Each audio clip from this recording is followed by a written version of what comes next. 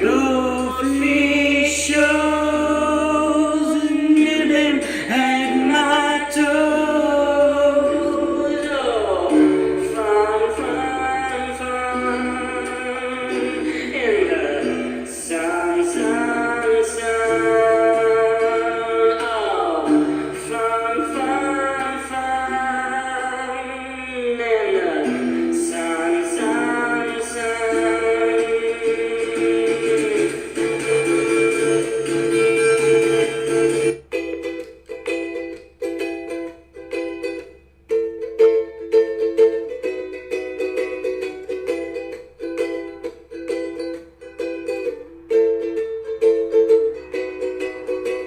White shirt, now red my blood and no sleeping. You're on your tippy toes, creeping around like no one knows. Think you're so criminal. Bruises on both my knees for you. Don't say thank you or please. I do what I want when I'm wanting to. My soul so cynical. So you're a tough guy, make it really rough guy. Just can't get enough guy, just always so buff guy. I'm the bad type, make your mama sad type, make your girlfriend mad type, might seduce your dad type. I'm the bad guy.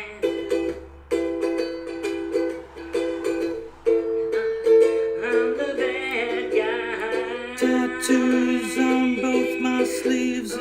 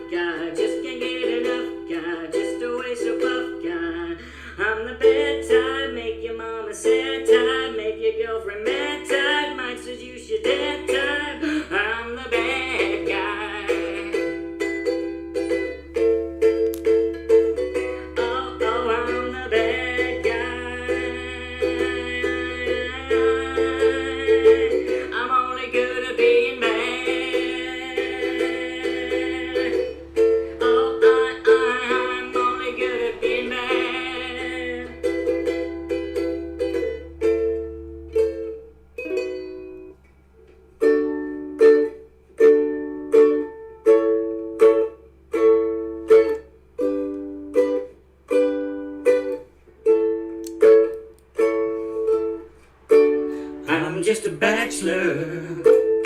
I'm looking for a partner, someone who knows how to ride without even falling off. Gotta be compatible and take me to my limits. 'Cause girl, when I break you off, I promise that you won't wanna get off. So if you're horny, let's do it. Ride it, my pony.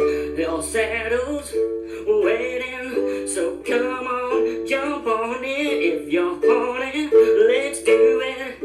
Ride it, my pony. My saddle's waiting, so come and jump on it. Sitting here flossing, peeping your stealer. Just once if I had the chance, all the things I would do to you.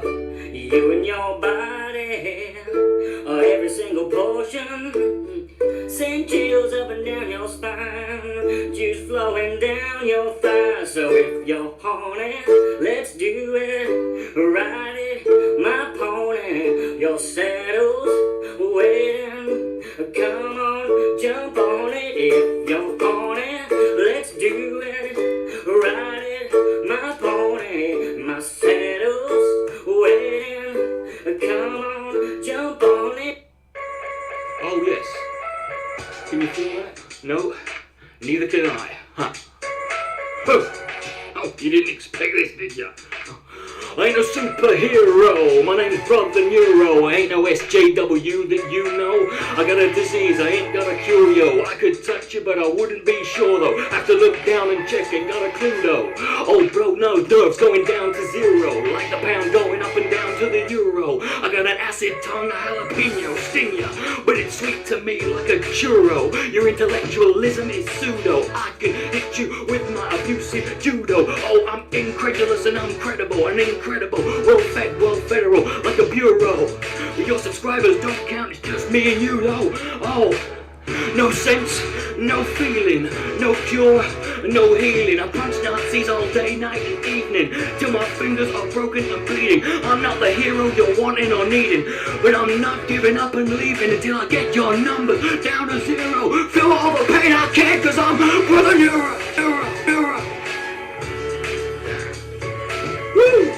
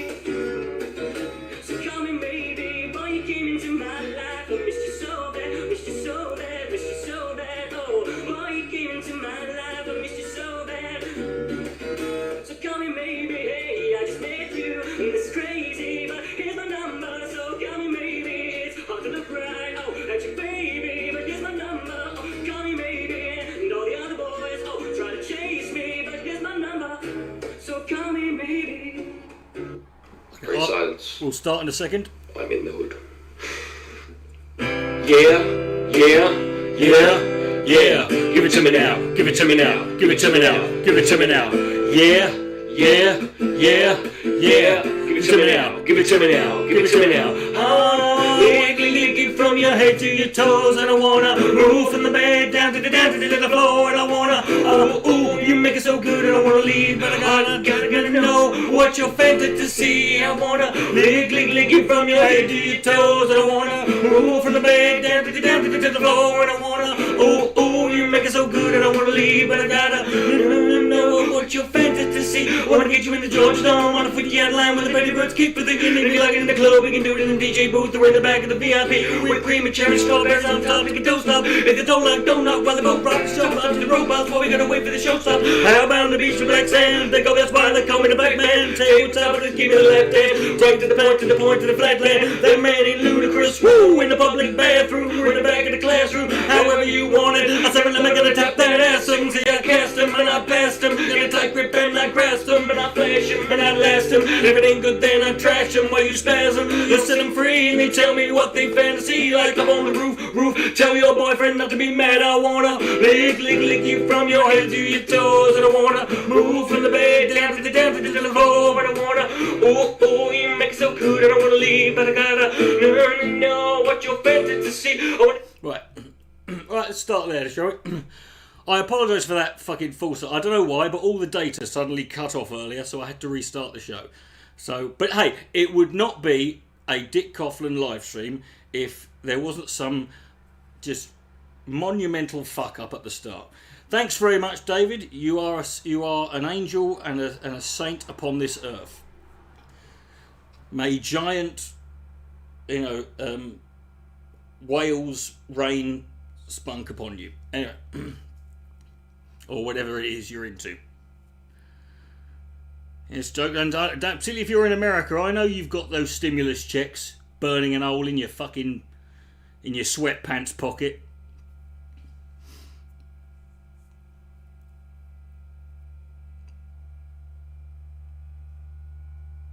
Just so everyone's aware, I'm not ill, right? This is just the hue is, the hue on the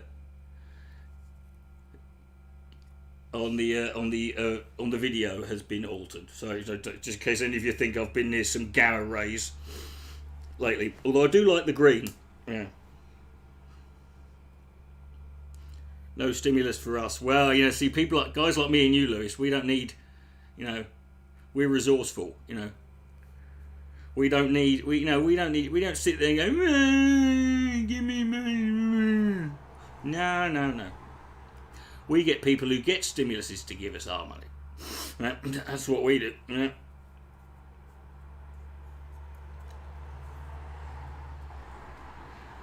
We don't sit there crying and whining about it. We get on with it.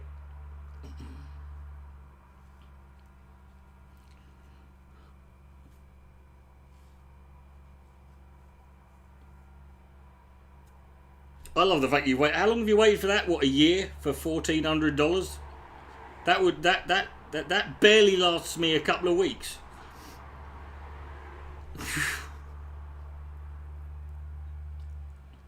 When you have nothing, you don't need anything. Exactly, Or when you get down to nothing, you just literally tell people, look, I've got, I'm going to have to eat my rats live. On a live stream, I'm going to have to set them, I'm going to have to Lucas Magnotta those fuckers, You're just going to get Charlie scaffer taped to a kebab skewer as I put him under the grill, and I say, well, you better fucking donate. You got 2 hours to save this fucking poor little bastard's life.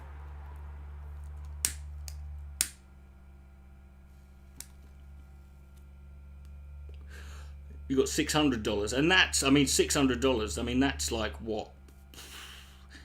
Jeff Bezos probably makes that in just interest alone, like every 4 seconds. Do I have to live stream it? Yes, because the idea is, to exploit the his vulnerability to my advantage.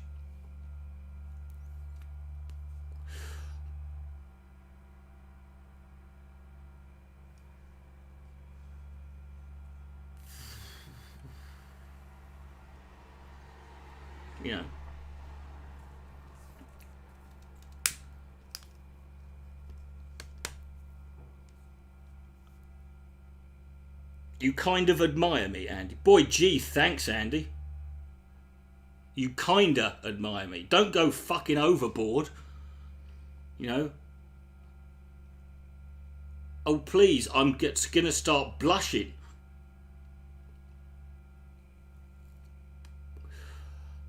Davis Orini is not a Twitch streamer.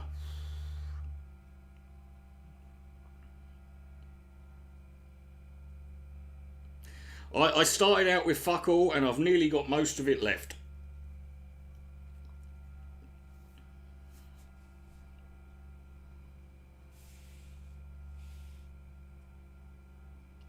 Jesus Christ, Andy, you're way behind on the chat.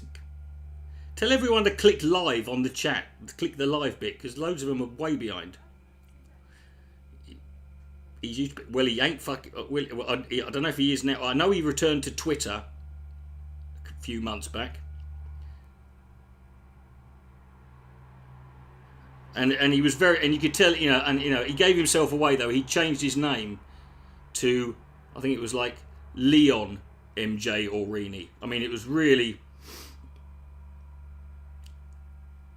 you know, the Scarlet Pimpernel. He is not.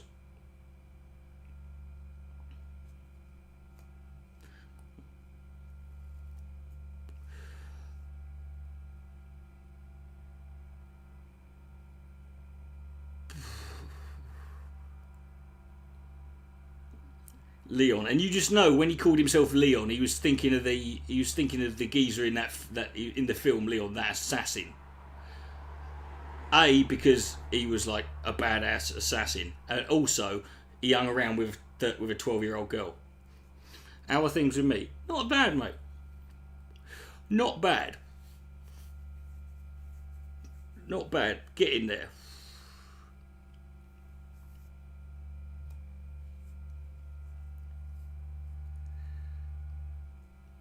The only thing that's deeper than Orini in the closet is his cock inside a Romanian rent boy's arsehole. You know. What green tinge? Yeah.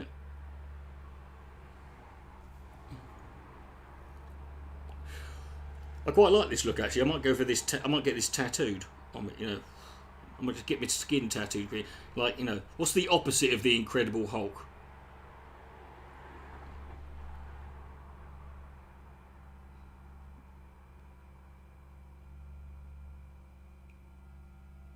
The uncredible waif, you know.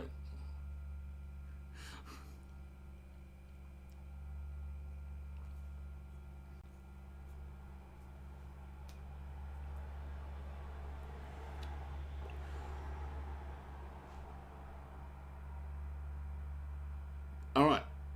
My hair isn't that colour, it's still the red it is. You know, I do like that green though. It's very, very Billie Eilish. Although no one's been talking about the major controversy, which loads of people on my feed were, which is that Billie Eilish has got blonde hair, even though it was clearly a fucking wig. You know. I called it, I could tell, you know. And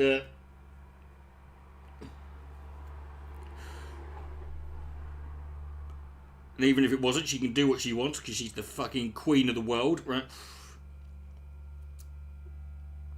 What are my thoughts on David Icke? Well, you could go and watch my video. No. My entire video I did on David Icke, which I believe was called, which I believe was called 7 Times David Icke Was an Insane Cunt. I mean, if you're used to my, if you sort of know my content, no, and you know the sort of positions I take, then you should be able to work out using simple common sense what my position on David Icke is.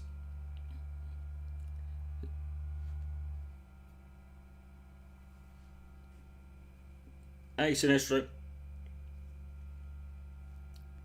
What annoys me is that everyone was going mental because they thought Billie Eilish had dyed her hair blonde, and I'm like, I dye my fucking hair a different colour every week. She's a teenage girl. She's supposed to dye her hair fucking. You know.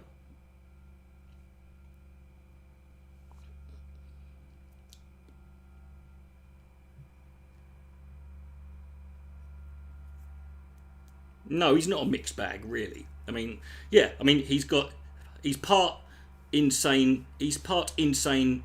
bonkers, mental nutter, and part Jesus, and part, you know, Holocaust denying anti-Semite. You know, you're not familiar with Billie Eilish, right? Get out. Just get out and go and fucking get familiar, then come back. I'll wait.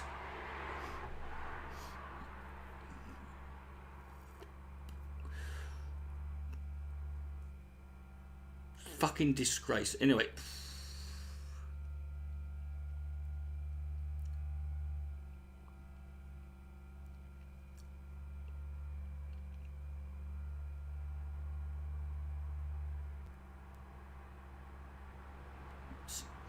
Dude, I don't care. I mean, here's the thing about people who say what are you, and I'm like, I'd rather just, here's the problem with whenever you sort of go out and you say, oh, I'm a socialist, or I'm, a liberal, or I'm, an anarcho-Mormon, or I'm centre-right. As soon as you say that,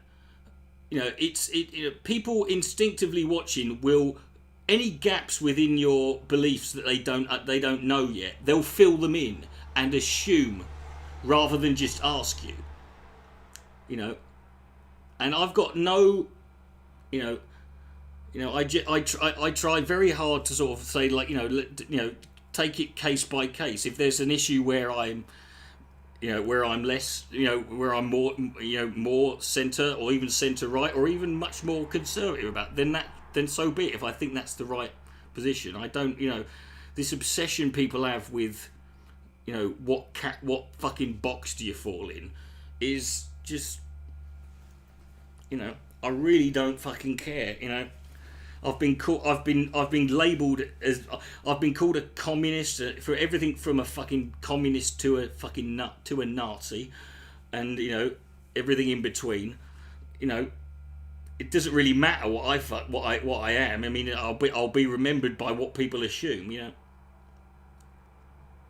The anarcho-Mormon, well, only because I think there should be at least two, because then you've got a breeding pair. Because I'm only aware of there being one. No, dude, you can be what you want. I have no problem with what you be. What you be, you, my friend. And I've got no, I don't hold anything against people who do that. It's not my, I tend not to focus. I tend not to, that's not who I am. That's not who I am. Yeah, well, I mean, I've got there's a couple of issues of which, that I know that I've got, enough knowledge and understanding of, and I tend to stick to them. If there's one thing I've learnt from YouTube, it's, I don't know who said it. I don't know who said it, but it's just ironic, really. But it was a smart man knows what he knows, but a wise man knows what he knows and knows what he doesn't know. And YouTube is, awash with examples of people who, who don't know what they don't know, or at least they don't care what they don't know,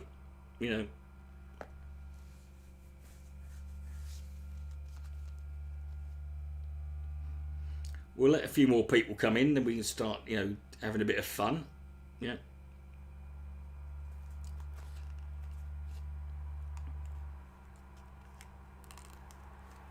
No, what? Well, I know that I don't know quantum mechanics. There's a thing that I know I don't know.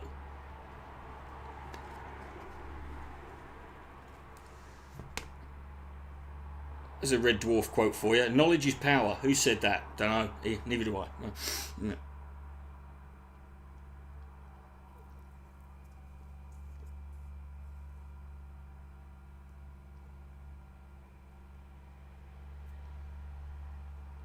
It's hard. Life's. It's hard enough to get good at one thing, or know enough about one thing. The short amount of time you've got on this planet. So it's best just to pick the fucking issue you give a shit about. Hey, say what you want about Mao, right? But he made a mean fucking chicken chow mein, that guy.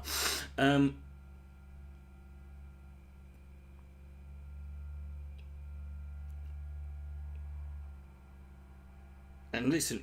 We can sit here and I'm not in favour of a totalitarian dictatorship. But what I will say is this: at least if you're under one, you know where you stand, right? Wherever the fuck you're told. You don't need an opinion because it doesn't matter. A chicken Mao mein, very good ginger Greek, and the first thing he says when he gets in there, my friend, that's it. Laying there in wait, ready for his moment to pounce, so he can go boing. He's doing cameo videos. Oh mate, if I had the money to spare, I would make him say the things I would make that fucking walking fucking pile of fucking sputum fucking scourgitate out just for my own fucking amusement. Yeah.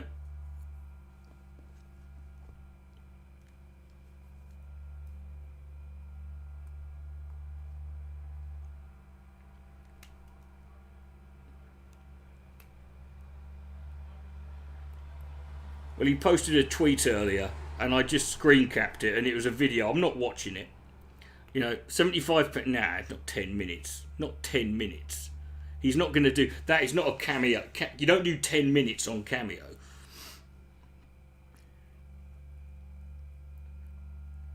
It'll be the first thing to go, hello, I'm Nigel Farage. My dad kissed me on the lips until I was 26 years old.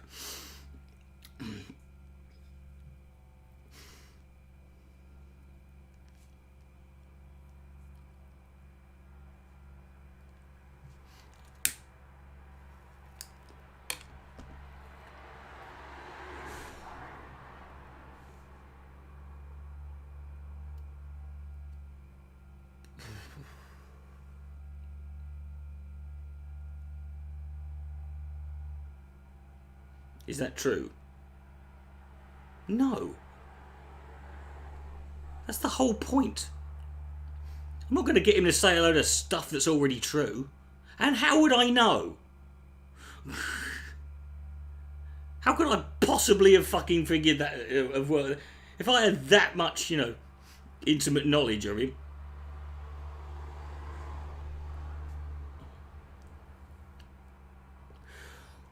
Nigel Farage's OnlyFans, Jesus Christ, it'd be lonely fans, it would be, you know.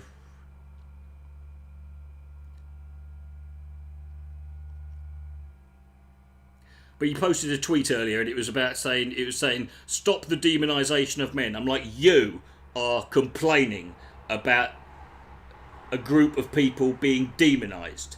Why don't we? Well, now you know how the Bulgarians, the Romanians, the Syrians, the refugees, asylum seekers, immigrants, Muslims, and every other fucking, you know, group that you turned into a fucking boogeyman, that, you know, over the course of your 25-year fucking, you know, tsunami of fucking, of hatred, that you repugnant looking piece of shit. The only thing that keeps me going every day is I'm going to outlive him because I'm going to live stream myself pissing on his grave. You know, I'm not even going to wait for the fucking grave to be filled in. I'm going to be laying in wait during the service, and when everyone's left, I'm just going to run out, just fucking. I'm going to have fucking been eating asparagus and drunk 10 litres of water before, and I'm going to.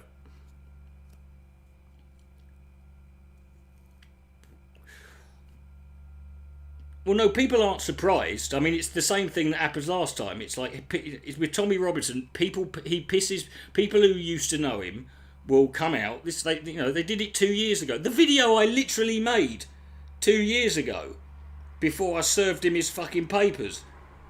I went through in detail there. That's what he was doing. I did video. You know, I must have done a fucking video every couple of years.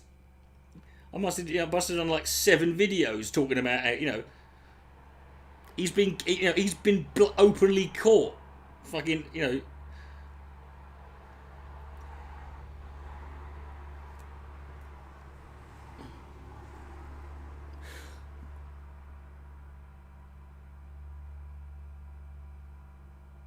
I might do the full. I might do everything. I might piss, shit, vomit, fucking blow snot, earwax, fucking sleep from my eye. I want every fucking waste product I can get.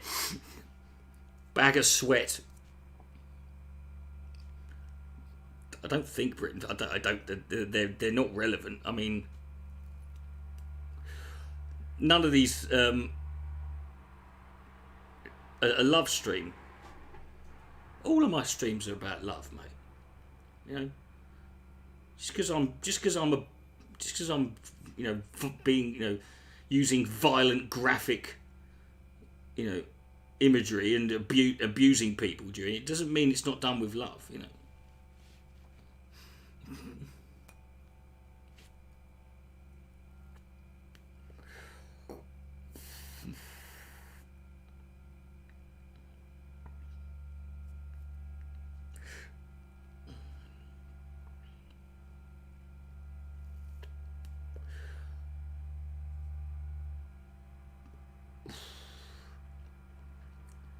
It's not so much of a hate fuck. It's more like a sort of dom submissive role, except there's no safe word.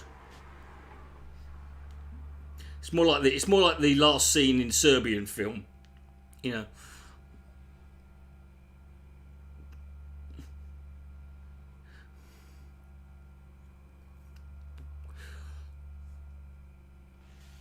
Right. Now you can't see this here, but I've got two. I've got both the screen. I've got both the screens set up, so I can, you know. So I can do stuff. So I can actually do stuff without the computer hopefully crapping out. Although, let's not fucking hold our breath, shall we?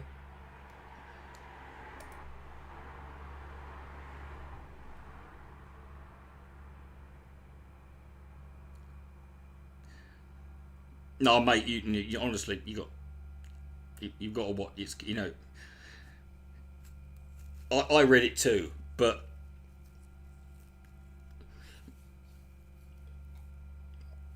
My roomies like that. They call me two screens Coughlan. You know.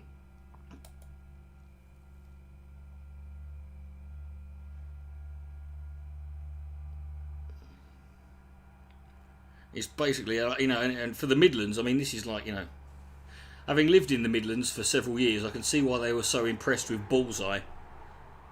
What's this, a fucking radio alarm clock? What is this, fucking Star Trek?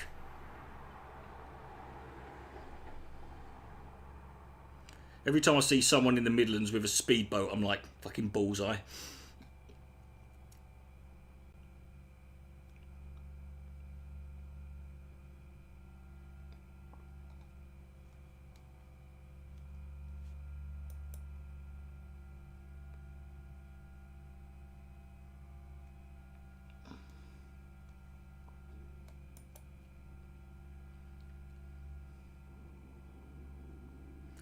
For those who don't know what the fuck I'm talking about with Bullseye, it was an amazing show.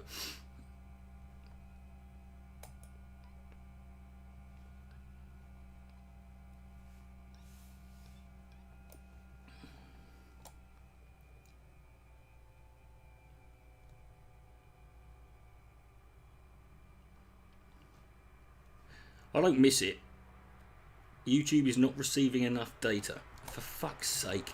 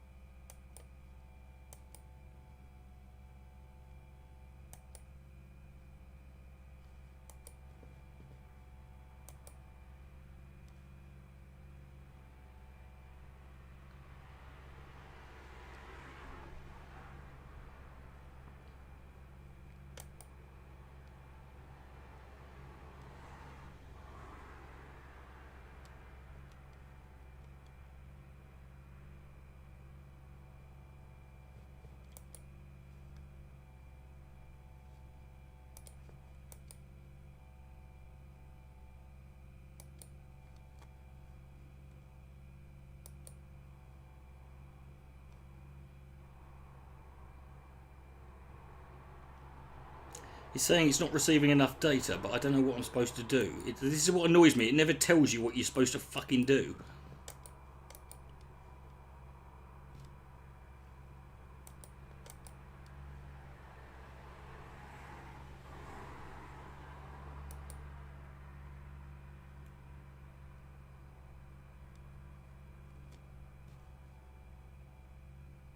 Oh, it's okay. It's back now.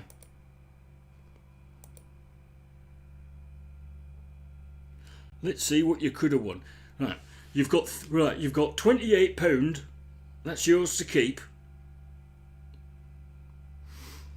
It'll take me to the end of the commercial break to count it out. What the fuck is it in? Fucking 5p coins?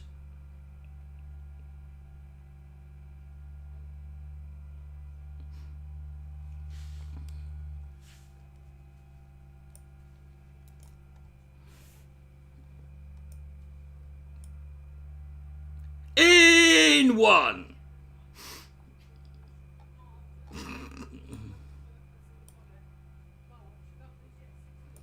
If you keep it tight, you'll be up all night with this leather cock ring. Into! You'll die in a flood of shit, spunk and blood with this internet guide to gay porn. In 3. From Ho Chi Minh to Minh Ho Chin. It's a book of Vietnamese war atrocities. Yeah.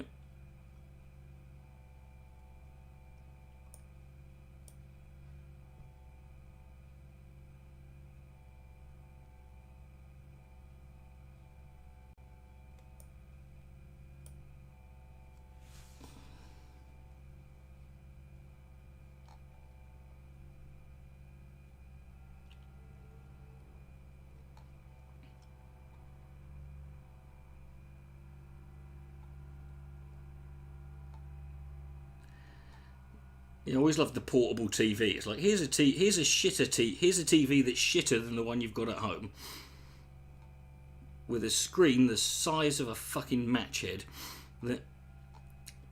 I remember during the hurricane in 1987, there was a fucking like when all the power went out, we were watching TV on my dad's portable with the aerial, and it was a black and white TV. It had a screen this fucking big, and like we're all sat there fucking watching this.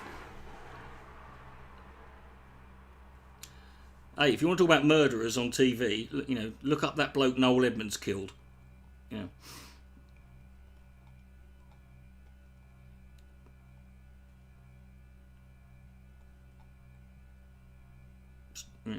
I'm telling you, you know, just Google it. Just put Noel Edmonds killed someone, killed a guy, you know.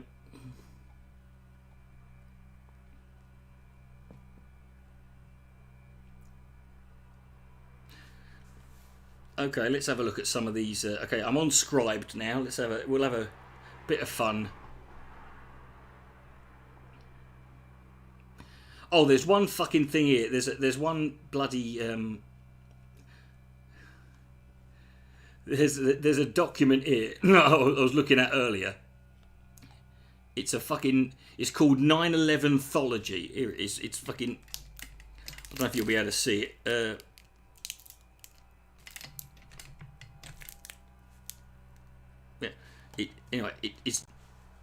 It's this one here called 9/11thology, and I'm not joking, right? It's 1,096 pages, and I shit you not, the chapter 1 doesn't start until page 142. I have never in my life fucking, you know, I was going through it going, it can't still be going, you know. I'm like, nobody has the fucking...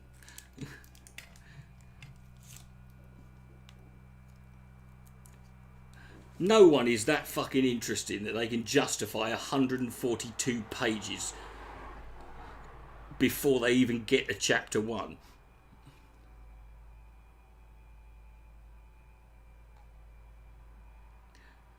What am I going over? Well, why don't you sit down, wind your neck in, and you'll find out.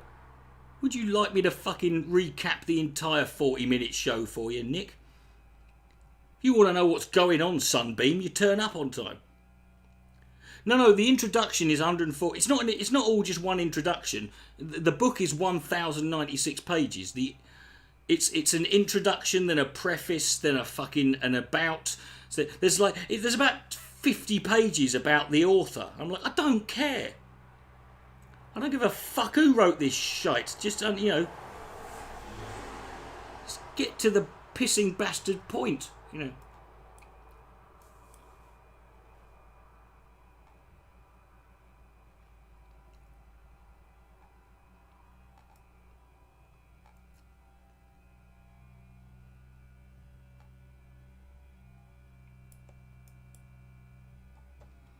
Okay, here's one. Here's a short one. You know, the stand isn't that long. Right, I love it. Well, in the video, in the introduction, he talks about how this document began as a YouTube video that was 4 hours long. I'm like, You know, people want to ban Gone with the Wind. I mean, it's fucking...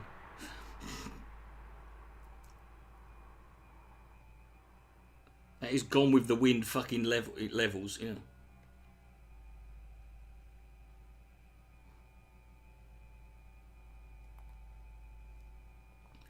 Okay, there's a simple one here. Okay, there's one here. 3 pages called "Be Aware of Girls." This is now you know, you might be, if you're a bit innocent, you might be thinking, oh, it's an awareness campaign, raising awareness that girls exist. No.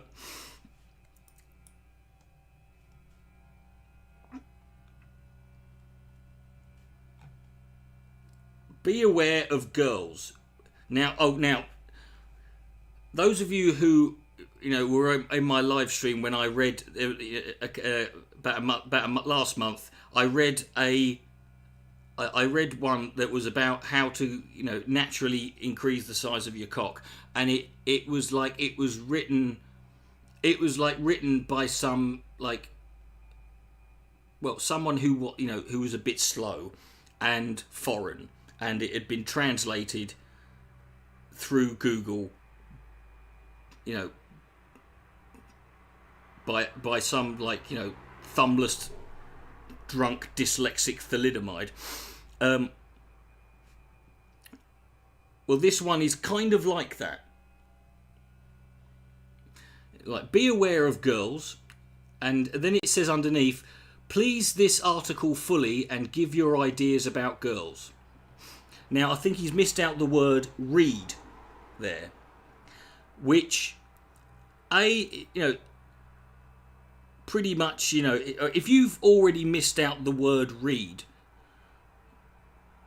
you know, I mean, the fact that you feel the need to put as a subtitle or a subheading, please read this article fully, as if, well, obviously, mate, you know, you're already, like, you know, your confidence is already waning, you know.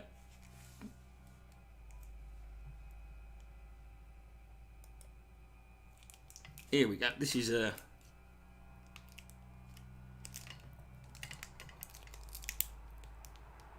Now, come on. There we go. And if those of you are wondering that my cursor, my mouse cursor, is a picture of my face.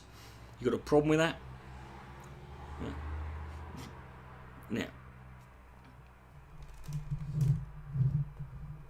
Now, let's go.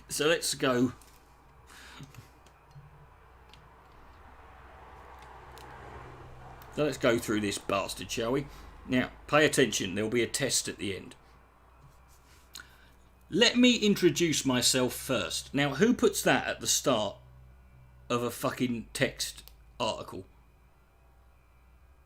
Who puts, let me introduce... It's like the worst opening to any academic document or any serious, you know, article that I ever read is the opening line of Kent Hovine's dissertation. Right, and I'm not joking. The opening line of Kent Hovine's dissertation is, hello, my name is Kent Hovind. I'm like, who the fuck opens a dissertation with, hello, my name... Who gives a shit, motherfucker? I don't care.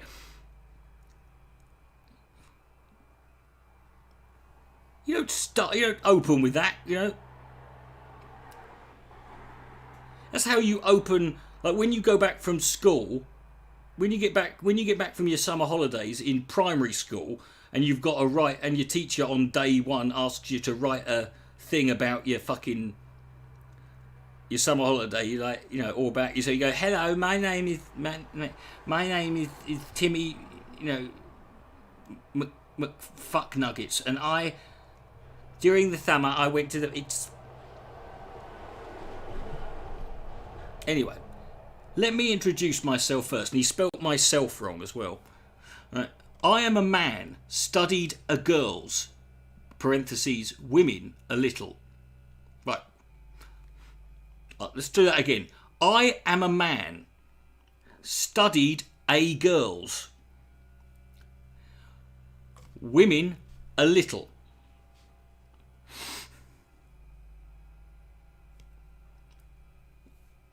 Again, the next bit, this is all in parentheses. Hear what I am saying. Here, spelt H-E-R-E. Here, what I am saying is what I know. Right. Well, first of all, you're not saying it. You've written it.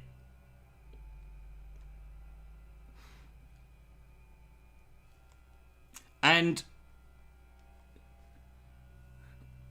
I don't know whether he meant here. I don't know if he's misspelt here as in here, or here as in hear what I am saying. Here, what I am saying is what I know. Yeah, that's the point of what you're doing.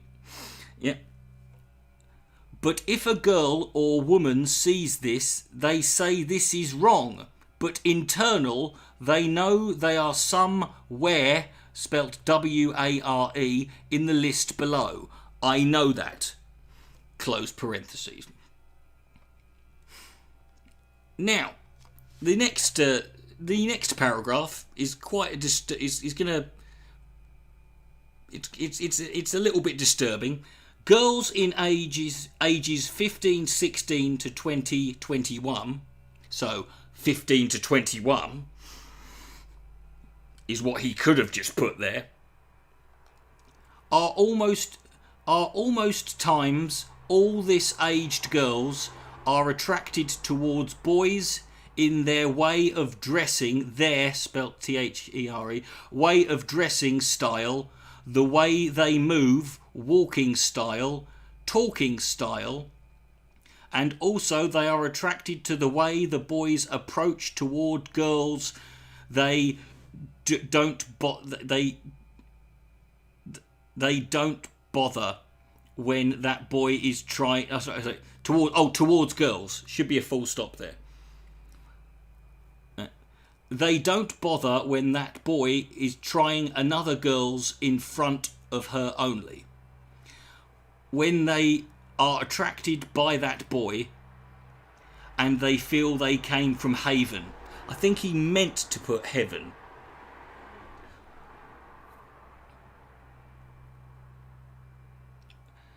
No, I don't give a shit about... Who gives a shit about PragerU? I will say this though, if I had a daughter and if I ever caught her listening to fucking Candice Owens, I would beat the fucking shit out of her. So you put this filthy song about these women singing about their fucking moist vaginas on now.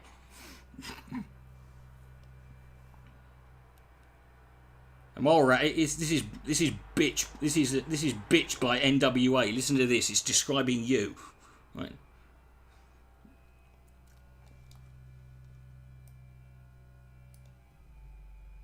Now, anyway, girls in age 20, 21 to 26, 27, again 20 to 27. In this age, girls behave in different manner. Okay. Type 1. There's 5 types. This is when women are at their most versatile, apparently. Type 1.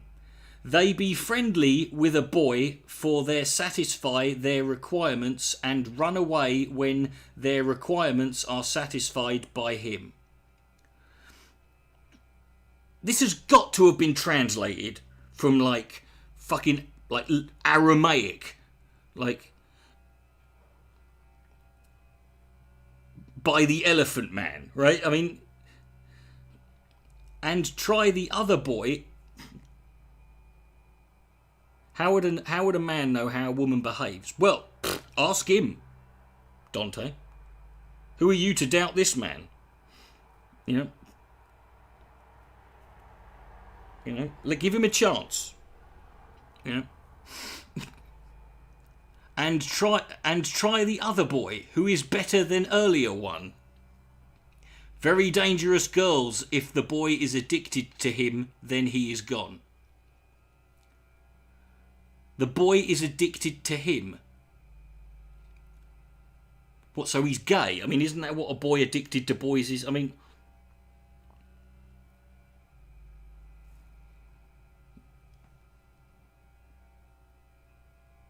Type 2. These type girls are friendly and very friendly with bunch of boys. They don't go vulgar with boys. No danger with this type of girls for the boys who are friendly with her, but if a boy fall in deep love with her, then it is problem because they say no to love 90%, but sometimes they fall in love if she also like him. This is very rare. Christ. I'm going to pass out fucking trying to read this. I wouldn't mind, but this is borderline incomprehensible, and I wouldn't mind, but most of it is spelt correctly. You know.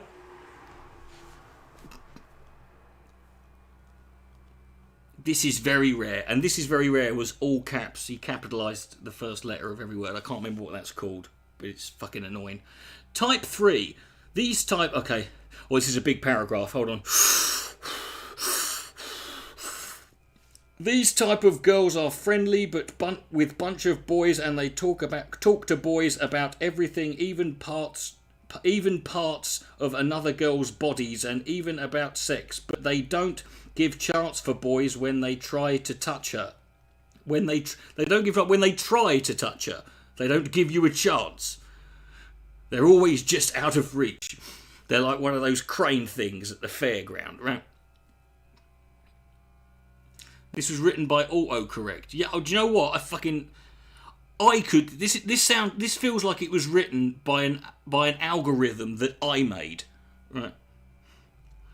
But this boys think this type girls will give chance to touch them, but they are wrong. Bold lettering. This type of girls helps boys when boys, back to non-bold lettering, want help their love with another girl. They pass messages from that boy to girl back and forth. And even make arrangements when that boy and girl meets, this kind of stuff. What, she's like a fucking pimp, basically. She's like a dating agency. I don't have idea whether is type of girls fall in love with other or not. I think no. And for some reason, I think no is written in a smaller and different font. That's the only bit of proofreading this motherfucker did. You know. Type 4. The fucking geezers who crack the Enigma code would struggle with this fucker. Type 4. These type girls be friendly with only one boy, even they take his friend boy, brackets boy, their house also, and even introduced to their parents, and they will not have any sexual feelings towards him most of time, and even that boy will not have any sexual feelings. So mates, basically. They're mates. But if the boys get sexual feeling towards her, and when I get that feeling towards her, if he tries to touch her, she will reject and cut his friendship. He will cut your friendship. I am cutting your friendship.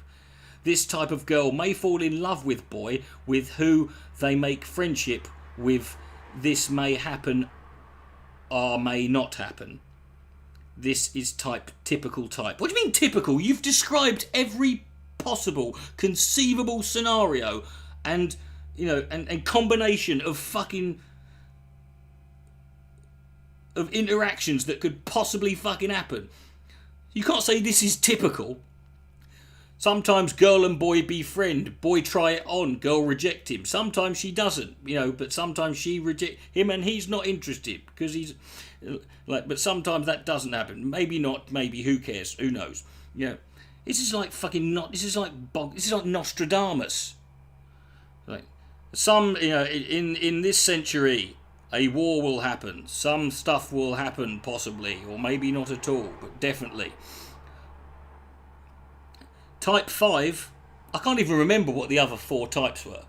This is that incomprehensible. This is like, you know, this is like a sort of fucking, this is like watching a modern art film.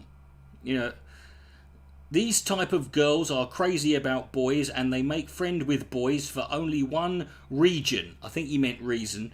Or maybe he meant region, I don't know. That is sex. Maybe he's talking about Haven, right? Shavenhaven. That is sex, and most of the time their friends' circle will be same type, and they talk of the boys in sexual manner, and they share their slags. Basically, he's talking about slags. No, did he skip one? No. 1, 2, 3, 4. We're on 5. That's your problem. That he might have fucking missed it. You know, we should be fucking. You know, I'm going to give him credit for getting 1 to 5. There's one document. There's one document I found on here that said 10 things wrong with women, and it's only got 9 listed. The cunt forgot to put the number 10 on. You know, it's pretty fucking. You know, you're losing your short-term memory, right? Don't worry. You have no. There's no desire or reason for you to need to remember any of this. Okay.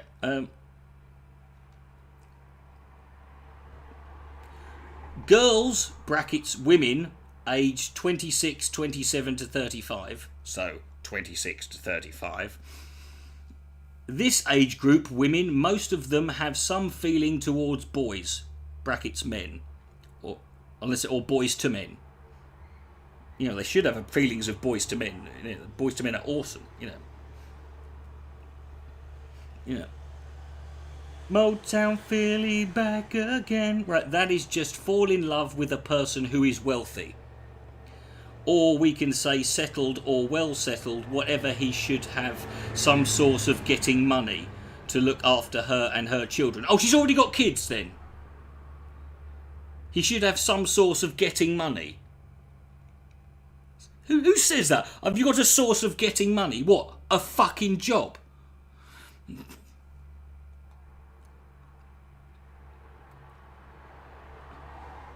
Women aged 32. See, look, women aged 26 to 35. Next group, 32 to 45. I know I'm fucking, you know, at this stage, you know, any complaints here are fucking somewhat moot. This age group women, most of the time, they are married, but they want more. Not all the women, but very few, maybe we can say 25 to 30%. Not all the women, very few. 30% is very few. That's 1/3. That ain't very few. This happened when the husband is strong enough, or if she don't like him but forced by the parents to marry him, or if she is addicted to men. She's a slag, right? Other than the husband. She's addicted to men other than, you know, listen, girl, I know you have an addiction to clubs. I know you have an addiction to douchebags. But these addictions have got to stop.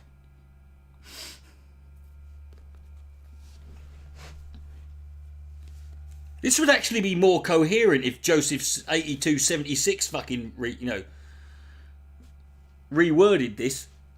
This doesn't sound like a MGTOW manual. This sounds like a fucking someone got a dictionary, cut all the words out, and then just fucking threw it at a wall covered in Elmer's glue.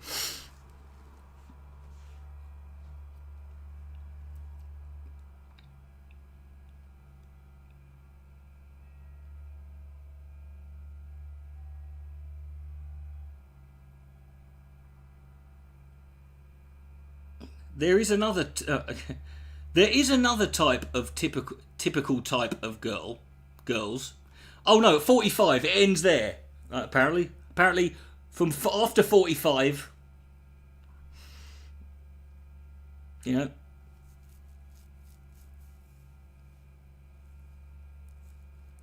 at this stage she might as well, she's gone feral at this stage. There is another type of typical type of girls. Can we just say that? Can I just say that again? There is another type of typical type of girls. There is another type of type girls. They are different. They hate boys, whatever the boy do. They do, like, in other words, they hate boys. Right. Lesbians. Is this what he's talking about?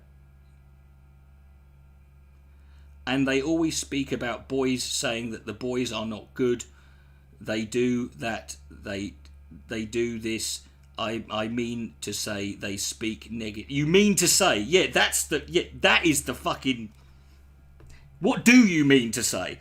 Speak negatively about boys always, but technically speaking they have complexity that no boy is bothered about her. A complexity that no boy can be arsed with.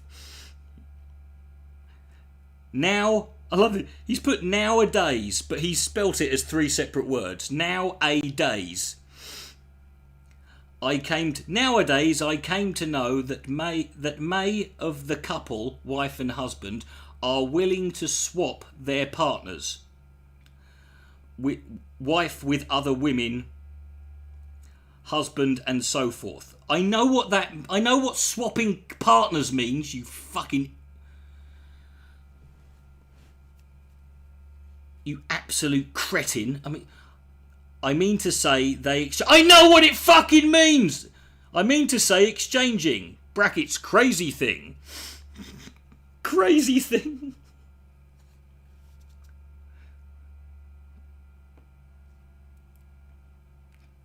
Final conclusion. Alright, he's finished now. Ready? You ready for the final... You've got all this, right? Final conclusion. Girls or women are always dangerous. Girls or women. Right? Not girls and women. Girls or. Right? Never both at the same time. Are always dangerous in some or the other way to men. And what that you... I'm sorry, where did you describe anything that resembled danger? Where did you describe anything that resembled anything?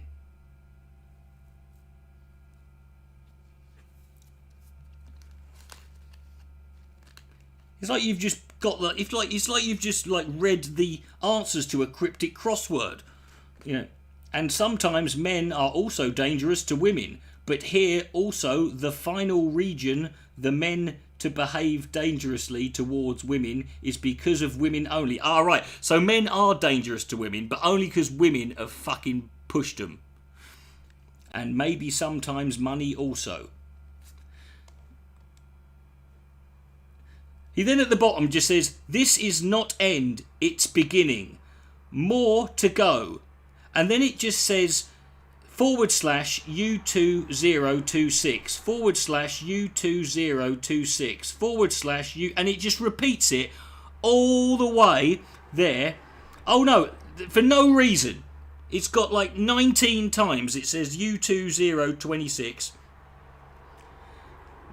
Next to come, women say always a men cannot understand a woman for... I cannot understand fucking any... No one can understand you, mate. Jesus Christ on a fucking... Why women say always men cannot understand a woman forever. I will say what the region behind... Stop saying fucking region! Wait for me. Thank you. And that's it. Right, now, suffice to say... I don't think this guy... ever furnished. Well, let's go check. I don't know. This was uploaded by some cunt. What was it?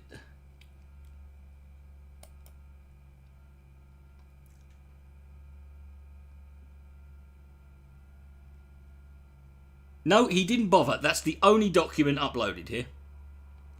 So we will never know.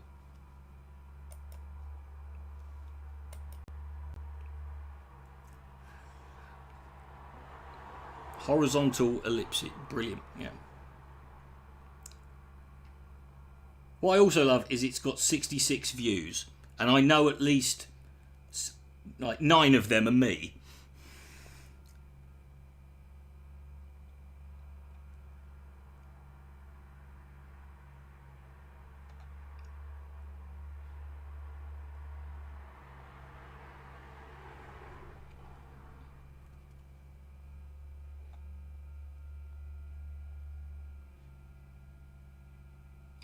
Mental alchemy. How to Attract Any Amount of Money by Tamajong Philip. Who the fuck is called that? Tamajong Philip. His parents had a fucking sense of humour.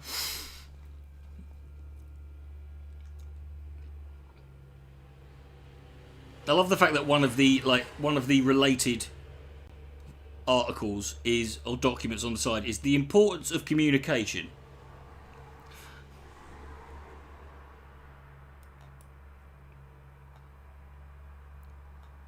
Before getting married.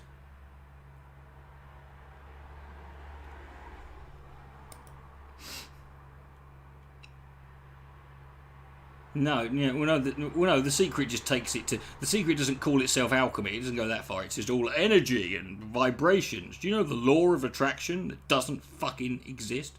Yeah. God, this one's got no views. Well, that's unfair, isn't it? This is advice written by Rona Marie.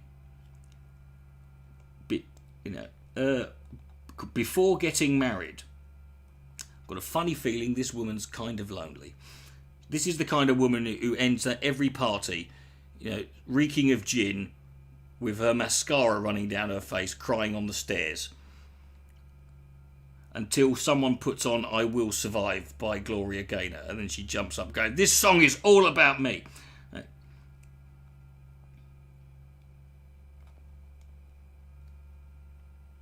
So, before you get married, you should ask yourself the following questions. Number 1, do we care about each other?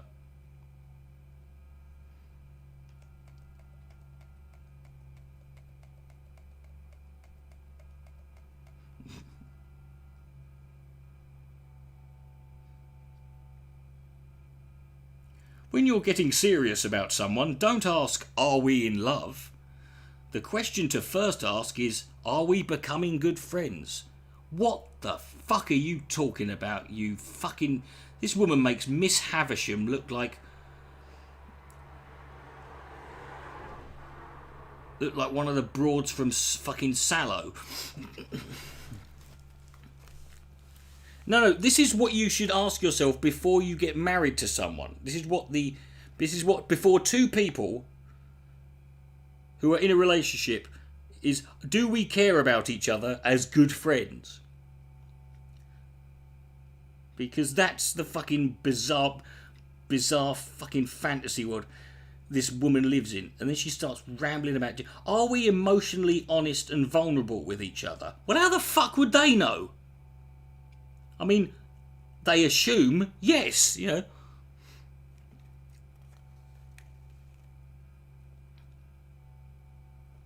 Do we consistently reach / win win-win resolutions to our problems? No, of course you fucking don't. No, this isn't a guy. This is a woman. I know it's it's understandable. These are normally 99 times out of 100. These are fucking men. Hey, Troy. But on this rare occasion, do we take care of each other's needs? Wouldn't you just know this? Why do you have to ask this question? Do we admire and respect each other? No. I wouldn't talk to this bitch if I was on fire and she had a monopoly on liquid, quite frankly, but I'm thinking of getting married to her.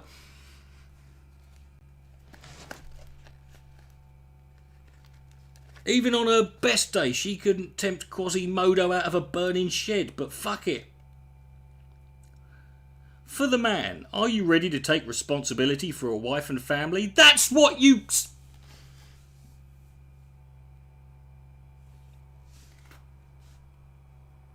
And for the woman, do you believe him? Do I trust this person completely? No, you don't, and you shouldn't, because you can't. Right? I would hate, there's nothing I can think of worse. I would rather not be in a relationship with someone who is completely fucking legible. That's the... It's perfectly normal for people to have huge parts of their psyche and walled off, bricked up for you to and locked up for you to never fucking see and know about. Imagine having no mystery, you know.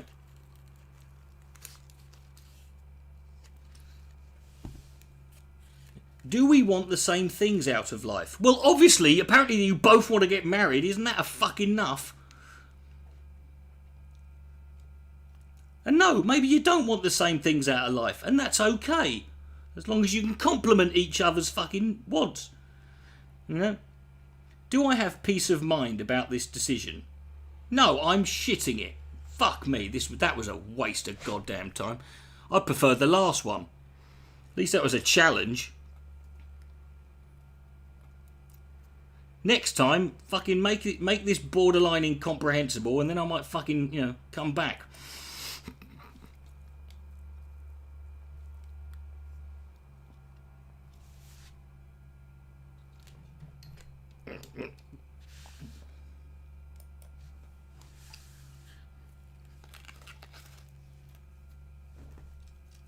No, I don't want to, you know.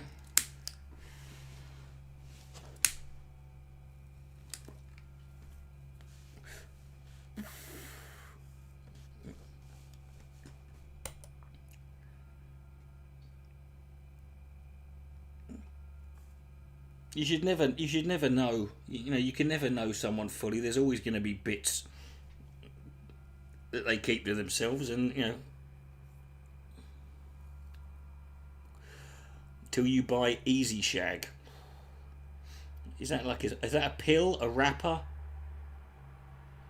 or a fucking? I don't know. Yeah.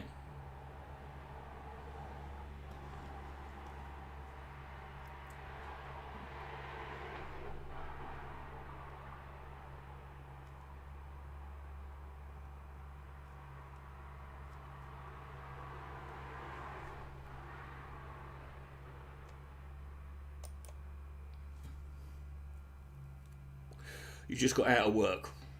You're at the rec weed store. The recreational weed store. I love the fact that there might be another type of weed. That's quite funny.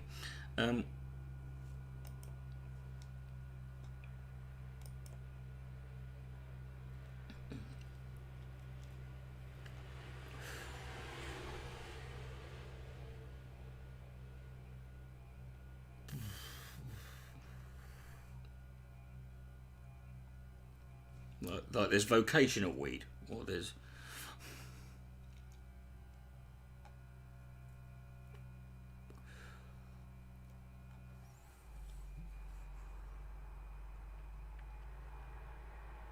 I know, yeah, I know. It is cool. What filter?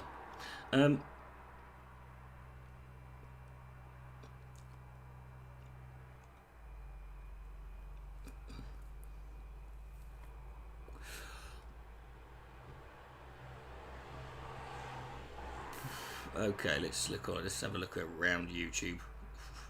What do we got here? Oh, do you want to see the best Nick Bravo video ever? It's better than the fucking Christ Bravo one. It's better than, you know. It's genuinely fucking hilarious. Hold on.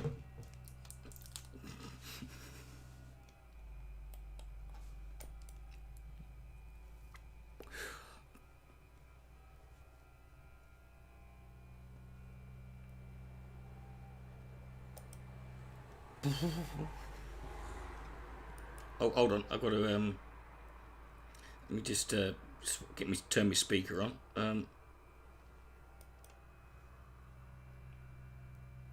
Here we go. Oh, he's there.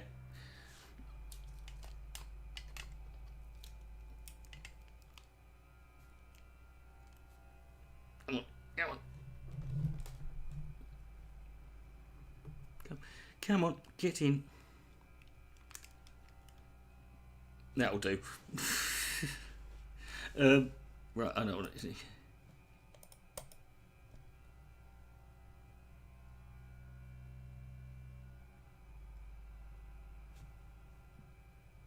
Here we go. Good boy. Now. Oh no, this is hilarious. This is. obviously he mentions Happy Cabby. There will, trigger warning, there will be mentions of Happy Cabby. But you can take solace in the fact that he's dead. So.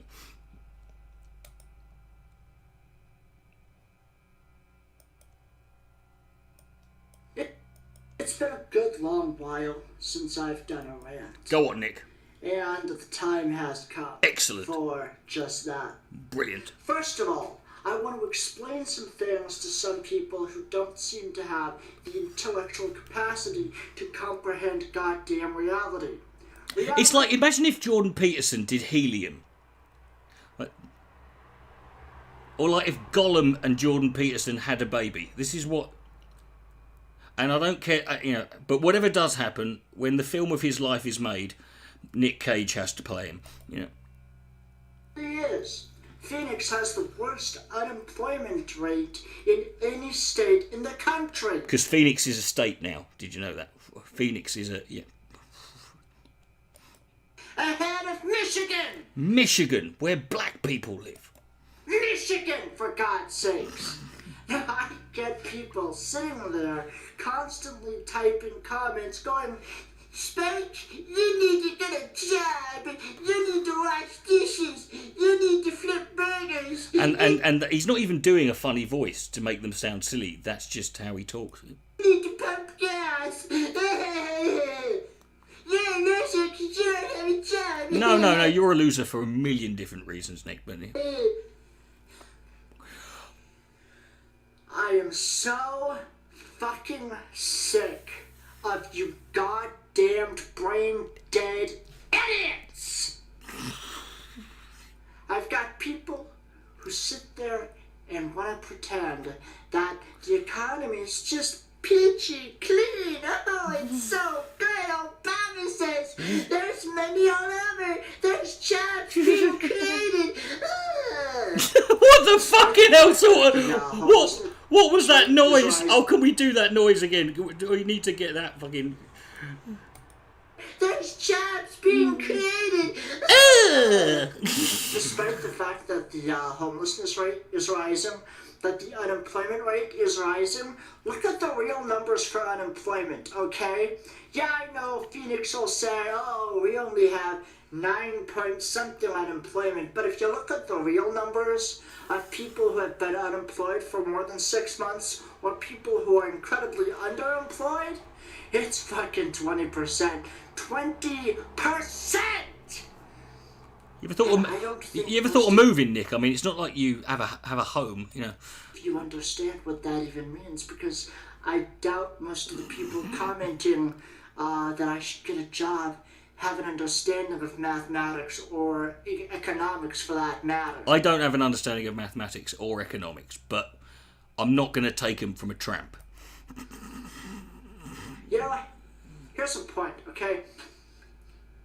If you live in Phoenix and you have a job for me, hire me. Please! If you know where I can find Imagine watching this and thinking, yeah, this is the man for, I've got a spot going, Job. Tell me where to go and who to talk to. If you want to help me with my resume, I will email a copy of it to you, and you can help it's literally just it's a blank piece of paper, and it's written in human shit. Rewrite it. I will be more than happy to do that, private message wise, email wise, etc. What I don't need is more of you idiots who, from what I'm hearing, are coming from Happy Cabby's channel, where Cabby's telling people that I don't want a job, or that I think I'm too good to work. No, I don't think I'm too good to work. I made a video stating that my time is worth something, but everybody's time is worth something! Is it though? I mean, is it really? You don't get it. Here's the point. People like Happy Cabby, he's an idiot. Yeah, let's all agree with him on that one. He's the biggest fucking idiot when it comes to reality that I have An idiot ever when met. it comes to reality. And most of you coming from his channel, you're all a bunch of fucking, well, except for a very, very, very few. Most of you are fucking idiots. I don't want to hear any more of you brain-dead fucking idiots commenting. Take a shot every time he says idiot. This is like, take a shot every time Joseph Strickland says douchebag or fun. They was like, I got one Idiot! say to me, comment-wise, I had my first job when I was 8 years old, and Was he a fucking rent boy? never been unemployed since, and I'm 45, and I'm thinking, good for you, I don't fucking care. Why don't I care? Because this is my life, not yours, and I don't care what kind of fucking experiences you've had in life, because I'm not you. Holy shit, what a concept, that I'm not somebody else. Wow. I've never been so glad to be somebody else. And you idiots seem to think that what's true for you is true for everybody else. That somehow, if you have a job, then somebody else should too. As if people who are unemployed are somehow losers. They're somehow bad. No, you're just extremely weird, Nick. You know. Somehow wrong. And that's somehow... Bearing in mind, this is a guy who constantly used to espouse the teachings of Ayn Rand. A woman who literally thought, that if you were, that in order to be a good, the smart and those who were better were the ones who were rich. You're this virtuous person because you're flipping burgers. Imagine being an unemployed, homeless randroid. And despite the fact that you're one paycheck away from yourself being fucking fired or unemployed or fucking homeless, you want to sit there with your nose up in the air and a fucking stick up your ass and tell me that I'm a fucking bad person because I can't find a job in a state that has 20% fucking unemployment. I'm sure this video helped no end in his quest for work. There's some geezer who, works at a woman's shelter or, a creche, thinking, yeah.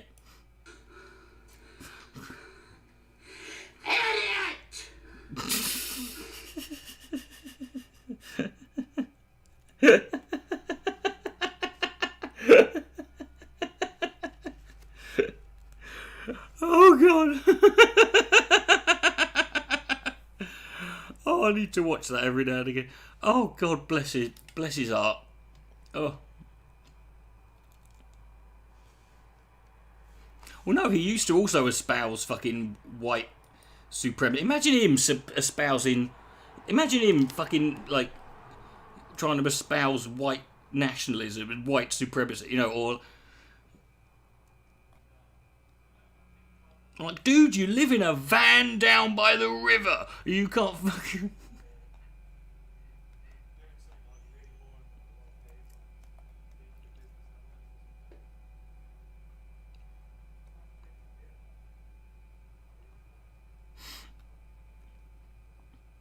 Yeah, he lived in a van for a bit. He used to do videos in his van.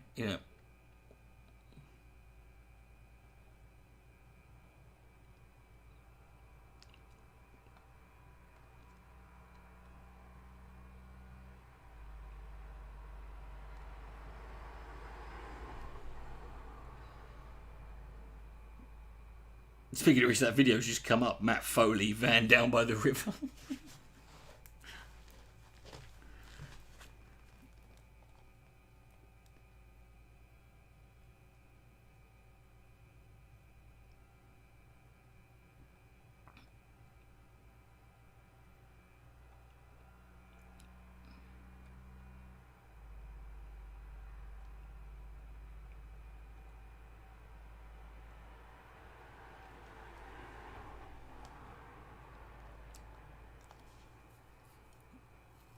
Oh yeah, you look at Nick.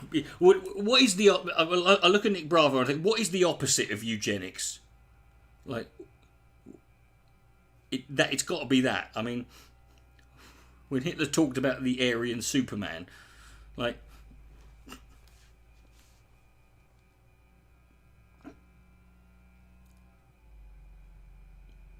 his van broke down. That's okay. He's homeless. He's got nowhere to go. I mean,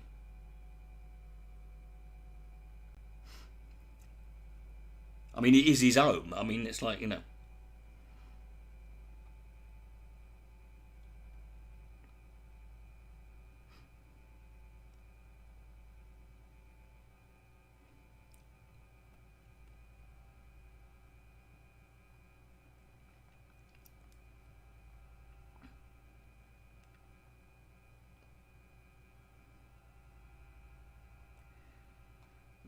Oh God, there's Muslimic ray guns.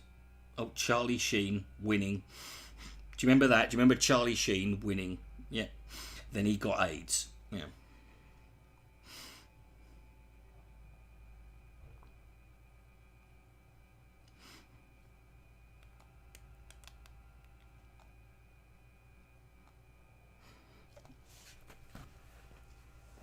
You live in a boat on a river. That's okay. Yeah.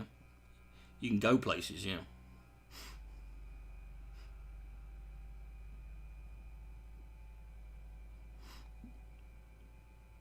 He's doing drug commercials. Well, I mean, he's who else you want to take advice from on that, you know?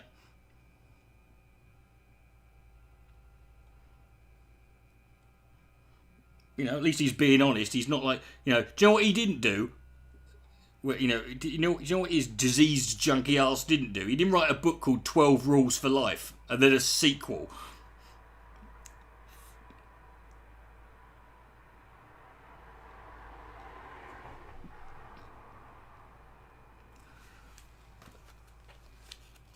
And then you got Jordan Peterson, who's like just recently come out and said something about medicine, saying medicine kills more people than it saves.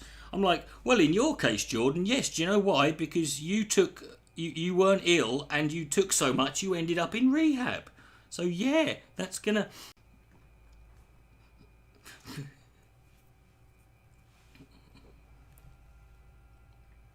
I mean, it can't help you, can it? You know.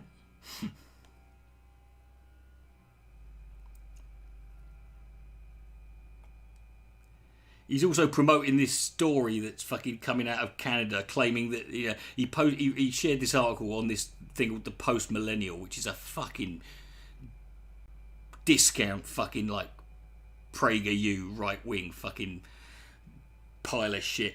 It's this story claiming that this father's been arrested and is going to jail because he misgendered his daughter and his transgender child, and it's not even close to the fucking to the actual truth. But of course, because he was the guy who took a stand fucking 5 years ago, he's using this as proof that he was right. And he keeps fucking, and it's like you sad sacker. You're an academic. It took me less than a minute to fucking find the information that proves that that's wrong. You know.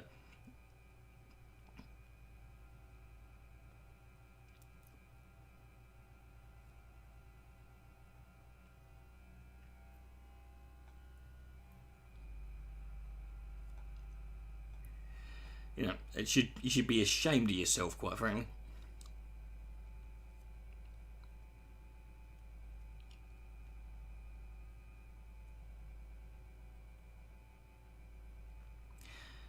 Well, I mean, yeah, you know, well, you know, yeah, but I mean, if you only meet the, you know, well, the ones that don't have anything in their closet, you're never going to notice, are you? Really? I mean. To be fair, we've probably, you know, you could probably say that if you're paying more attention, you could say we've all got stuff in our closet, but you know.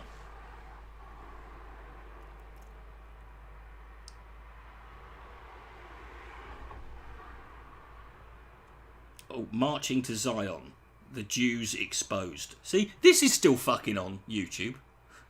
This 1 hour 50-minute documentary called literally The Jews Exposed.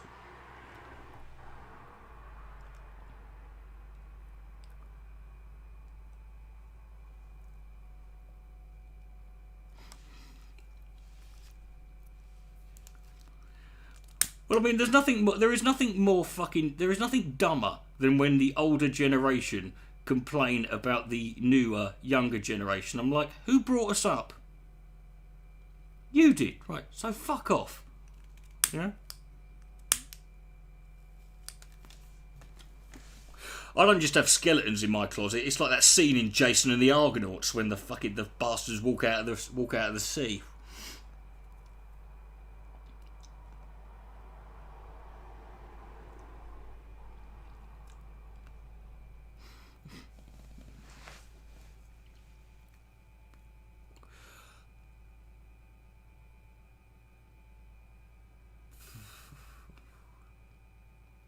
Well, no, Ed Gein didn't have skeletons. He had, because he turned all his skeletons into furniture.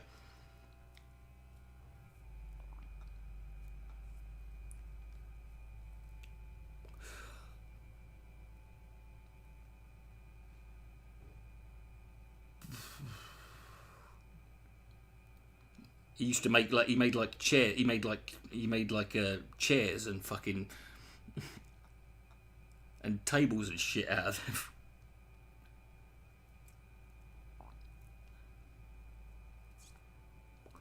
But if it weren't for Ed Gein, if it weren't for Ed Gein, there would be three of the most important horror films of all time would never have been made.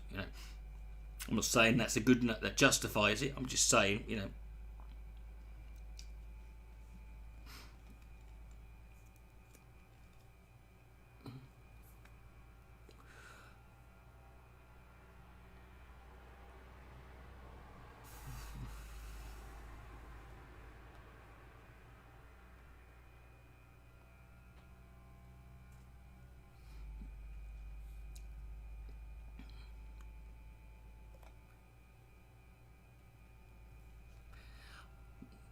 I'm not saying it's a silver lining. I'm just saying that happened.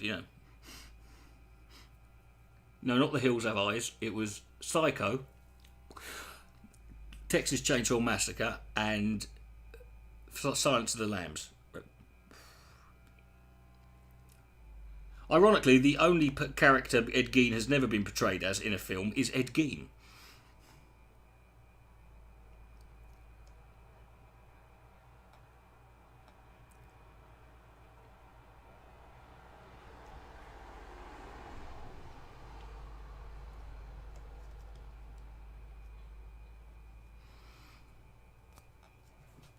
Oh, I've got to play this. This is only a 1 minute clip.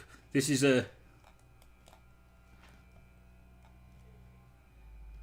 from a sitcom. I think this is from the first series called The New Statesman, in which Rick Mayall played a Tory MP, and this is him giving a speech at his school about healthcare. Now see if you can now see how much has changed. This was in 1986 or 7, I think. This clip.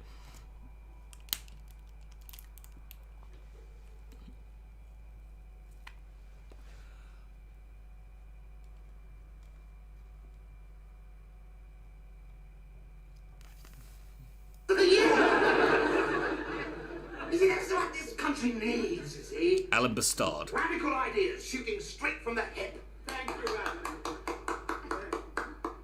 which brings us on to the health service. I mean, we hear an awful lot of lefty whinging about the NHS waiting lists. Well, the answer's simple. Shut down the health service. Answer, no more waiting lists. You see, in the good old days, you were poor, you got ill, and you died. And yet these days people seem to think they have some God-given right to be cured. And what is the result of this sloppy socialist thinking? More poor people. In contrast, my policies would eradicate poor people, thereby eliminating poverty. And they say that we Conservatives have no heart. Thank you very much. That's it, really, isn't it? I mean,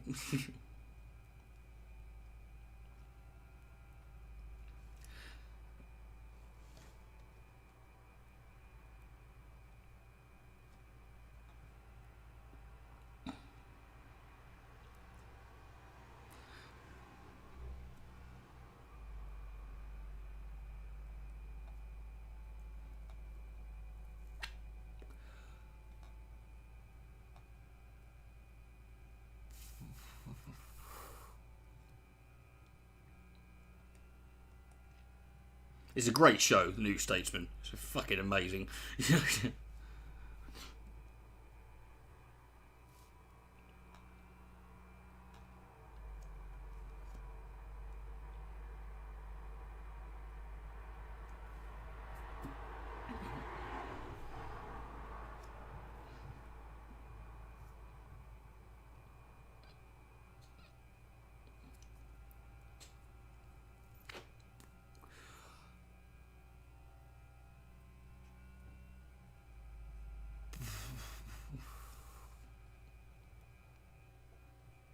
I just played the Rick clip. Oh, so, oh, you see, I see what you're doing. Ah, ha, ha, ha. Yeah.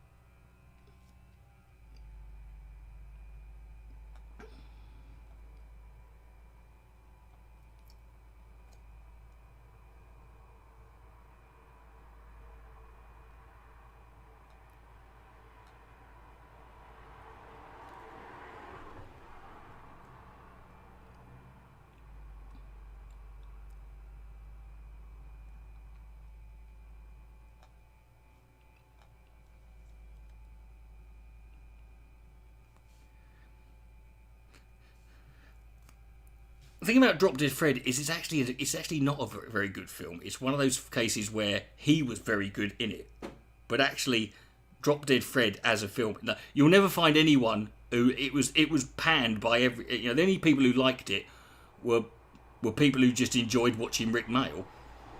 But as an actual film, it is incredibly, you know, flawed, and you know.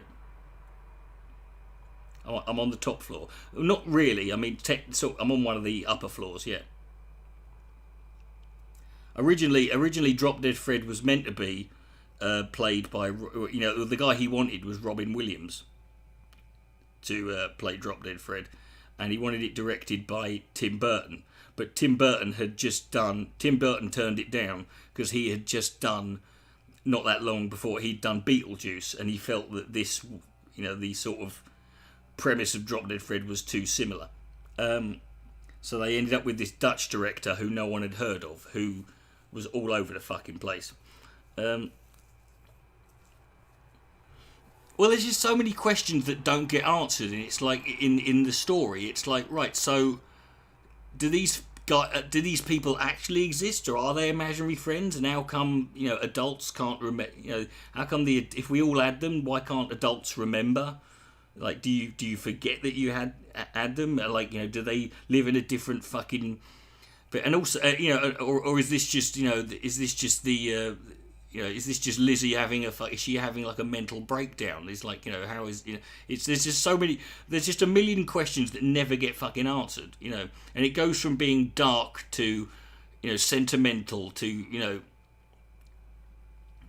No, I'm not. No, it's a no. You don't understand. I'm not. I'm totally get why people love it. You know, I loved it as well when I was a kid, and I'll still watch it. You know, but doesn't mean it's a good film. You know, you can enjoy it. You can enjoy a film that's, you know, it could have been done. But if it wasn't for Rick Mail, it would have been. If they'd had a less. Yeah, she was in Gremlins. That was pretty much it. You know.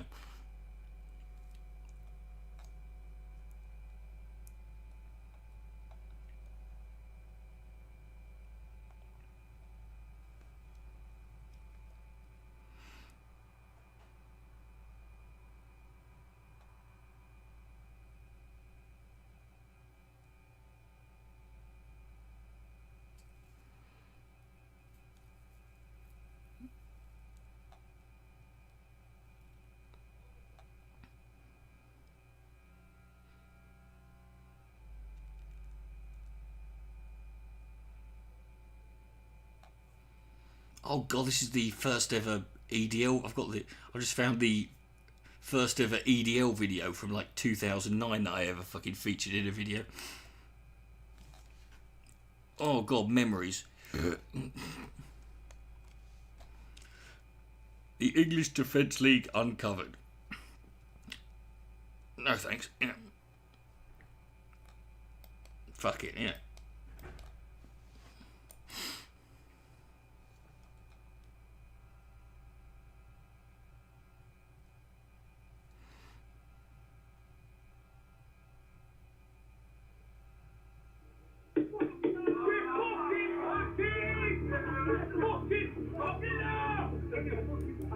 Not racist.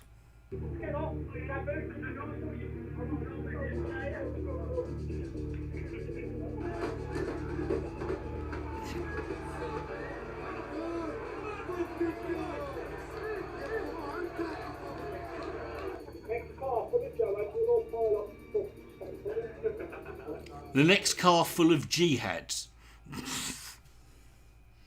How are you going to know? What, the next car full of internal struggles? It makes no sense. You know. Since it was formed just 11 months ago, the English Defence League has become the most significant far-right street movement the UK has seen since the National Front in the 1970s. The organisation's leadership claims it is peaceful and non-racist. Yeah, and as we can see, plenty of evidence for that, as that pissed bloke is dancing on top of a fucking meat wagon. Concerned only with opposing what it terms Islamic extremism. Asians, innit? Yeah, this guy, brilliant quote coming up. Don't like the bloody Asians. Don't like the bloody Asians. Racism and violence were never far away. It's taking over, aren't they? You're taking over. You're knocking down a peg, aren't they? Yeah. Taking over what? Everywhere. Yeah, everywhere. That's why they're, as you can see, that's why in the fucking 8-9 years that you lot marched up and down this country, you encountered not one of the bastards. At best, there would be like half a dozen fucking those cunts from Muslims Against Crusaders. You'd have thought you'd have found one of them. Civilization. They're just breeding like mad. This is civilization. God bless every single person in this country of all religions, creeds and cultures. And you know what? Even God bless the Muslims. Don't need it when they're burning in fucking hell. Yeah, that's pretty peaceful, yeah.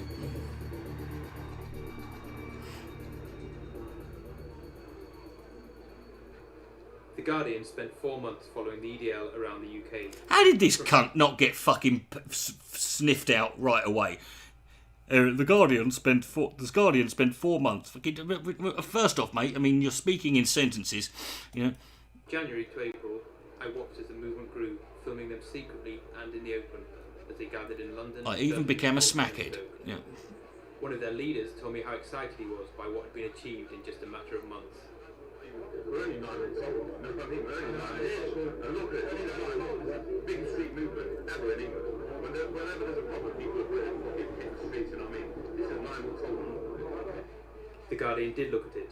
It found a movement that was growing in strength.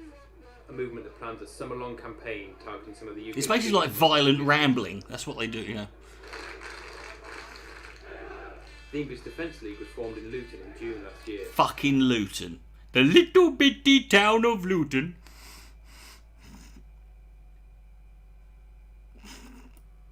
It has brought together a disparate group of Really? far-right activists and many who have never been on a political demonstration before. What unites them is a rampant and sometimes violent Islamophobia. Mm-hmm. January 2010. It's 10:30 AM on a cold Saturday morning in Stoke, and the EDL are gathering... A cold Saturday morning, or as it's called in Stoke, a Saturday morning. ...on Mitchell pub. The police are ready and waiting too.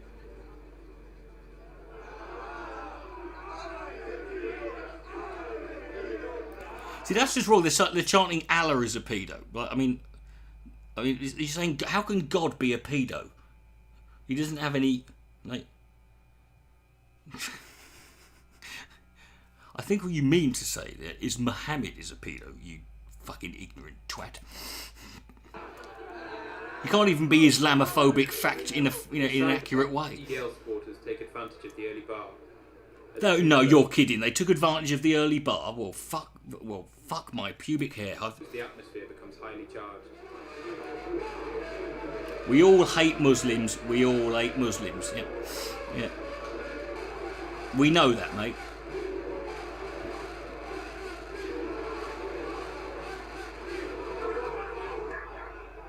After 4 hours drinking inside the pub, EDL protesters spill onto the streets. Spill onto the street. They vomited out of a Witherspoons. 17 people are arrested. What we're seeing now is the most serious, most dangerous phenomenon that we've had in Britain for a number of years, with the EDL protests that are growing week in, week out. There's chance of major disorder and a major political shift to the right in this country. Yep, yep, that happened. In early March, the EDL converged on London, meeting in a pub near the Tate Britain on the banks of the River Thames. In London. Once again, the police are waiting for them. This time, the EDL are on better behaviour. The Dutch politician and infamous Islamophobe Geert Beavis has been invited to see an anti-Islamic film at the House of Lords. Geert Wilders. The English Defence League has come I don't know about you, but Geert Wilders, I preferred him when he was Willy Wonka. Yeah.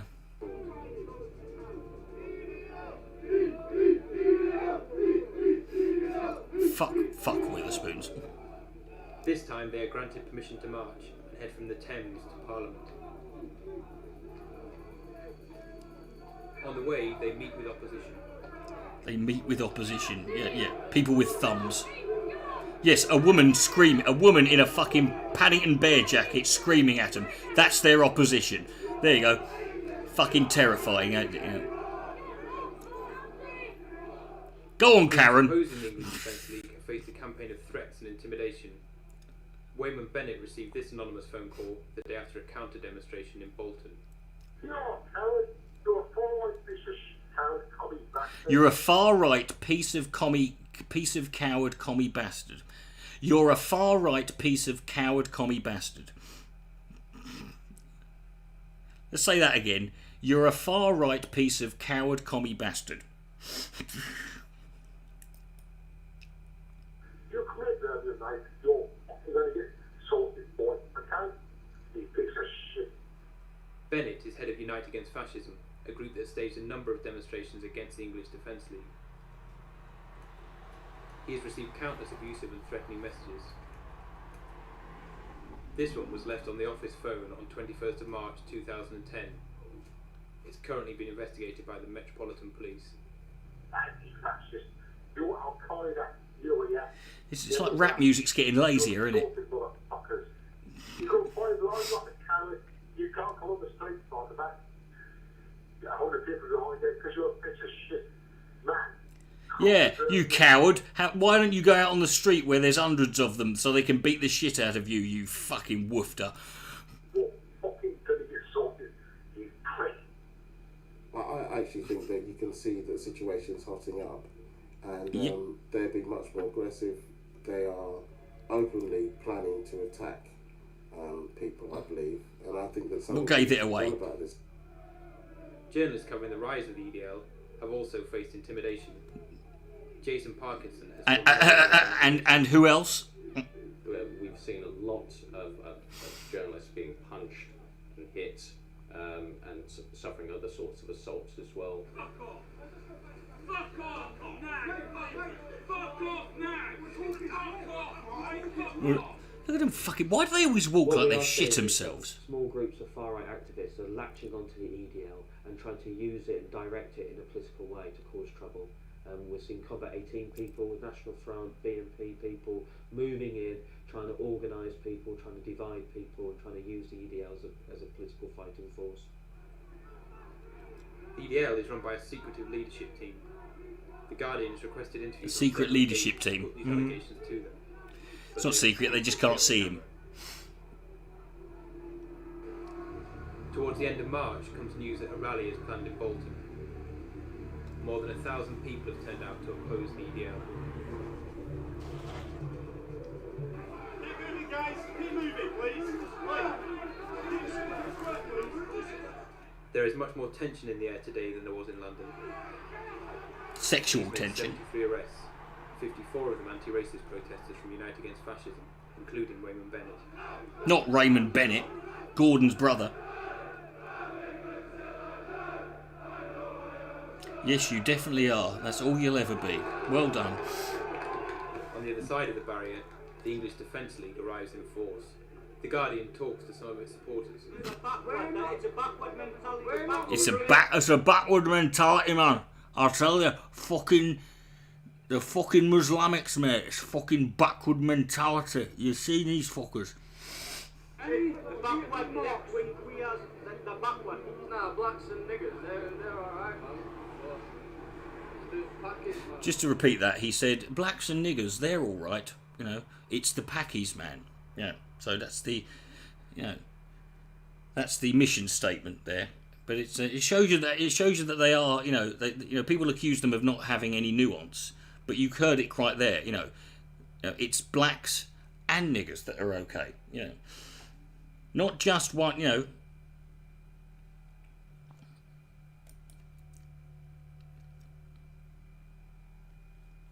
being a little kid. You still are a little kid. It's too easy to dismiss the English Defence League as simply a rerun of previous far-right organisations. Well, they kind of are, though, aren't they? I mean, it has acted as a lightning rod for people with a range of grievances who appear to be coalescing around a rampant Islamophobia. I kill your students! I kill for your Muslim fundamentalist groups!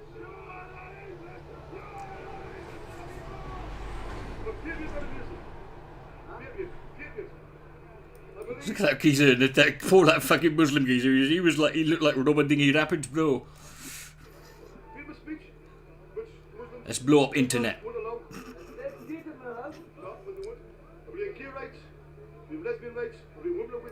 Oh yeah, you care about gays and lesbians now, don't you? Couldn't give a fucking monkey's toss, couldn't you? For you, a gay is a guy who wearing a jacket. A guy with his own teeth who's got matching fucking shoes is a bender in your eyes, isn't he? You fucking Jesus Christ! You just walked out of your mum last week. You can fuck off. I got fucking bad habits older than you, pal. And the EDL is actively trying to galvanise those. Does this mean that the EDL believes in a sort of truly... He looks like you, Lewis. ...multicultural society? No, I don't think so. Does it show that there are sections of this population that are concerned about Islam beyond the core constituency of the far right? Yeah. 2 weeks later, I travelled with the EDL supporters for a demonstration in the Midlands town of Dudley. At this point, I was getting well into it. That's actually the Guardian guy that on the camera there. They don't tell you that. It's not really.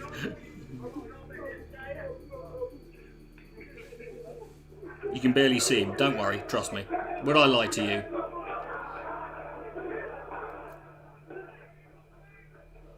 Let's go fucking mental. See, ableism as well. Gurmit Singh, a British-born Sikh and one of the EDL's core leadership team.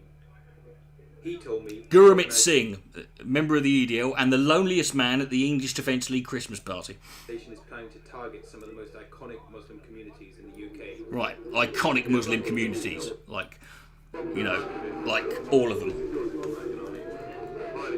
Bradford, obviously. Because if it weren't for the Muslims in Bradford, people would be flocking to there, wouldn't they? Oh God, you couldn't stop me. For the only thing, it's been my dream since I was a wee boy to go and see the sights of fucking Bradford.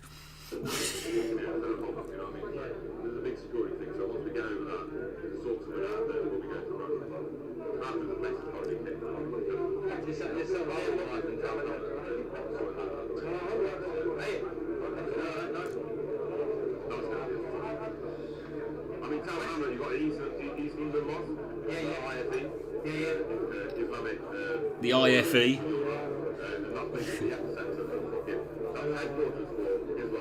Up until now, the police have been able to control these EDL protests. But then you got the IFE, and then in Scotland you've got the FIFE or Fife as they call it, spread across the country, which is the fundamentalist Islamic.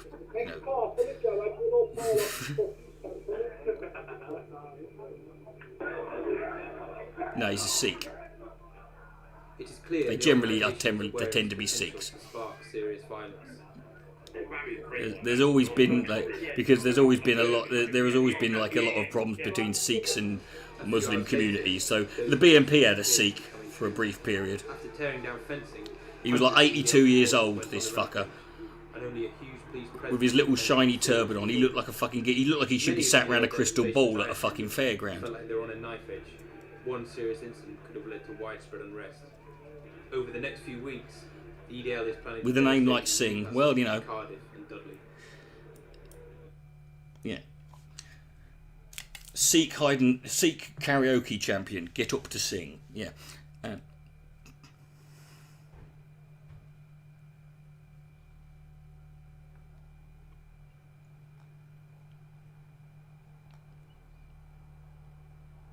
Seeks have legit reasons. Don't start generalising, Neji. Let's not go down that fucking road. Let's not start, because I don't even know. As a white man, I don't know where I'm supposed to stand on this. You know.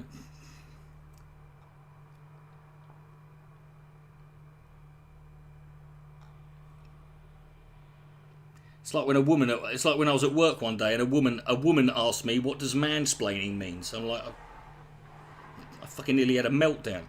You know. And a frigging panic attack. I'm like, what?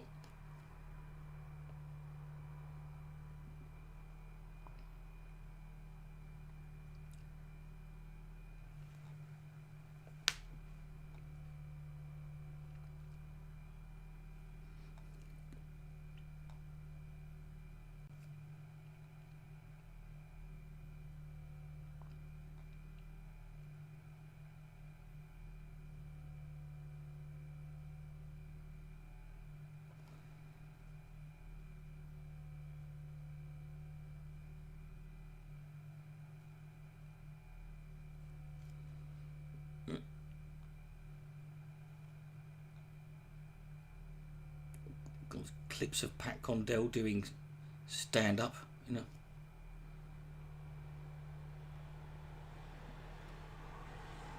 Oh God, there's an old Orini video. It's one of the few that remain.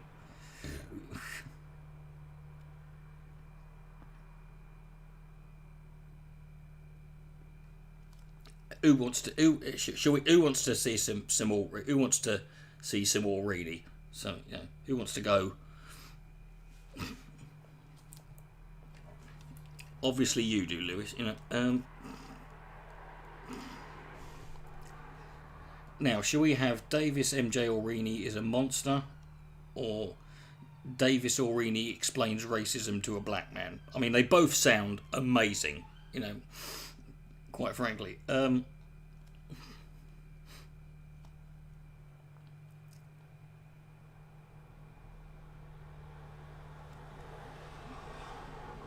One of them is just a mirror of an old video, and the other one is actually Samurai Goomba. We'll listen. Do you know what? Fuck it. Let's listen to both. Let's treat ourselves. The fucking 2 hours. It's a shot of whiskey every 14 years. His whiskey evaporates before he fucking has a chance to drink it. Look at that. There he is. Who has a leather waistcoat? I'll tell you who. A raging arse bandit. That's who. You know. No, knock knock. My last video, where I described the alpha beta spectrum from the book. Okay, the alpha beta spectrum. Davis. There is no alpha beta. There is no alpha beta spectrum. It's a binary position. You can't have a spectrum when there are only two fucking options. So already. Talking out of his fucking arse. You know, look at him sitting there with the light reflecting off his bald nut.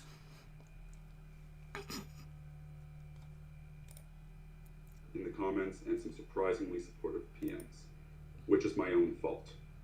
I didn't explain things well enough. No, you didn't. So consider this video a follow-up to it. Consider this video a follow-up. Well, no, I won't consider it. Is it or isn't it? You know. Men of the West. That's us, guys. Pay attention. Strap yourselves in. We have been lied to, used, and abused. Yeah, we have. You know. You've never been used by anything. You were fucking desperate. You couldn't even get someone to catfish you, mate. At the end of high school, they told us to go to university, go to college. Well, I didn't fucking pay any attention at high school because I was barely fucking there. Because I fucking hated it. And no, I didn't go to university. Do you know why? Because I didn't want to do that fucking either. So this is already completely and utterly... Either I'm not a man or I'm not in the West. I don't know what I'm fucking dealing with. And the money will come afterwards. The money? No. And then after graduating, with a completely useless piece of paper, they said... You never graduated fuck all, mate. You didn't come out of school. You didn't get a fucking duckling switch. You couldn't get a provisional licence to fucking ride a bike. Expected life to be handed to you on a silver platter. We all have to work for things, son. We entered into a workforce that grog so aptly described. Who? As Grog. Oh yeah, Grog. I remember Grog. Ionized. Instead of the explicit hierarchy of the masculine, where you know your place in the organization and you know what you need to do to get Who here has ever had a job with a hierarchy where they didn't know what their fucking job was? Right, none of you, has I? Right. Do you know why he doesn't know this? Because the cunt's never had a fucking job. Right. We had the implicit hierarchy of the feminine, where it's all about going along to get along, not stirring up waves, not being offensive, not pissing. Whereas men, when you work at places that are just mostly men, we just used to run around, doing gay bashing and screaming the N-word. It was just the way of things were. We exist in a world. No, you don't. You fucking don't, mate. Legislation, where the vast majority of government wealth transfer is from men to women. Well, then that's your fucking... Do you know why? It's because men have got most of it already, you fucking peanut-headed little twat. Supporting single mothers, supporting women's higher health care costs, supporting women doing whatever they want, and putting the burden on us men. Meanwhile, because men never scrounge, do they? You don't get men who you don't get single fathers, do you? You don't get men who are fucking, who are disabled or who can't work, can you? No, we just sit there withering in the corner until we fucking just dissolve. A 20% unemployment rate with men. 20% again. Fucking Spike Bravo was talking about that earlier. There's fucking something in this, Isn't it weird how all the nutters, seem to think there's a 20% unemployment rate? Is there a special website where bald psychopaths go to get the real unemployment numbers?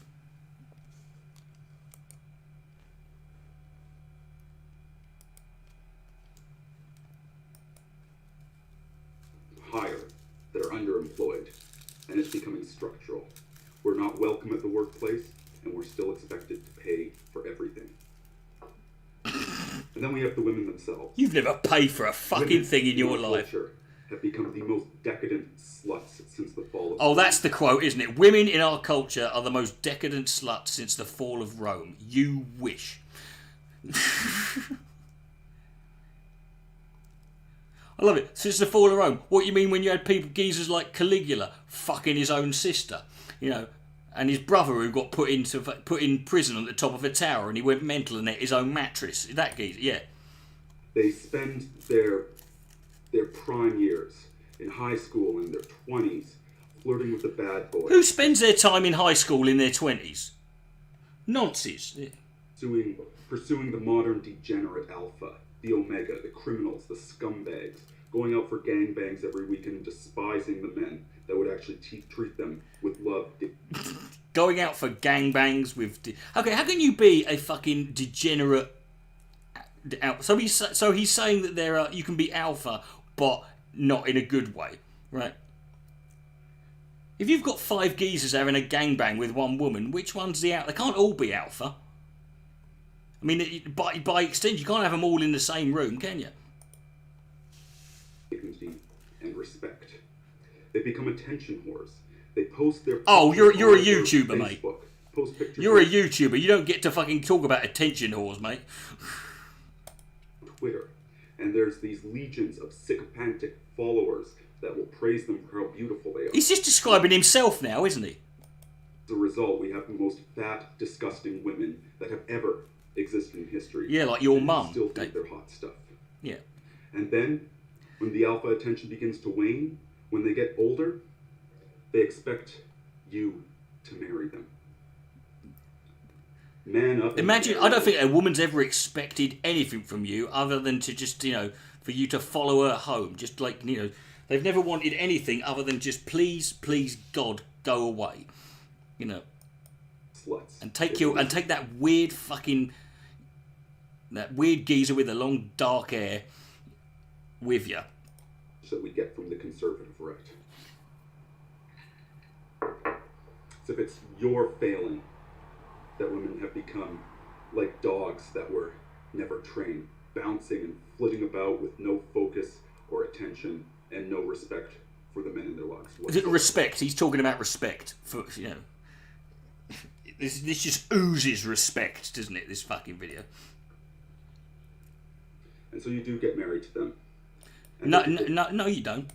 Divorce you 5 years later, taking all your assets, and the law holding you responsible for it. Taking all my assets. I ain't got fuck all, mate. Good luck to him. You would have to be the most unambitious gold digger to fucking target me. I don't know what the lowest level of gold digger is. You know, just digger, really. I suppose just someone who's after some basic soil. You know, false rape accusation. I'm not even fool's gold. Establishment of lawyers and cops and prosecutors all making a paycheck off of your suffering. And then they talk about victim blaming. Let me tell you about victim blaming. This is nothing more than considering this is nothing more than you creating a victim out of nothing. You know, this is pretty fucking. This is quite awesome. A slut goes out wearing a short skirt. A slut goes out. Your slut goes in. Hammered at a bar full of bad boy, criminal, bikers, what have you. What fucking pubs do you go to? And simply pointing out that if she'd acted with some responsibility or respect for herself, that this never would have happened, is called victim blaming. Meanwhile, you men of the West. We men of the West. We are men of science. The way you were supposed to treat women with love and respect. And when you get spit upon for that, you just need to man up. Maybe not all women are worth. Drink your Ribena, Davis. Maybe 1 out of 10 is marriageable, and that's a marriageable. Generous estimate. Okay. I'm not looking for a woman who's marriageable. I'm looking for a woman who I might, you or I might still recognise in the morning. You know, that will do for me. You know, take that gamble that she's not secretly one of these horrible sluts. Yeah. Even when I'm looking around at a bar, I'm looking for a woman who's sat there, you know, drunk off her ass on the floor, crying her eyes out, going, "Why won't anyone love me?" I look at her and I think she is halfway to where I need her to be. Lucky. When 10% of people are farmers, and the other. Do you know what else is 10%? This is his being projected, his fucking inner, you know, his flamboyant inner self. You know, what? And as Polaniak pointed out. Polaniak, yeah, we all know Polaniak, don't we? We are very pissed off. And in the immortal words of Hill Street Blues, let's do it to them before they do it to us. Now I ask you to do a thought experiment.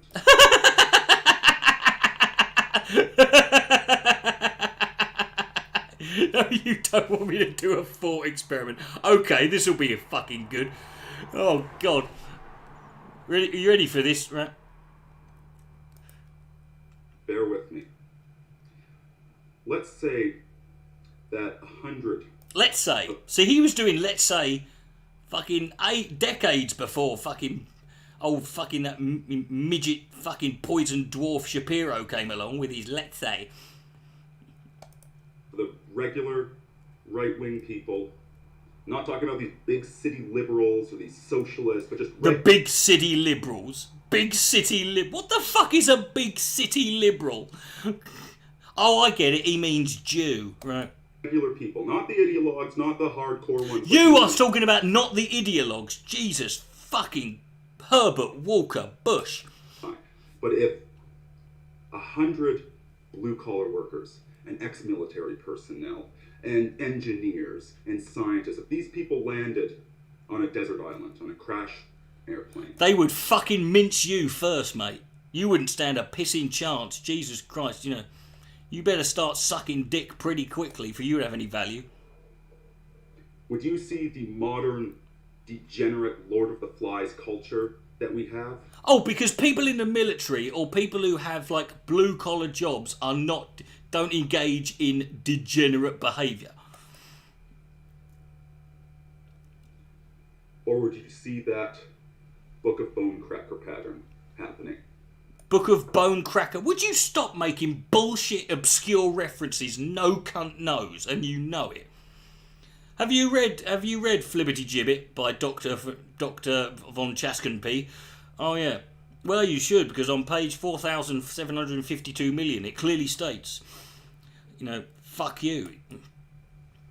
We're unlike the modern high school football team captain. The modern one, he's not a leader. He's the fucking captain. That'll do, won't it? Smoking drugs and sleeping with all the whores and pushing people around. Good for him. Sounds like a right fucking laugh. With the crashed plane, or would you get the real society of male leadership and male organization? I don't want that, you know. True patriarchy. You notice he didn't put himself on that bloody island. There's a conflagration coming. There is a lot of entirely justified and righteous anger among men. Righteous anger. Go spend some time on 4chan. 4chan! Go and spend... Did you hear that as a piece of advice? You know, did you hear that? You know, there's two... you know, go and spend some time on 4chan. That'll get you fucking go and spend some time on 4chan. Jesus. Yeah. Let me give you some advice. Do you jerk off? Yeah. How many times? Right. 3-4 times. You got to pump those numbers up. Those are rookie numbers. There's a very real anger coming, and it could go. It's the only fucking thing that's coming, mate. And force, or it could burn everything to the ground. It's almost as if, think of society as an old-growth forest. No. Where we've been preventing forest fires for the past 50 years. Who's we? Who is this fucking we, Davis? Forest is getting brittle. You ain't prevented shit. We've solidified the structures, helped keep people in power when they should have been. Fire wouldn't even stick to you. Bailing out banks, bailing out single mothers. You ain't bailed out nothing. Of society and punishing the men that would. Look at you. Look, what is that? Look at those curtains. You in a fucking caravan? You're on the other side of Nick fucking Bravo's van, ain't you? You fucking slap-headed little fucking monk. Or is everything going to be black, ash, and cinder? Black ash. Black. I know my audience is not full of the degenerates that actually enjoy this hedonic treadmill. Yeah, don't you? Yeah, hey guys, have you been having fun on the weekends? Have had your heart. Not you lot. No, you guys are real. Flirtatious twit of a woman. I know most of you, even because what else are we supposed to do but engage in this culture? I don't know. You could fuck off. No one asked you. In the celebration of base urges in modern pop culture, where love becomes a 4-letter word.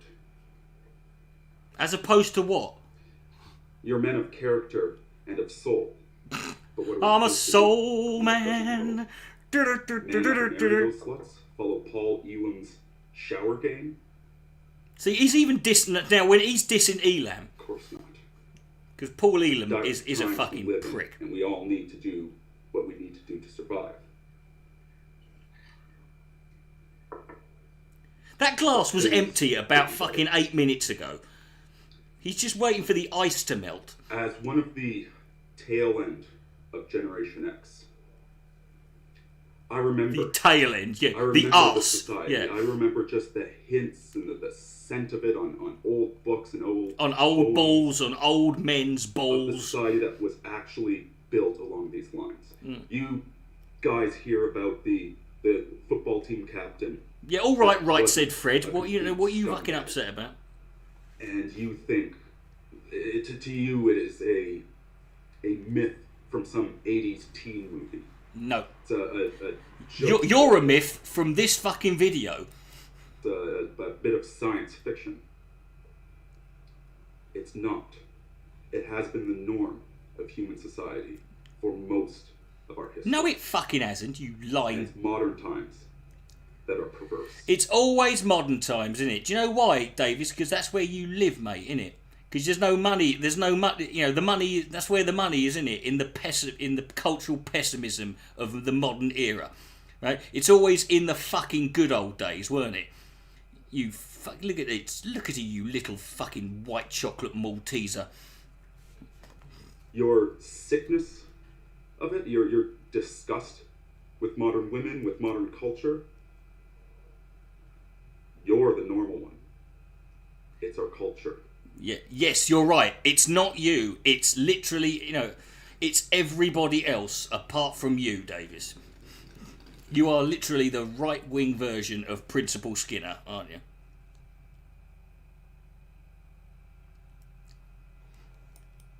There you go. That was a nice bit. Well, that was nice, wasn't it? You know. I think that might be the only video he's ever made that was like, you know, that's been mirrored by someone. There's virtually none of his content. He had like literally like he had fucking like 600 videos on his channel when it went down, and there's like barely any of them, which says a lot about the fucking about how much value there was put in his content, you know.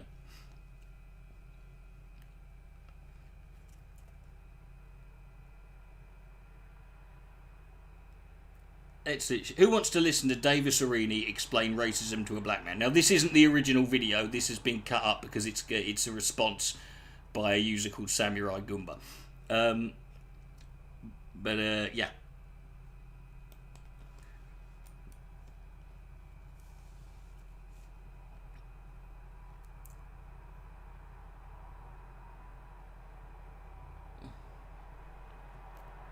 And by the way, the black man he is responding to, and just to show you how terrible this video is, the black geezer he's responding to is, I believe it's Tony Sotomayor, who is, you know, who isn't far, I mean, you know, who is awful already. I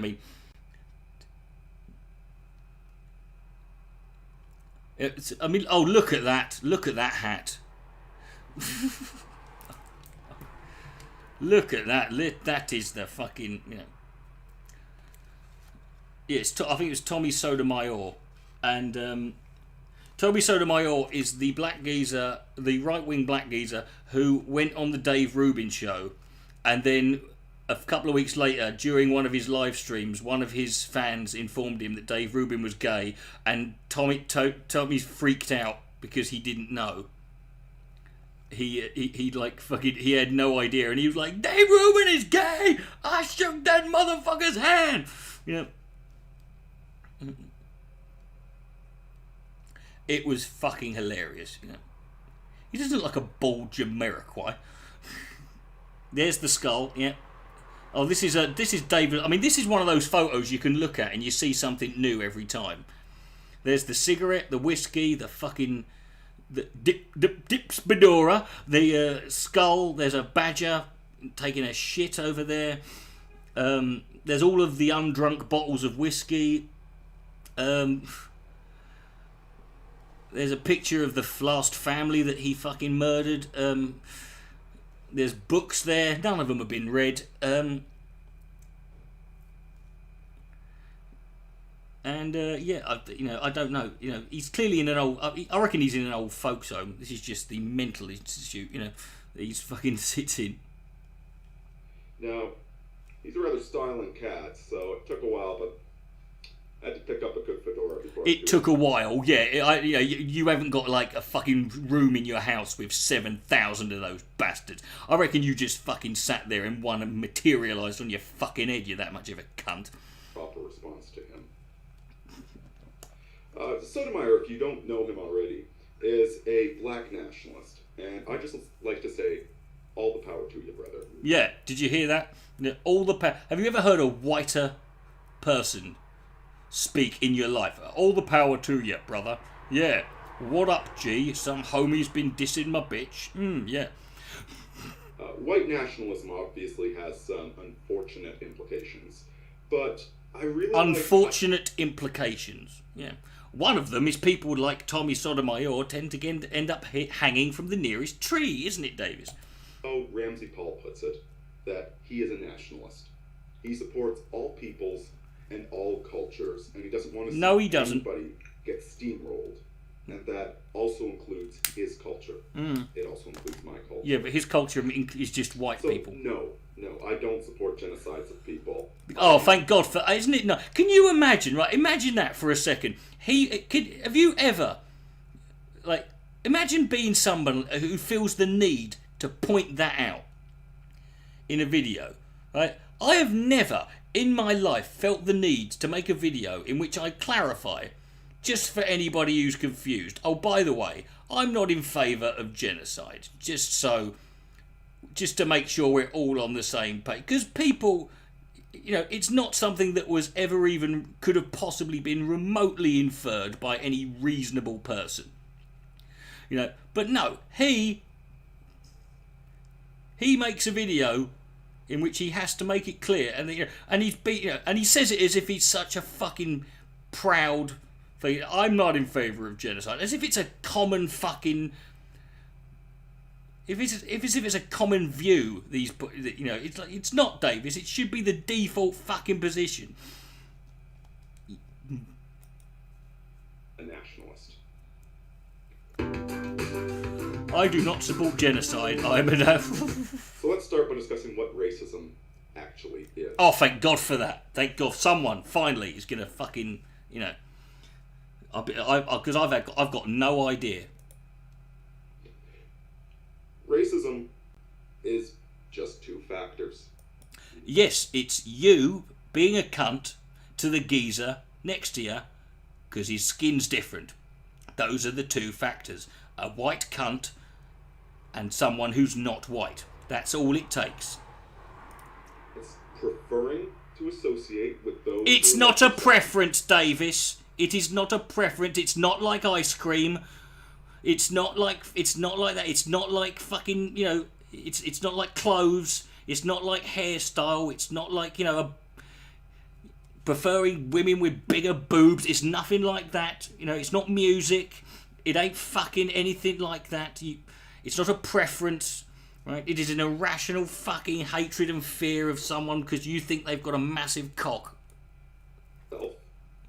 And it's making generalizations about other races or ethnic groups. Actually, it's just that second one, Davis. You pretty much nailed it with the second one.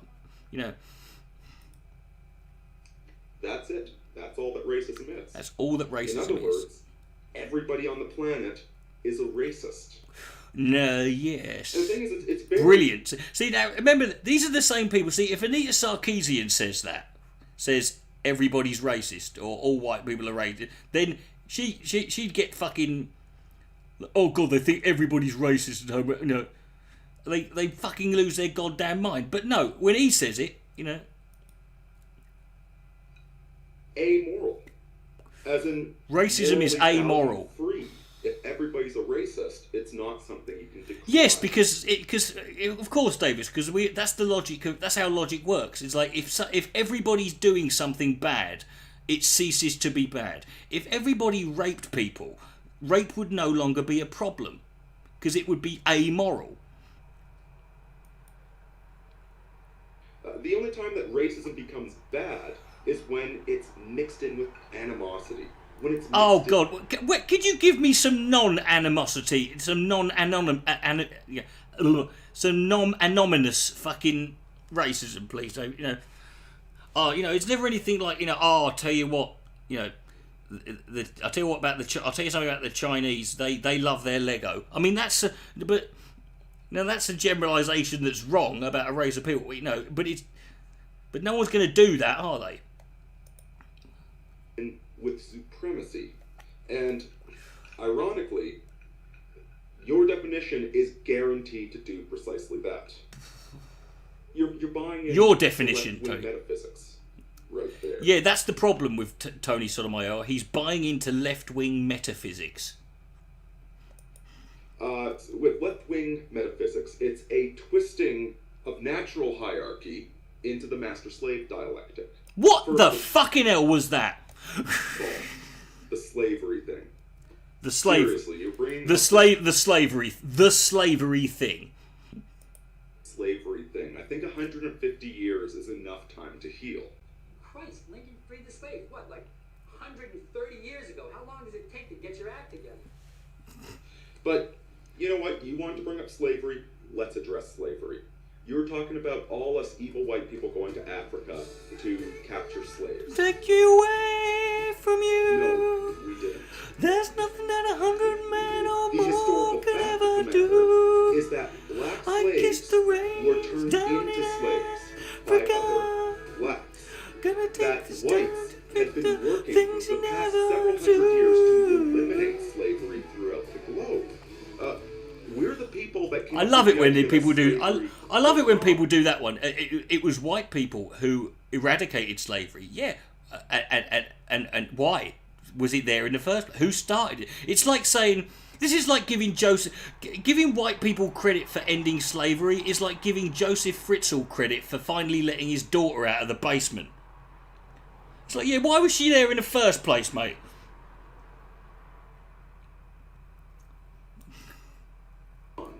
And even when we bought the black slaves, we treated them extremely well. I have Negroes staying in my home. You know, I have an album by Lionel Richie.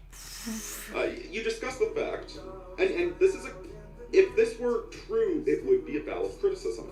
You talked about how the white man didn't do his duty by the blacks. That if we were going to enslave the blacks, we had a moral obligation to uplift them, to introduce them to civilization. You know, No, Davis, no. almost as if white man had a burden to make the world a better place because of his own developments in advancing civilization. Well, kind of, yeah, Davis, yeah. We did. You didn't. You fucking didn't. Furthermore, if we're gonna talk about the era of colonialism and slavery, Oh, please why don't we do. talk about Arab slavery? Yes, let's talk about a completely different fucking culture that also used slavery and try and make it as if that in some way justifies or rationalises our use of slavery. Because everyone else was doing it. Why don't we talk about what the Arabs did to your people? Why? Oh, that's right. You're not a In fucking Iraq, Arab. the Middle East. See, when the Arabs were enslaving your people, they were castrating them. They were putting them to. Whereas we labor. used to give you guys, we gave you guys, you know, we took very good care of you guys. You know, you had, yes, we didn't pay you in any material way or any other way, but you know, we did, you know, you were there, and causing them to die early. Calls them to die early, as opposed to black slaves in America, who lived long into their fucking, you know, most of them lived to be 125 years old. In the United States, when they enslaved blacks, these blacks were guaranteed medical treatment their entire life. Yeah, which is weird, isn't it weird, Davis, that you believe that, and yet I bet you're against fucking medical treatment for everybody now, aren't you, who aren't slaves? They were guaranteed good clothing. Good clothing! Good fucking clothing! You also would get a starring role in Huckleberry Finn. You know, no one ever talks about that. Not every slave owner was a good person. There were exceptions. Not every slave owner was a good person. There are bad people on both sides there, you know.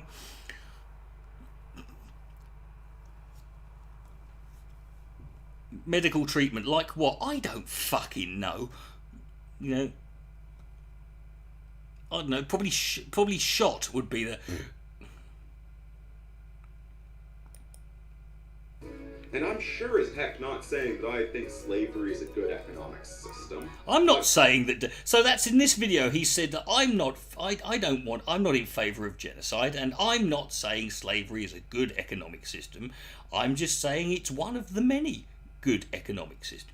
You know, it's one of the economic systems that we, you know, could have. You know. Quite frankly, personally, I would not be willing to take that much authority over somebody's spiritual. Oh, great. He wouldn't take that much over his spiritual. It wasn't the spiritual that was the problem, though, Davis, was it? You know, this weren't fucking Ghostbusters, you cunt. Gonna take a lot to take me away from you. an institution that was going away, an institution that was the kindest form of slavery that had ever The existed. kindest form of slavery. It's like the most, it's like the most sort of romantic form of rape, really, isn't it? And was far kinder than other forms that were extant. You've got one of the least sort of, you've got one of the less aggressive forms of AIDS, sir. At the time. So, no, Sotomayor, you don't get to pull the slavery card. Because Davis has literally rewritten history for you. Yeah. White people were trying to help. White people were trying to help. It's not paranoia if somebody is actually out to get you. No, that's true. Well, actually, it could actually. It can. That's not true. Actually, that it can be paranoia, and people could be out to get you. Just because your mental instability is somehow fucking justified doesn't mean it was right. And the simple fact of the matter is that blacks are roughly 6 to 8 times as violent as whites. And 6 to 8 times as 6 to 8. How the fuck do you quantify and measure violence? 6 to 8 times. Yeah.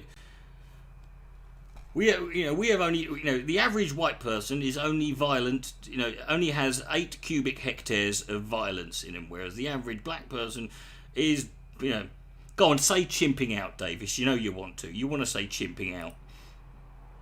Or there is some suggestive evidence that they disproportionately target whites with their crimes. Could it be, Davis, that it's not that they're targeting whites?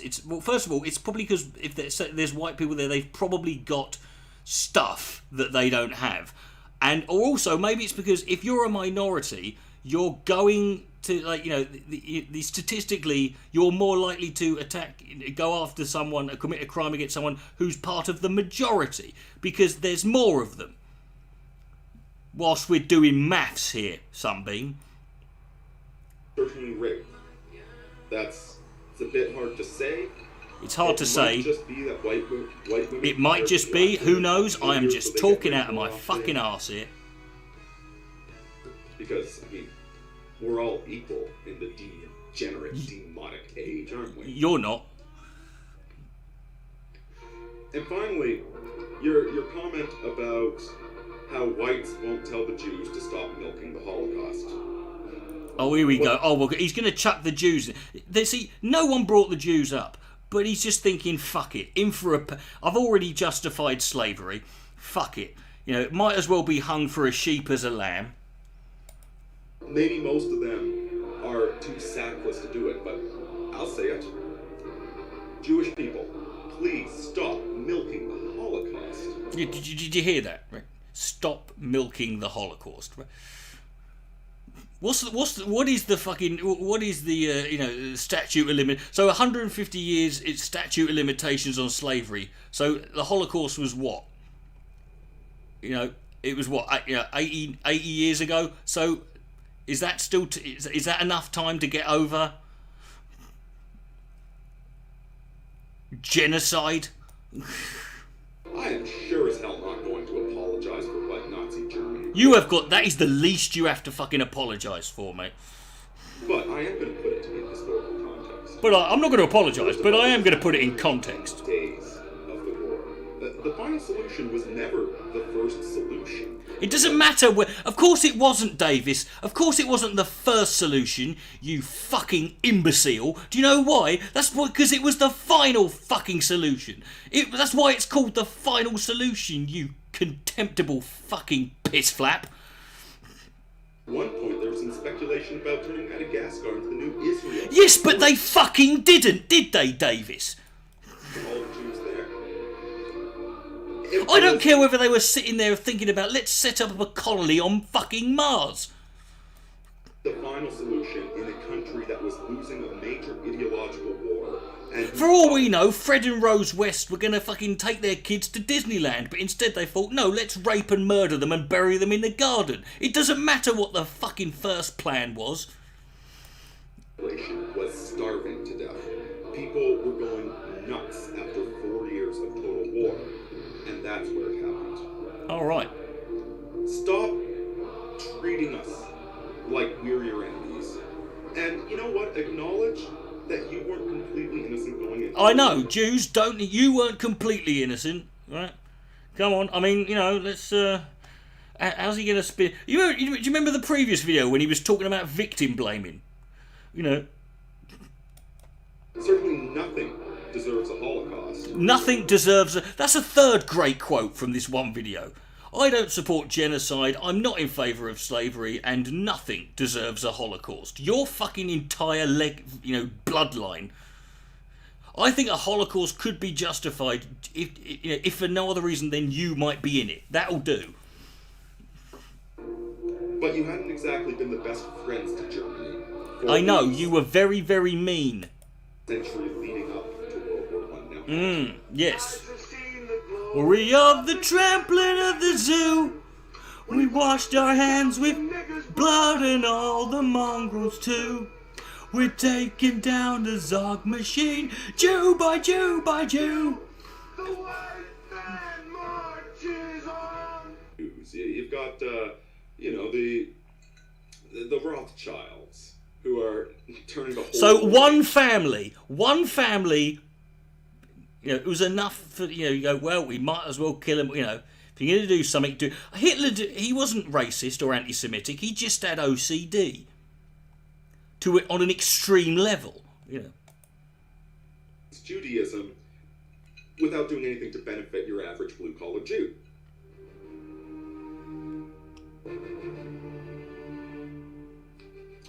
If you got a black doctor, would you trust him? I would trust any doctor, Davis, mainly on the basis that I'm not a fucking doctor and he is. But I live in England, so obviously I would prefer an Indian one. It's not Johnny Rebel, actually. That short clip with that song from American History X. That is the only bit of that song that exists. It was written specifically just for that scene. There is no full-length version of that song, and it wasn't done by Johnny Rebel, because that would have meant they would have to give Johnny Rebel money, or at least give the people who own his records money. But Johnny Rebel, I've talked about Johnny Rebel before. I even did a video.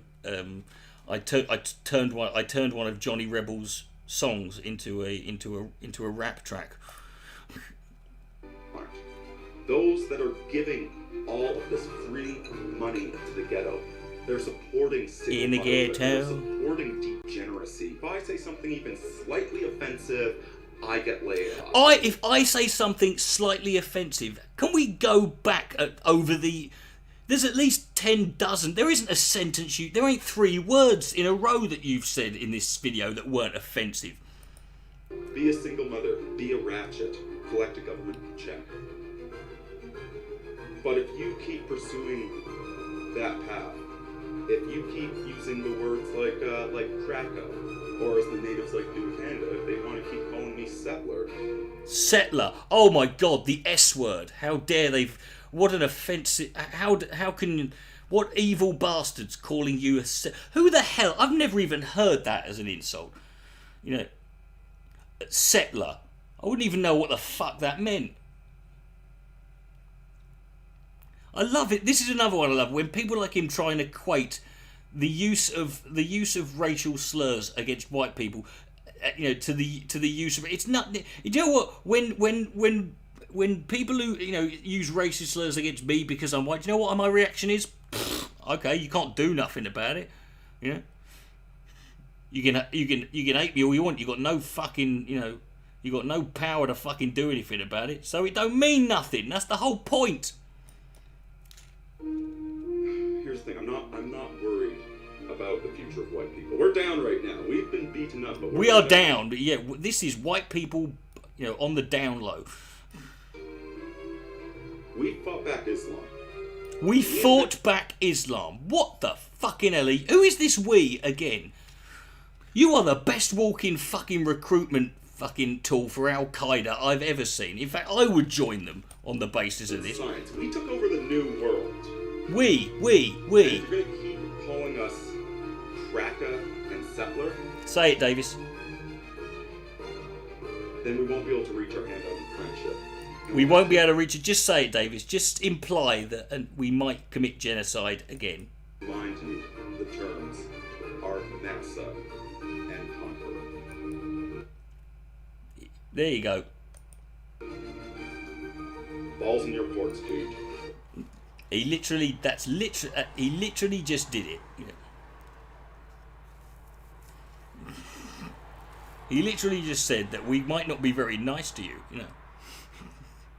And there you go. So there you go, folks. That was Davis MJ Orini. MJ, of course, standing for Meshuggah Jehovah. You know, balls in his mouth. Yeah, balls on his chin, more like.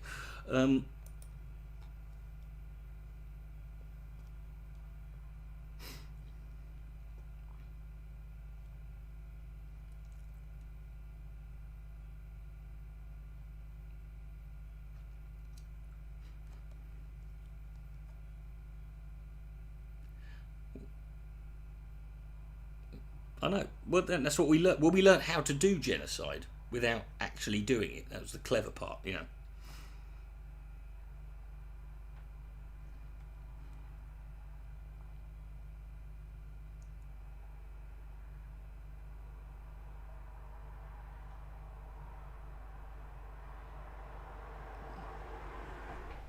Yes, more. It's what's called hypocrisy.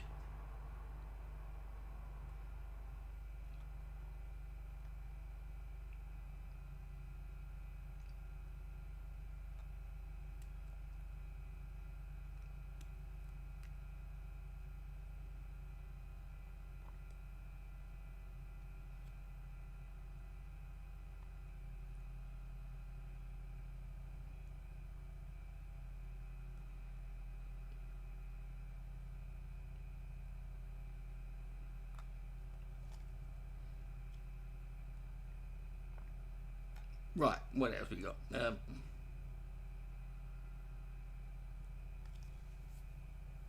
So, how are y'all doing? Any questions?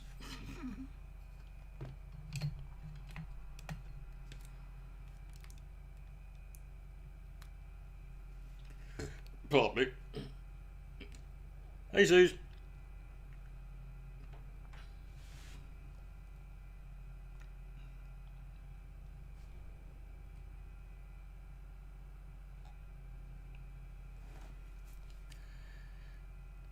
You're not Davis Orini. Yeah, I think human beings should aim for more, shouldn't they?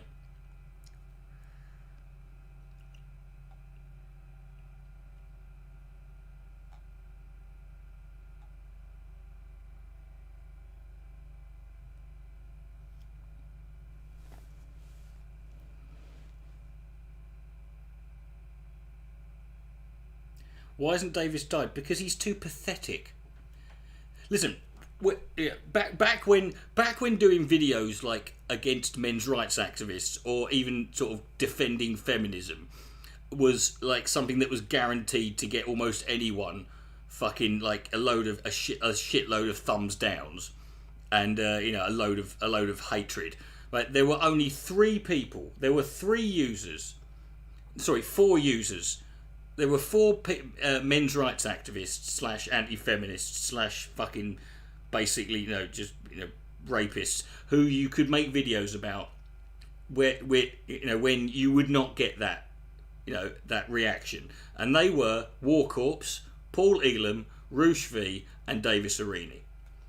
You know, when I made videos about Davis Orini, you know, literally the few videos I made to Davis Orini, I would get comments from men's rights activists saying, you know, I fucking hate you, Coughlan, you're a piece of shit, but fuck Orini, so I'll give you a thumb up. When I made my video about Roosh V, I had I had a comment, and it got commented on and shared by the guy who runs the We Hunted the Mammoth blog and Sargon of Akkad. Right? That is how.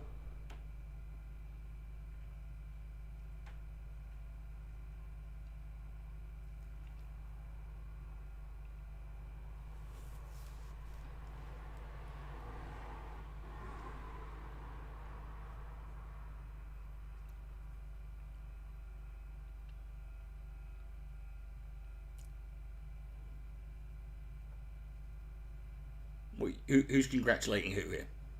You got 2 of your highest essay scores, fucking nerd. Dork.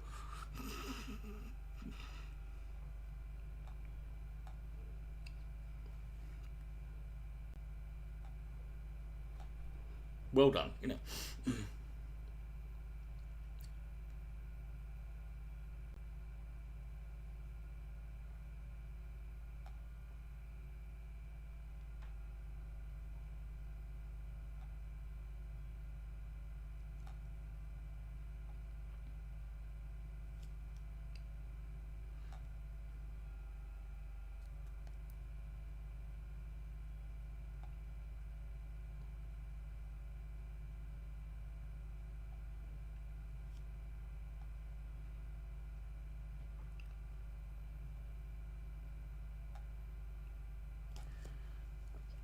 Oh, I'm going to take a break from responding to stuff. Let's have some nice music play whilst we're on that. After that last video.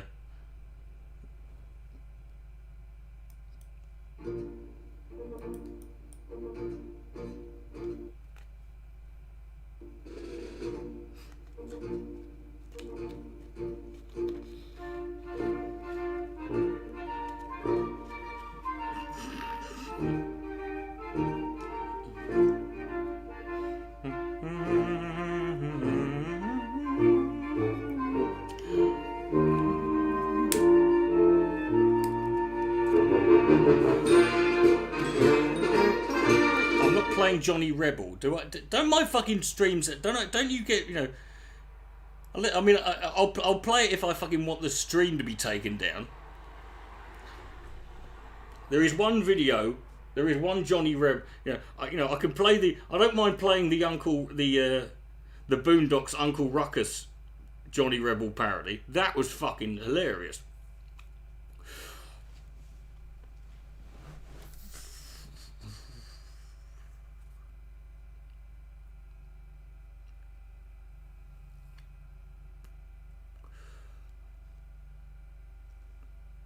Plus, I don't think Johnny Rebel ever had any hits. You know, I don't know. So, you know, that would be funny, right? Wouldn't it be funny? If you imagine if it's just like a load of people secretly said, like, if you could somehow get like tens of thousands of people to secretly go, right, on this day, everybody go on iTunes and download a Johnny Rebel song, and it will just inexplicably get to #1, and no one will fucking know why.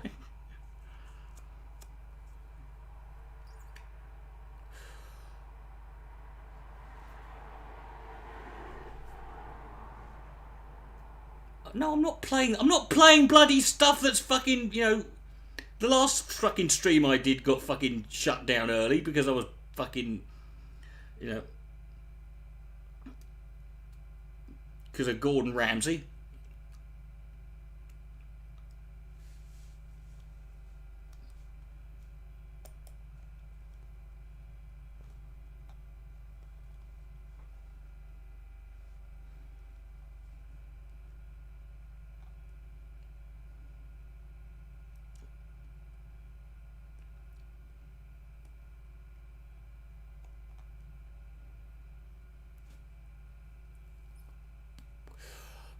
Well, Rage Against the Machine were Christmas #1 because there was a campaign to fucking get it to #1 just to stop whoever the hell won X Factor or Pop Idol that year, which had been #1, you know. And to be honest though, even though it was quite funny having Rage Against the Machine Christmas #1, it does kind of like, you know, to me it's like there's a you know, what that proved to me was like, do you know what? This just shows that the reason you people who moan about the charts, the charts is full of crap music. Yeah, do you know what you've just shown? You've just shown when you actually bother to download it and legitimately pay for it, you can put fucking decent music in, you know, in the charts. But because most of you fucking steal it, you know. and you don't fucking pay for it, that's why it gets filled up with fucking... If you actually bothered to fucking go out and fucking do, you know...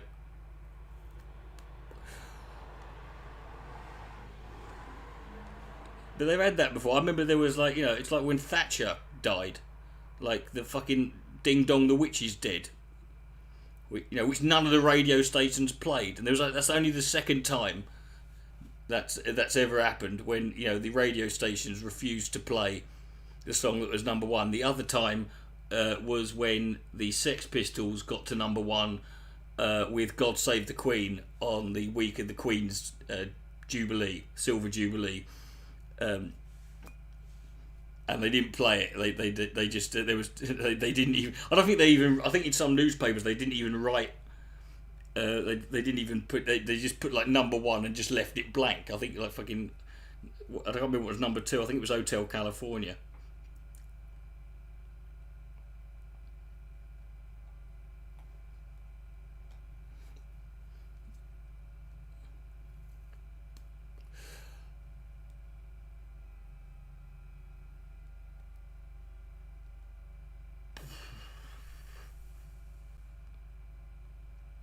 We've got some Paul Joseph Watson videos here now. Absolute proof liberalism is a mental disorder. Brilliant.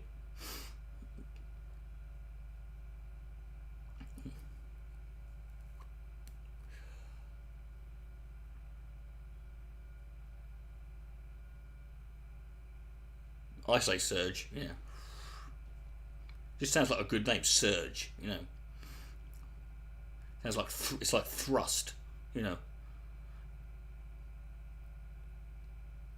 What's your name? Dick Hammerbush. You know.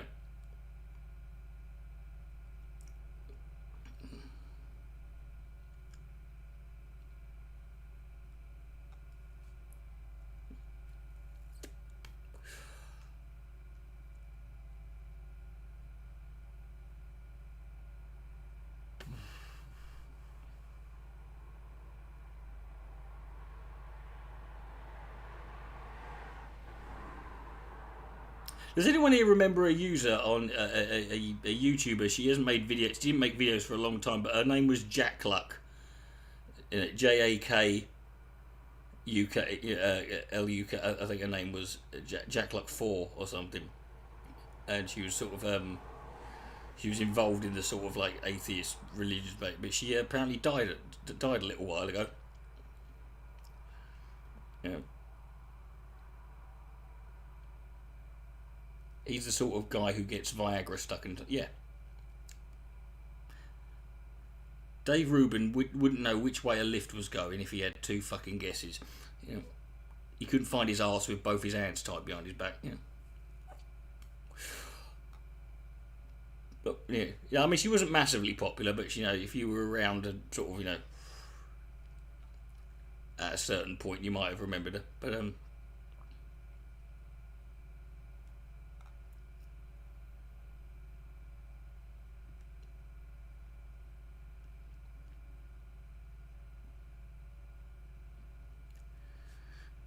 I was shocked this morning to find out that Sabine Schmitz, you know, that German woman who was on Top Gear, who was like, she actually was the host of the German version of Top Gear. But the woman who woman who drove a van around the Nürburgring, she died yesterday.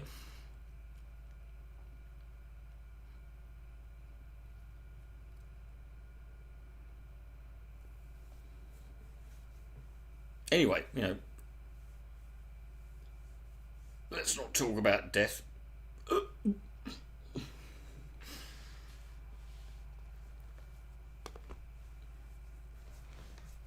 It's that Jerry Sadowitz joke goes in. My impression of Tommy Cooper: white rabbit, yellow rabbit, white rabbit, yellow rabbit. What?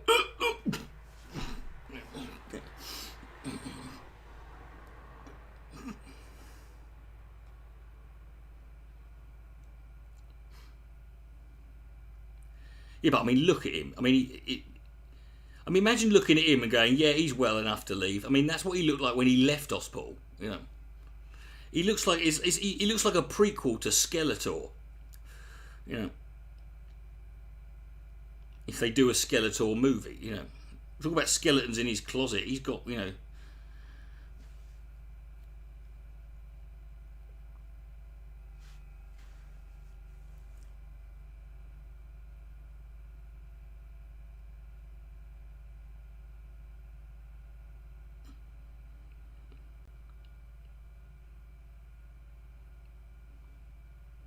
die on live TV. He dived at Saturday night at the London fucking Palladium.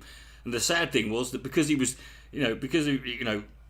people, no one went on stage to help him. They thought it was part of the fucking act. Tommy Cooper was that fucking funny. He was one of those people who people laughed at literally everything he did, and they thought it was part of the act, so no one did anything. Yeah.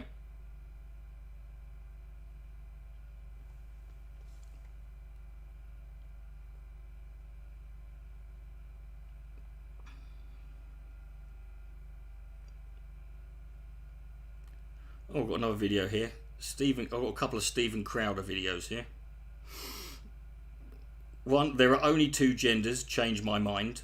That's 50 minutes long. I would rather have my fucking testicles removed with the fucking wrong end of a wooden cooking spoon than watch that. And the other one is his video that I always bring up when people talk about Crowder, because so few people seem to know about it, which is his video where he claims that the AIDS epidemic was a hoax. So remember that one, and it's still there. It's been up the whole time,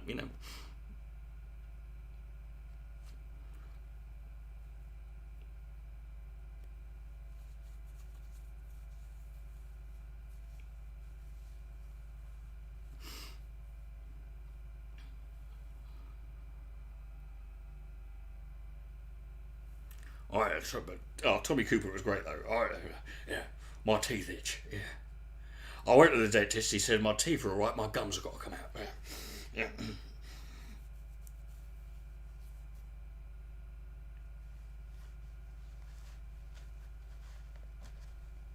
Oh yeah, he's an AIDS denialist too. Yeah. He's a racist, a transphobe, a homophobe, a misogynist, and an AIDS denialist.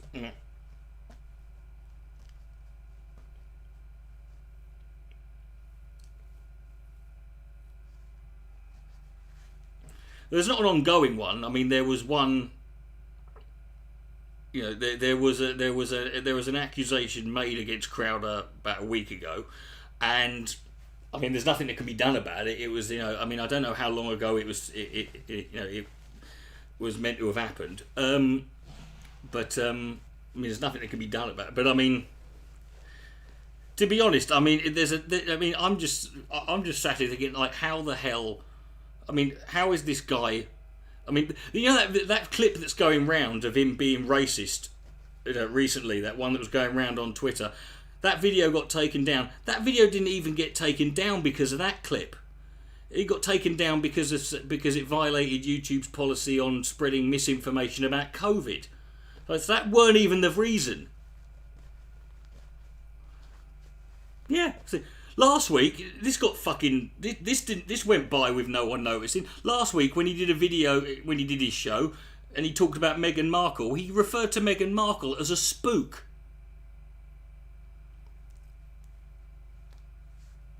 I mean, what does this guy have to do to get fucking, get kicked off this fucking website? I'm sorry, there's a fucking limit,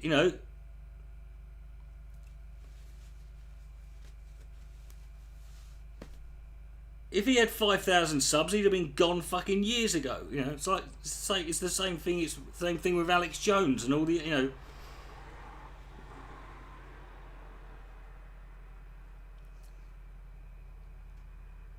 No, he doesn't have to lose the money. He has to bring them bad publicity. Is what he has to bring. It's nothing to do with losing the money.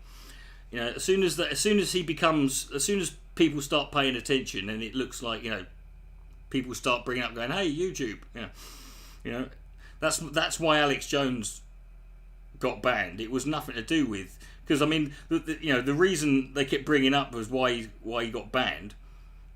Was over the Sandy Hook stuff. Well, the Sandy Hook stuff was in 2012.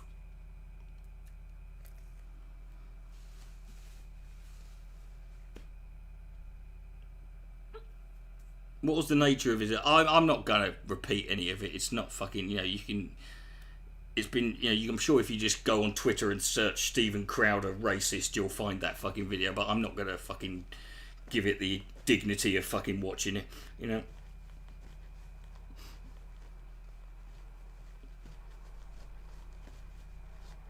Well, Alex Jones really wasn't getting many ads, you know, because the adpocalypse had already been in effect for a while, and he actually wasn't getting, you know,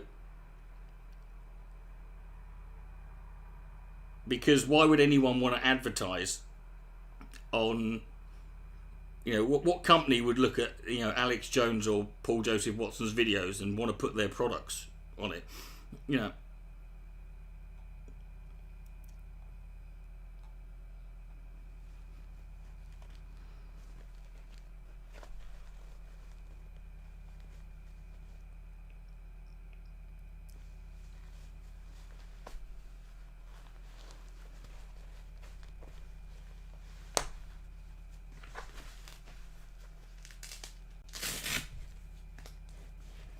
Oh great, Spiker's here to add some fucking common sense to the room.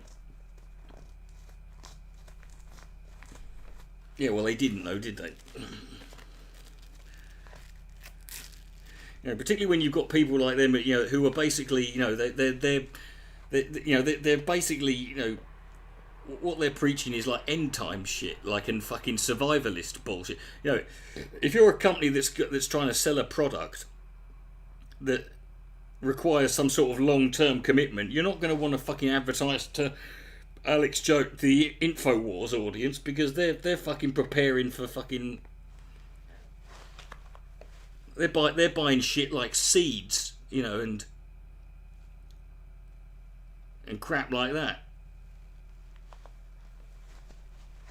Well, no, they've always, you know, there's always been in product. That's sponsorship. That's a different. You can have ads and sponsorship, you know.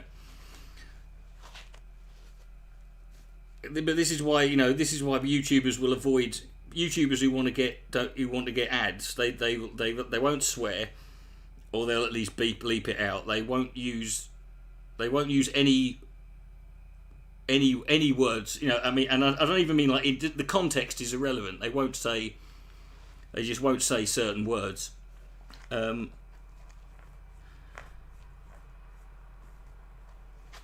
They won't use certain imagery or symbols. Again, context is irrelevant. This is why I lost several fucking Holocaust Holocaust denier debunking videos, because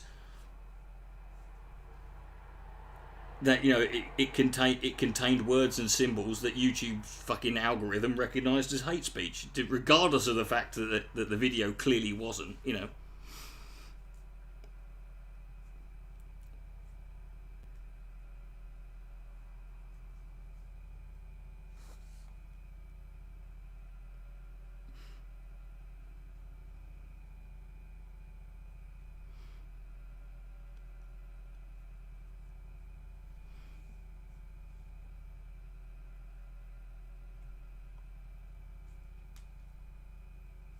Yeah.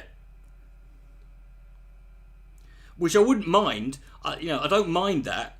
But the fact is that when I appealed the decision to take it down for hate speech, and it says, why are you appealing this decision? I'm like, because this video is in no way endorsing or promoting hate speech. It is actually, you know, debunking and disproving, and and condemning hate speech. It's an anti-hate speech video.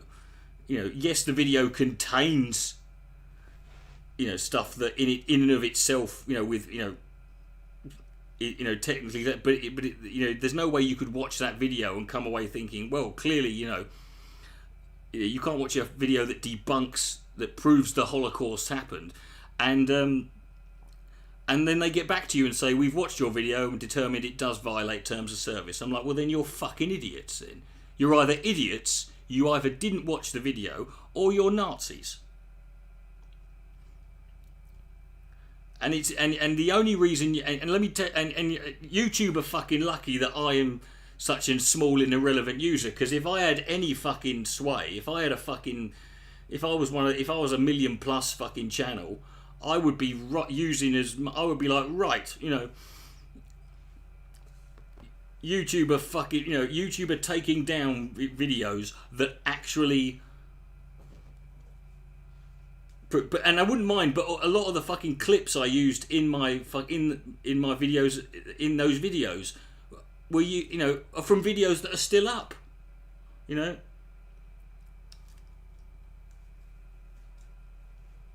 Because that's the thing, the algorithm doesn't really, you know, bother with any old videos. You know, if you upload a new video, it will fucking deal with that, because there's, you know, if it's an old video, it won't bother. I don't give a toss for that. You know, you don't need any training or need to be paid a lot to watch a fucking video, to watch any of my videos and not see that clearly what the fucking hell they are. I'm not accepting that, you know. There are certain things I don't know much about, but I can tell the difference between one that's endorsing it and one that's fucking clearly not, you know. And that's what annoys me the most, is just that don't fucking lie. Don't sit there and tell me you watched this and that you fucking, you know, don't bullshit me. Just fucking, you know, or, you know, just don't bother, you know, or just don't bother with this whole fucking, you know, it's been reviewed by a person. Because then if it's been reviewed by a person, you know, do you know what, fucking review, you know, just review it in the first place, you know.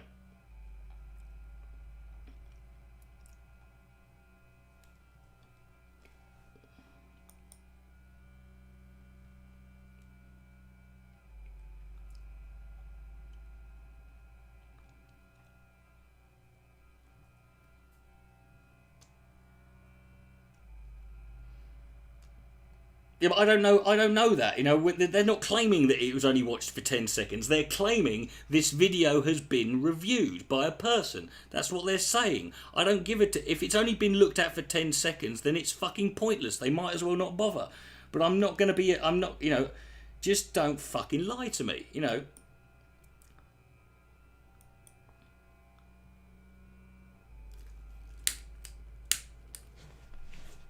Or if the title of the video is, you know, quite clearly, or, you know, or the...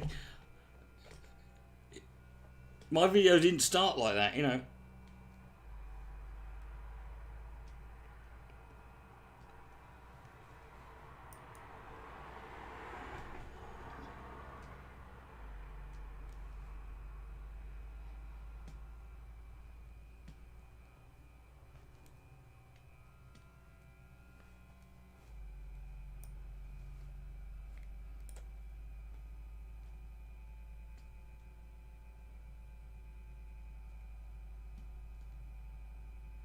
I do like this green look. I'm sorry, you know, I'm going with this.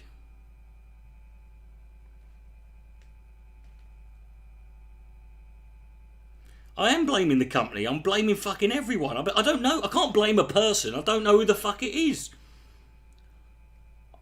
You know, I've got no fucking... I don't... You know, my contention is that no cunts looked at it. You know. Personally, you know.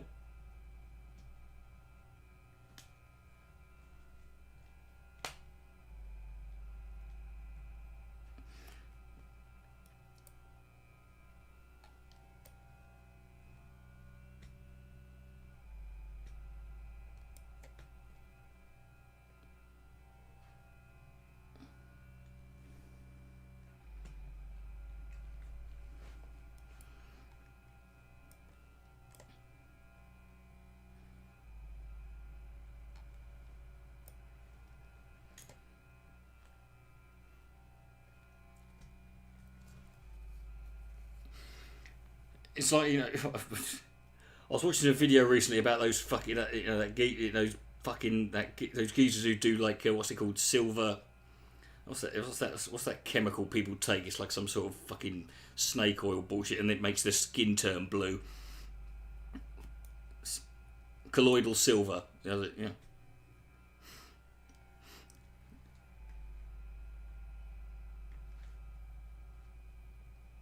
No, the algorithm does the initial flagging.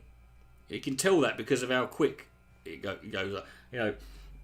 But then when you appeal it, they say this will be reviewed by a person. That's what they tell you, you know.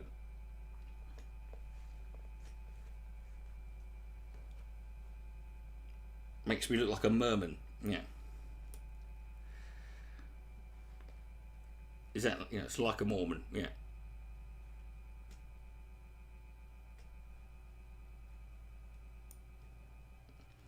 I was watching this other video about this one of these like fucking like inbred mountain families that had were inexplicably some of their fucking some of their children were blue, and it was something to do with the fucking it was perfectly, there was nothing wrong with it, they just happened to have blue skin, and it was something to do with the colour of their blood was actually that colour. And when their blood was actually sort of, they had purple blood, and it was really fucking. No, it weren't the Golas. No. Fucking the Golas didn't have two fucking eyeballs facing the right fucking way. God, Jesus Christ. Having blue skin was the least of the fucking problem if you were in the Golas.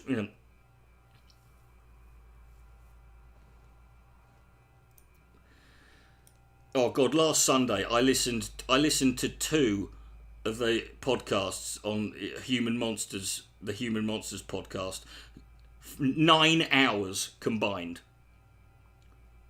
That was I burst into tears about half a dozen times listening to both of them. God, it was.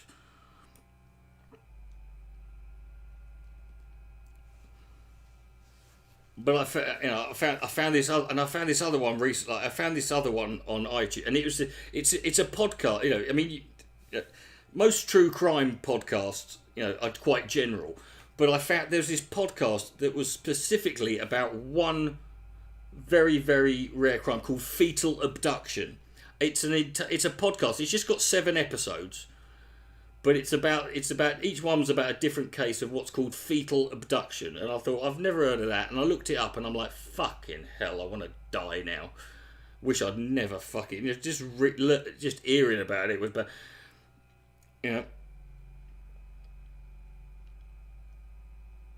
I'm not listening to them in order. The one I listened to the Shanda Sharer one, which I had to take a break halfway through that because I stupidly, because I'd never heard of the case, and halfway through I googled. I did a Google image search, and I fucking saw this picture of her corpse when it was found, and I fucking nearly, oh God. And I just thought, and that made me even more apprehensive to fucking,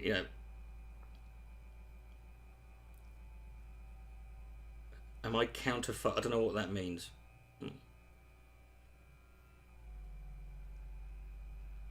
Yeah, there's been a case not that long ago. No, I don't run into fire. No. I have no desire to get burned, trust me.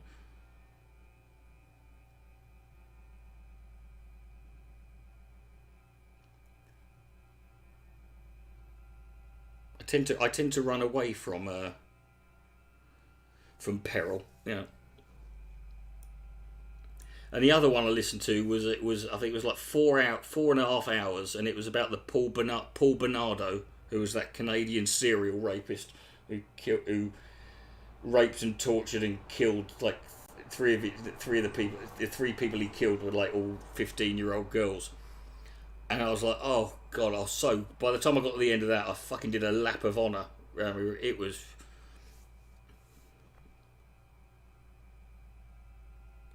Thank you, darling. Yeah, there was a recent case of fetal. Well, there's only been, in the history in America, there have only been 25 recorded instances of fetal abduction, and that's from 1975 up to now. That's it, and that's just in America. I'd imagine there's probably not many. It's not something I imagine there's going to be too many unreported cases of. You want to make it rain? Why? I live in the Midlands. It's been pissing me rain non-stop. Don't fucking make it rain. I can't go out on my skateboard when it's raining.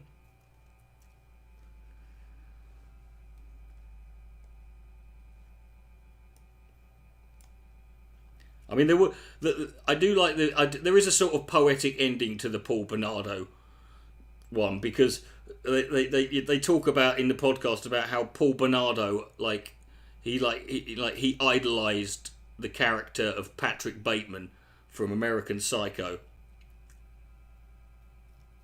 and he oh, you mean give me money? Oh yeah, that's fine. Yeah, do that what you want.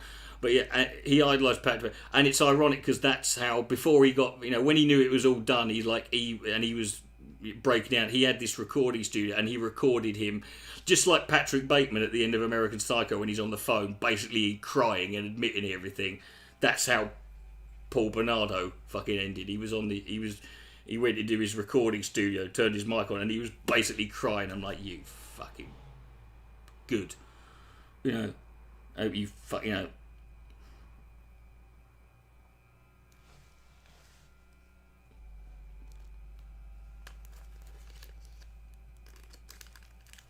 Is what a horrific fucking and the only time I'd heard of him before, the only time I'd heard of Paul Bernardo was when was in the Don't Fuck With Cats fucking documentary, when Lucas Magnotta fucking started, tried to pretend that there was this, he made out there was this like rumour going round that he was dating the woman, what's her name, the dopey bitch he was piping, no, and which he wasn't, which wasn't true, but it was not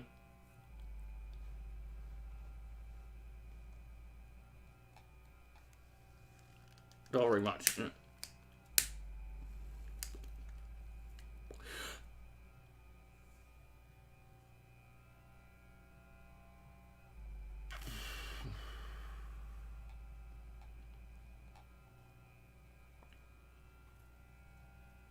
Stop giving me 149, woman. Put it all together. Stop teasing. I'm being a shit. I'm joking. But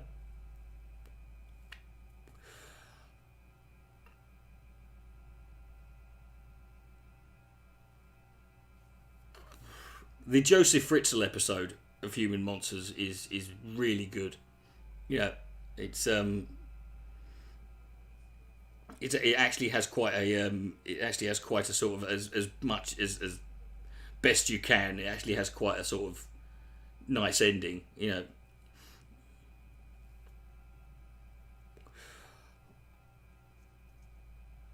He's due. He's I think he's due for parole fucking soon. I'll let him out, please. Let him out. Just let him fucking out and let everyone know where. You can't put that motherfucker in. You can't put Fritzl in fucking. You can't sort of hide him away. You would know if you saw Joseph fucking Fritzl living next door to you.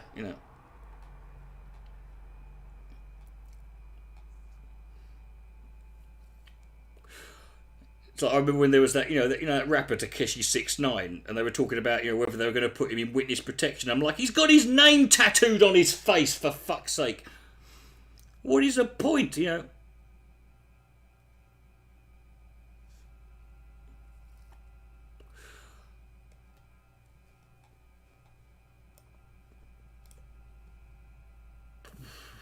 Oh no, I think that's the thing about listening to it is like, I'm against the death penalty, but then people like Fritzl and Paul Bernardo, you just like, they're not only would I be in favour of the death penalty, I would be in favour. I think they should they should torture you on pay-per-view, and I would happily fucking. They should just put you in a room in stocks, tied up, and with a load of power tools and various other implements and items, and anyone can come in, and you get you can pay by the minute, do what you want, Yeah, the girl in the club. Oh yeah, that's fucking. Oh god, I googled images of that as well before. I need to stop doing that.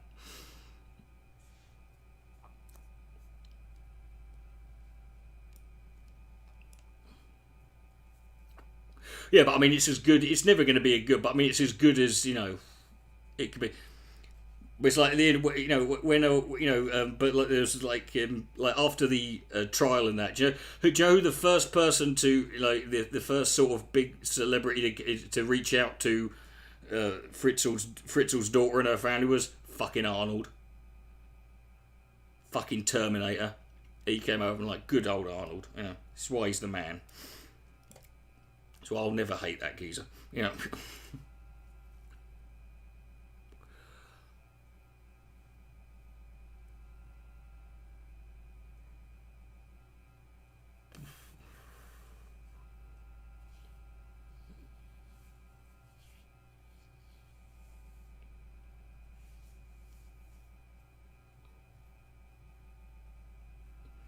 I mean, his daughter needs a fucking award. I mean, the fact that she's you know, she's raising those kids, she's kids, and she's still fucking, you know. I mean, I don't think I could fucking, I would have.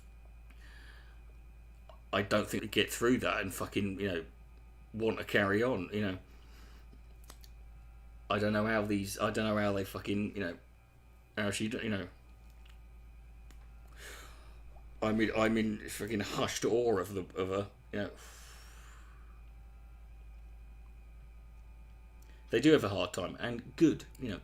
I remember reading, I think it was, I can't remember. I used to read a lot of gangster biographies, and there was one. Hi Zapov. And there was one, and I remember reading one about one thing they used to do to paedophiles in prison, and what they did was they. That door is moving. I know it's because the wind's blowing. It's the ghost of Fritzl, right? No, it's the ghost of Paul Bernardo. It's just the wind, fucking blowing the door open. But but you know, what was I saying now? I can't remember what I was saying now. Thanks, I've lost my train of thought. You know.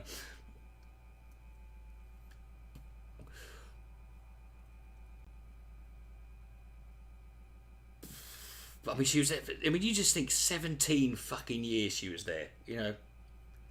And by the time she came out, she had no fucking. Yes, I can see you. I said hello. Fucking hell. Oh yeah, I was reading Mad Frankie Fraser. It was, and one thing they did to paedophiles, they would get a glass. They would get something that's made of glass, and they would grind it down till it was a fine, you know, till it was in fine granules. And they would put it in their sugar bowl, so that when they put sugar on their cereal and in their tea, they would basically swallow all these microscopic shards of glass, and which would slowly work their way around and would slice up their insides. And you're like, yeah, that'll do it, you know. I haven't read Pimp. I do. You know, I have. It is a book I would be interested in reading, But I mean, of all these sort of like, you know, British gangster or criminal, Charles Bronson's autobiography is a fucking god. That's a slog. It's, you know.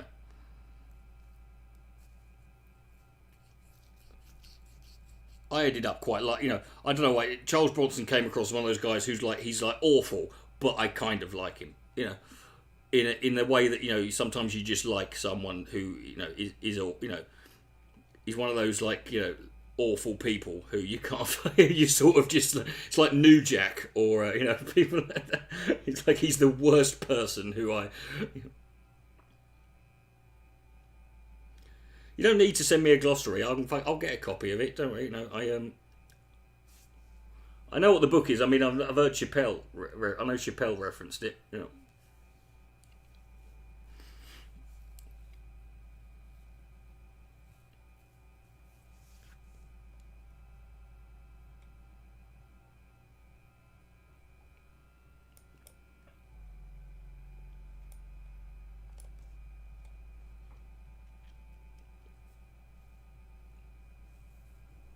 But yeah.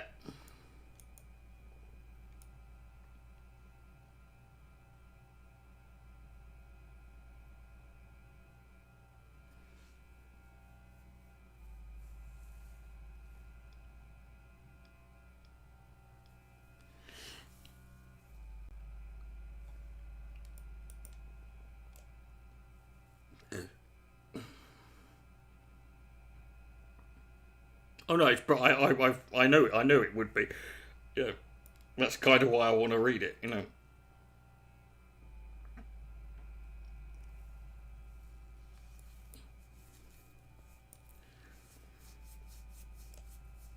You know, I am drawn to the brutal and the horrific. You know.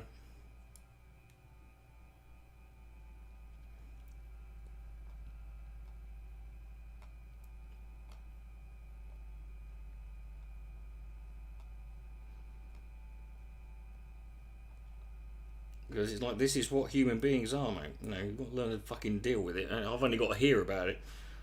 I don't have to go through any of this shit. If people can live through this bollocks, I can fucking at least do them the courtesy of learning about it.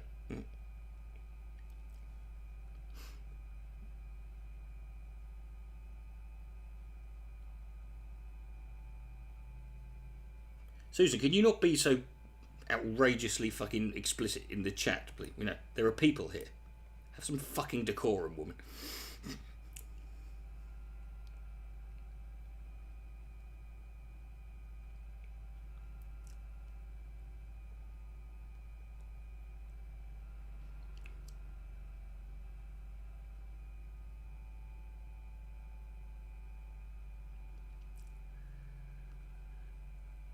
Well, I mean, if you're a criminal, I mean, well, look, loads of, you know, true crime is one of the most popular genres of fucking, you know, of podcast or, you know, documentary or book. I mean, everyone's, you know, that tends to be, you know, everyone's, you know, they're very popular. That's why there's so many of them. You know, unfortunately, because there's so many, they're also very easy to do, and that's why there's so many. That's why there's so many bad ones. That's why you have to sort of like plough through a lot of them, you know, to you know, in order to.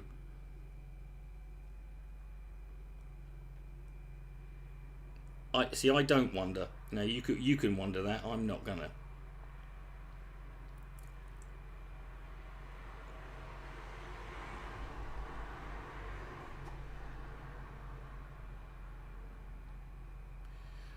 No, I'm sure they make quite a lot though. I'm sure it's it's incredibly lucrative, you know. But, you know, but everyone's fascinated by it. There's no reason why people who just because are in prison would not be. Yeah.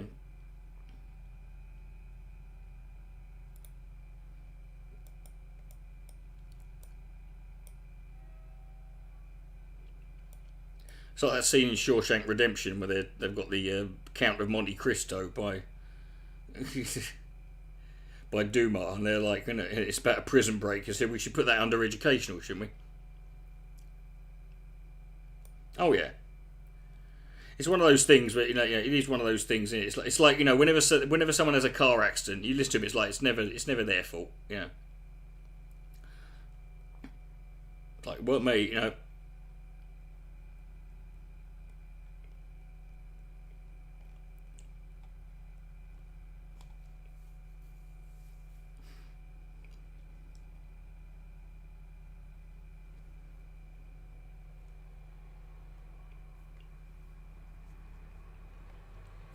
Yeah, no, yeah.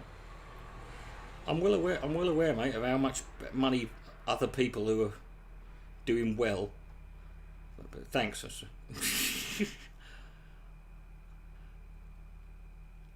You got any more stories about other people who are doing really well for themselves? I could do with, you know, I could really.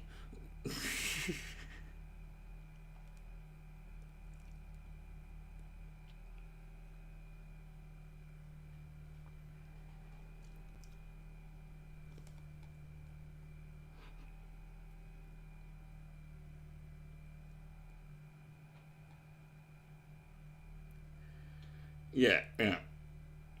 Well, a lot of that I'm sure is just flexing because they're in prison. I mean, you got to sort of like, you know, I would imagine, you know, I've never been to prison yet, you know, but I imagine it's the kind of place where you've got to put off some, you know, as many sort of fuck off vibes as you can, you know.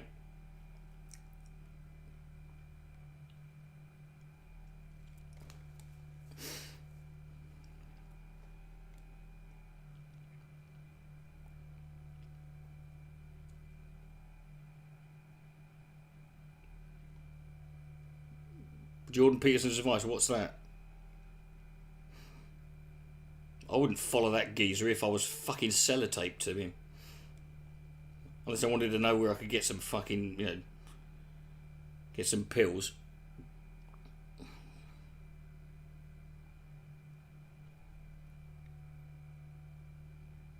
Be nice if he followed his own fucking advice once in a while, you know. What kind of cunt comes out of fucking having been in drug rehab for a month and then releases a book giving you advice on life? Fucking piss off.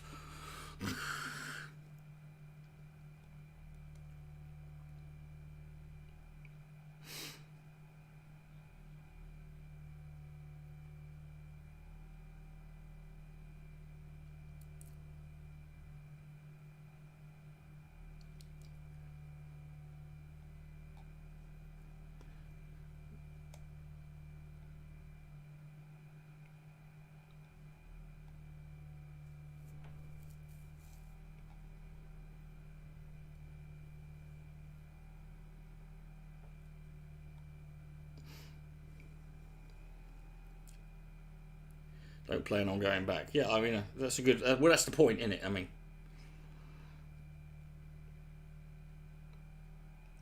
It's kind of the point in prison. You're not meant to want to go back, you know. You wasn't propositioned once, yeah. At first you were relieved, and then you started getting fucking offended. You started wearing hot pants into the shower, you know.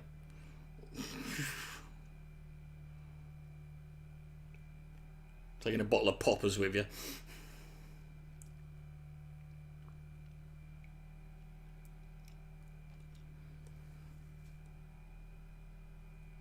I know the feeling.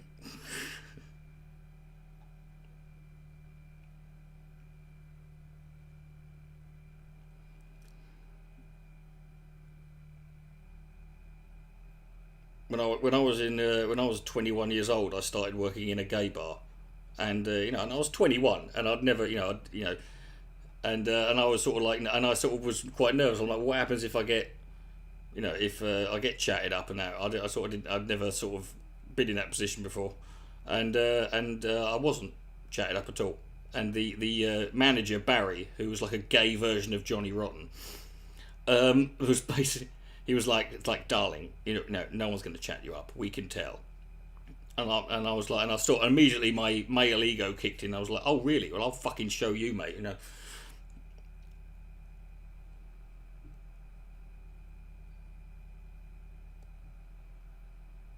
I'll have them queuing up outside the box, waiting for, you know, outside the Gloria, waiting for that one.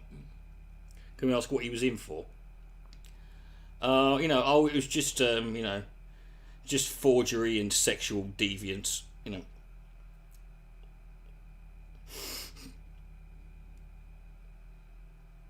That's crazy. Yeah, I know it's a joke, mate. You don't have to take everything seriously, you know. Well, you can do. I mean, I don't know. It's the internet.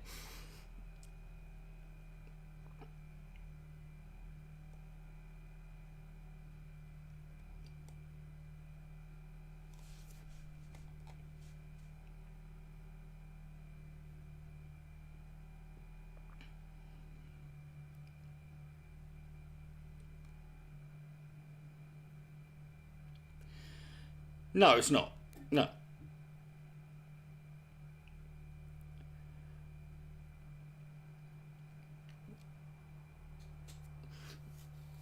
Well, this is why I learned at a very early age that, you know, I knew from personal experience that when, you know, you get those Christians or religious people who say that being gay is a choice, I'm like, it fucking ain't. If it was, I definitely would have tried it by now. You know. I've had enough offers, you know.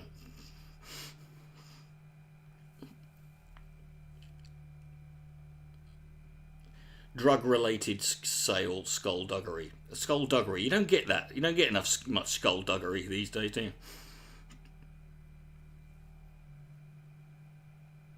you? Skullduggery. Not as bad as skullbuggery, which is that's what Orini's going down for. You know. That's eventually, you know. skullbuggery.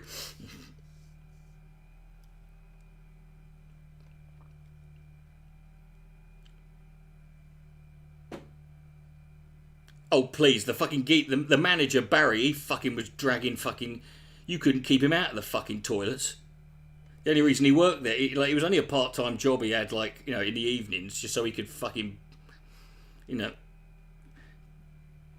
just so he could get some cock of it in his spare time. That was it. He was a manager at Sainsbury's during the day.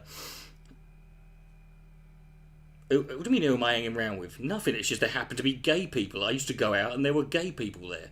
You know, what's wrong with what's weird about hanging around? What do you mean? Who am I hanging around with? Well, people. You know, some people who happen to be gay. What's the fucking weird about that? Unless you're suggesting what would the other option be? No, straight geezers who who were so enamoured and in awe of me, I confused them. You know.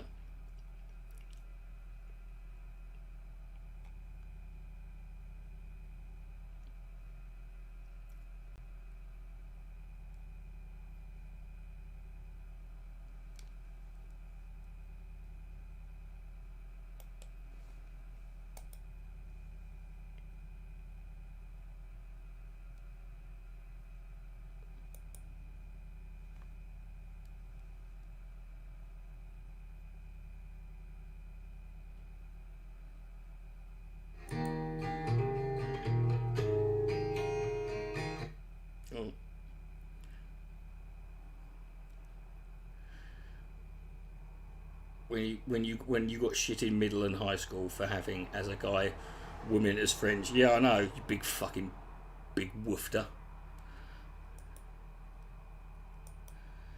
Hanging out with, you know. It's bizarre, isn't it? The things that, you know, the standards young men have, you know. Whereas, quite honestly, as I got older, I would, you know, if I was forced to choose, like, I could only have one, either men or women as company, I would choose women under almost every circumstances, you know, over men. Not saying you're all bad, you know. Sauce. What's my favourite sauce?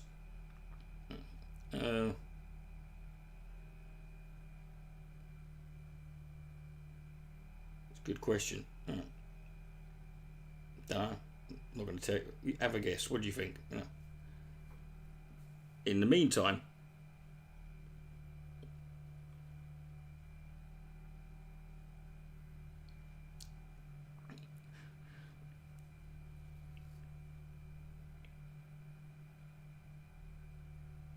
yeah, but HP is not a sauce. HP is a company that makes about 1 million different sauces. That's like saying Heinz. I mean, it's not a sauce, you know.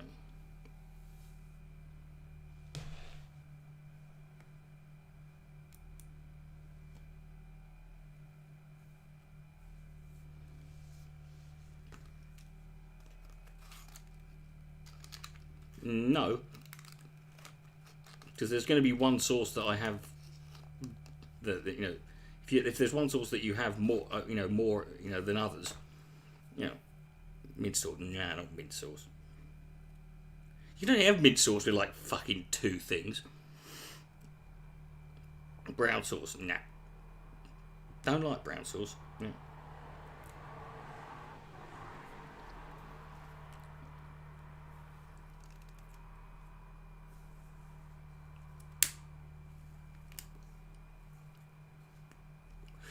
Daddies. Do I ever... Turning Tree, are you new round here? Do you have someone who looks after you? Did you subscribe to me this morning? Do I ever watch Alex Jones?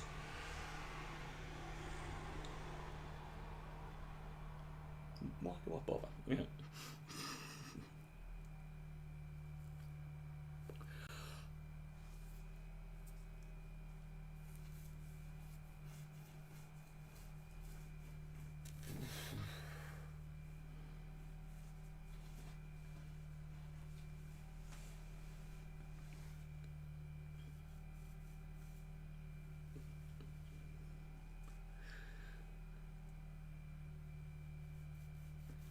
Marmite and don't like Marmite. Peanut butter's alright, but it's got to be chunky. I mean, still, I know you're a long time fan. No, look. When the last thing I ever did on Alex Jones was when I did nothing but watch Alex Jones as a news source for a month back in a couple of years ago, and then shortly after that, he got fucking banned from every fucking platform, and I was like, right, I'm done. I've served my fucking time. I've done my time. I have fucking, I've been doing videos on this motherfucker since 2009. It wasn't a marathon. It was a it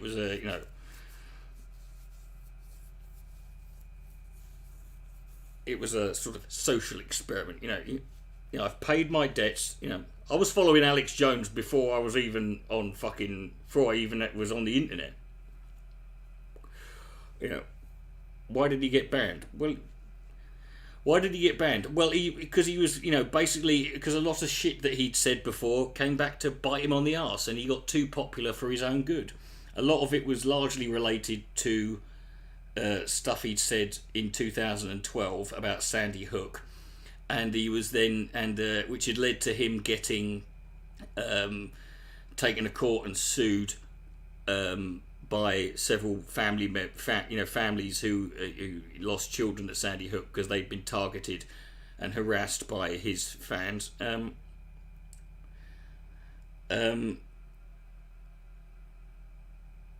yeah, that was a lot of it was doing that. But I mean, there's a million and one fucking reasons I mean, if YouTube were consistent, he'd have been banned he wouldn't have even made it that far, But the thing is, when you're Alex Jones, the thing about someone like Alex Jones is there's a level of popularity that you want to avoid. You don't want to become too popular, because he said a lot of fucking bonkers shit.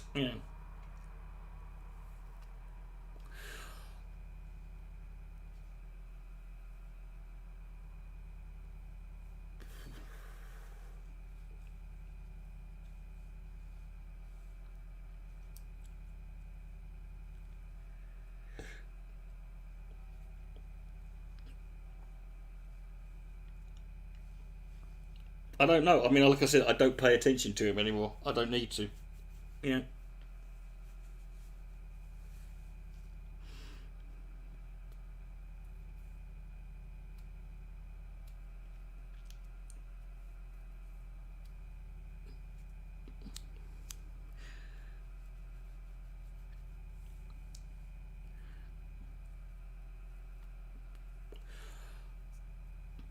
I still remember that the first Alex Jones video I ever did I did my impression of Alex Jones, and I did an 8-minute Alex Jones impression, and I said that 50% of the things I'm saying in this is stuff I've made up, and 50% is actual quotes. Can you guess? And everyone was trying to guess, and the thing is, I was lying because the entire thing was quotes by Alex Jones.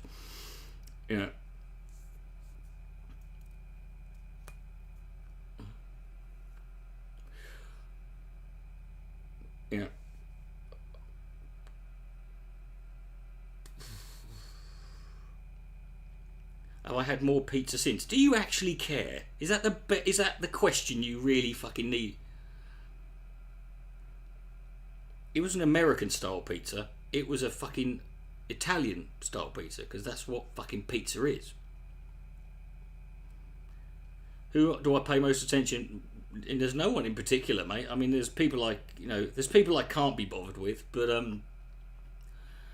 it's whatever fucking it's whatever fault. It's whatever I feel like, really. I mean, I've got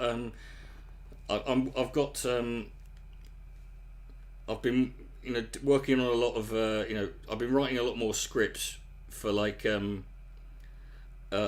got nearly I've got effectively 5 scripts here for videos that am I a Destiny fan? I'm not really. I'm indifferent to Destiny.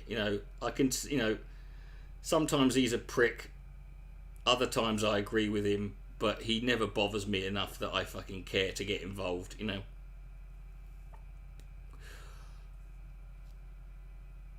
but I've got I've got 5 scripts here that I've nearly finished. Four of which are whatacuntyoure.com list videos. Am I retired? No, it's just there's nowhere to do stand up, mate. It's fucking lockdown, mate. There's nowhere to perform. I'll never retire from stand up. No, it's just there's been nowhere to perform for the last fucking year and a bit, you know.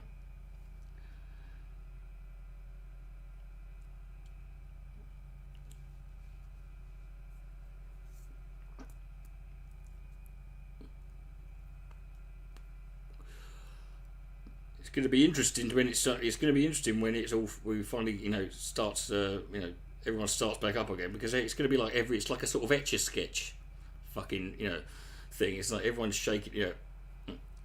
No, that's okay, dude. That's not an idea. That is literally what comedians have been doing. They've been doing live streams, podcasts. They've been doing shows in Zoom calls. They've been doing shows.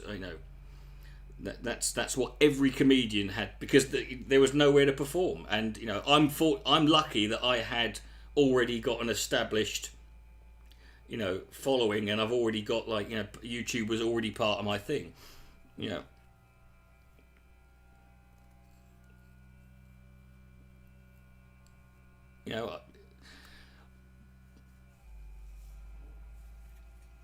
No, you're not a genius. It's pretty fucking Of course, it's still different. It's not like doing it live. Do people still use Skype? Occasionally, I remember Skype was, I remember just like being, I found Skype amazing, for and it quite, because if you're like me and you grew up, I just remember sitting this is a free software that you've got 12 people, who are scattered over 6 continents in 9 different countries, and we're sat on a phone call for 9-10 hours, and it's free. I mean, it's fucking incredible. I'm like, this is amazing.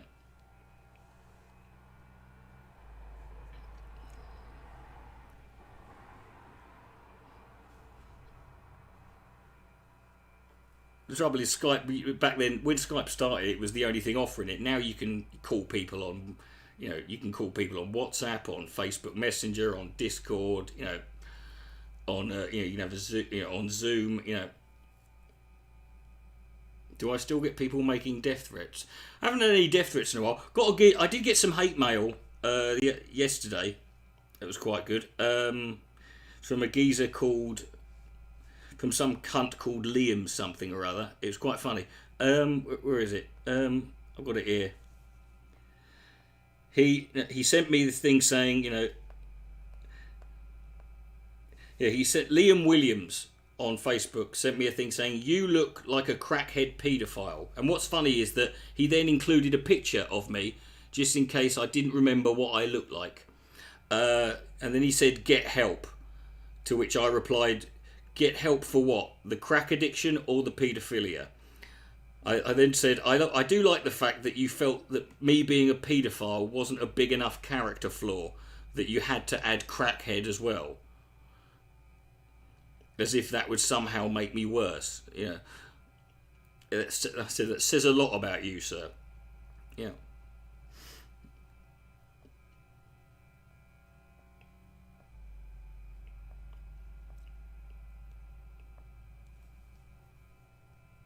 I don't look like a... Gee, thanks, John. I don't mind looking like a crackhead, because that's technically true, It's the... I'll say technically true. It's literally true, But,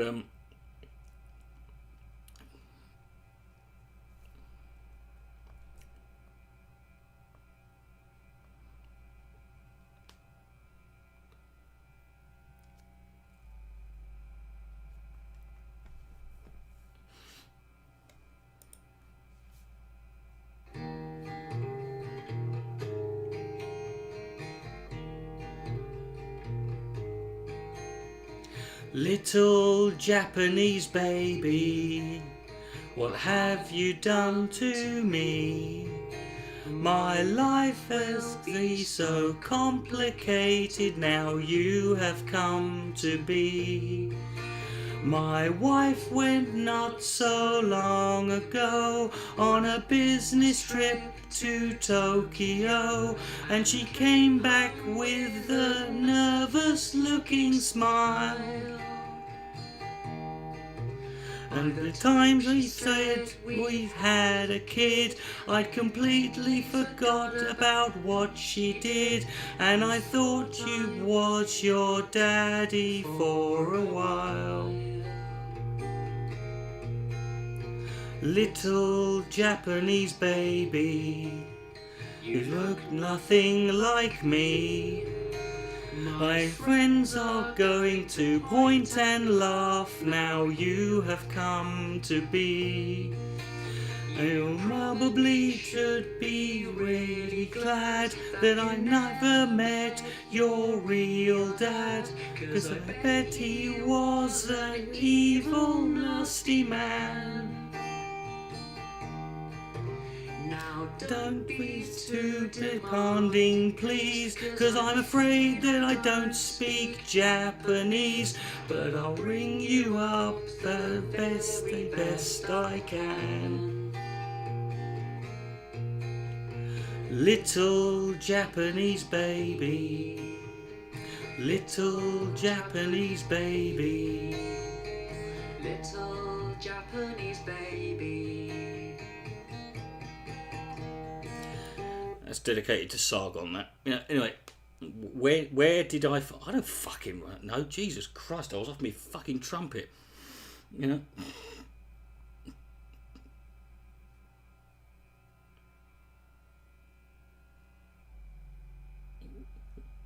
A lot of my memories of that, you know, the large periods of my early to mid 20s are somewhat hazy.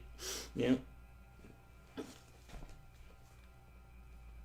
A lot of the times I have to piece it together from fucking, you know, other people's, other people's corroboration. Sometimes, you know, I've got memories that I don't even, you know, they were real to me, but I don't know. I'm not 100% sure they fucking happened, because but that's what your brain does when it can't remember things. It just fills in the gaps with something and tells you that that's what happened. You know.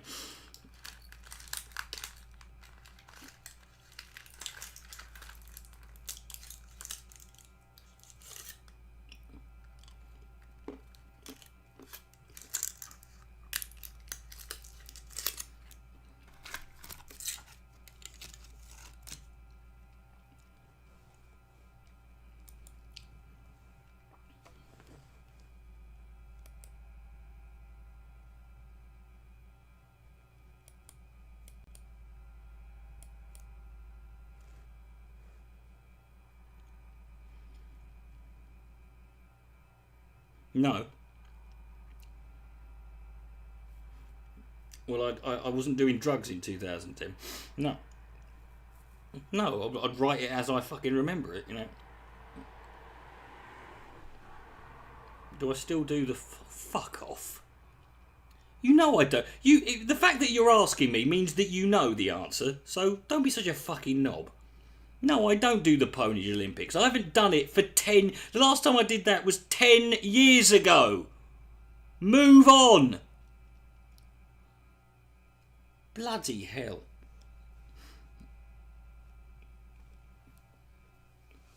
You love it so much, you fucking do it.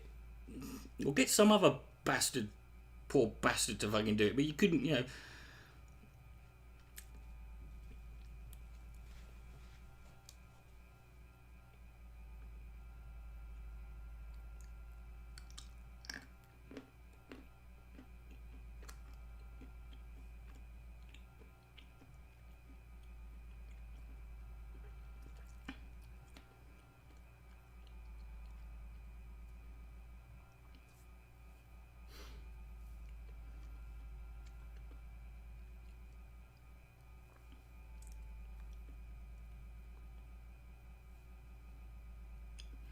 It's not Nom, those are fucking, you know, those are heartburn pills.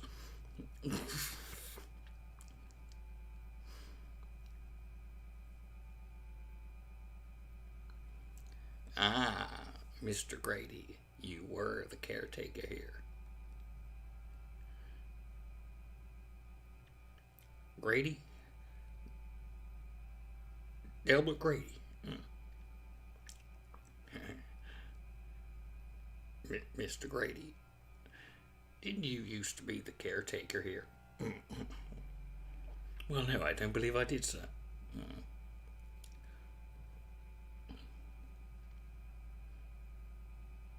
I don't give a toss whether it's dated or not. Fucking hell. It is, you know.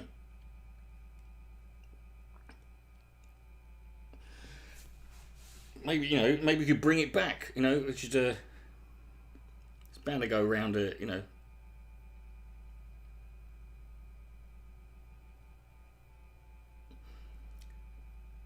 Yeah. Normally it's either the Polish Olympics or Nazis without aptitude. Like, despite the fact that I haven't done a fucking... Or Thunderfoot. You know, or the Amazing Atheist, or, you know, basically people I literally haven't made videos about for about 8 to 10 years. Well, I thought it was quite interesting recently. I read an article about how Stanley Kubrick's daughter is a proper fucking kook, like a QAnon conspiracy mentalist. And I'm like, I wonder if that means that she believes the conspiracies about The Shining and her dad. Or does she believe that her dad fucking staged the moon landing? You know. Because that's the good enough reason to fucking believe him, as that, you know.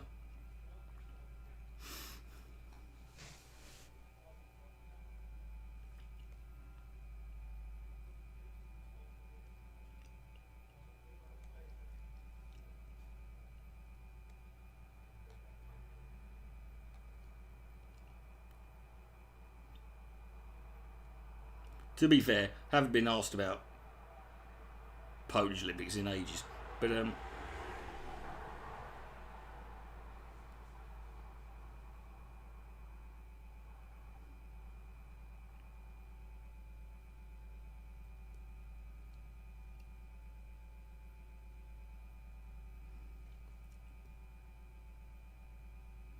course they were, you know.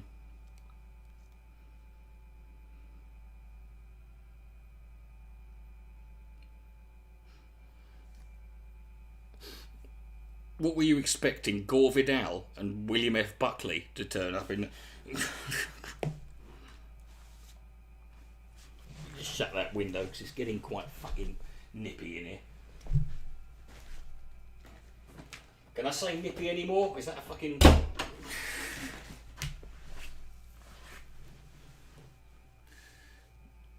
Okay, this is your second warning. Have you ever fucked a dinosaur? Because obviously... you know, you're not new around here. I know you've come in this account, right? But I'm not going to do a Venom Fang Exponent video on the fact that he hasn't been on the fucking internet for 8 years. If you ask me one more fucking question from 2009, you can, you know, you're gone. I get asked enough nonsensical bullshit questions from... You'll get cancelled. Go, oh no, that'll only be like the 9th time in my fucking life that I've been cancelled. You know, you want fucking, you know, when people talk about, you know, I'm walking proof about the fucking absolute fucking futility of so-called cancelling people. Still here, you know.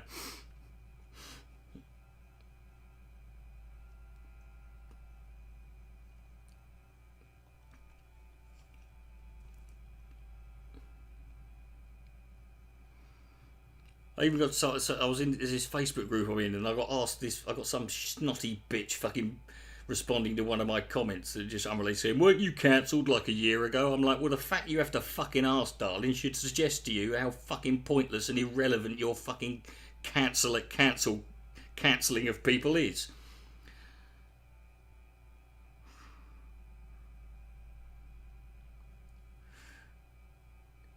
I know I'm not going to ask you if you've ever been cancelled. Do you know why? Because you've never been fucking important enough for anyone to give a shit. Now piss off.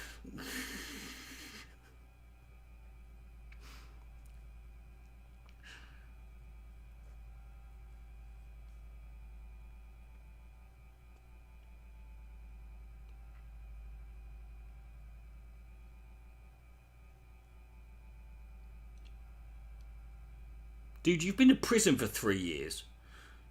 You're worried about being cancelled. Dude, people have to have heard of you and know who you are for it to be fucking relevant. It's like cancelling a TV show no fucker's ever fucking watched.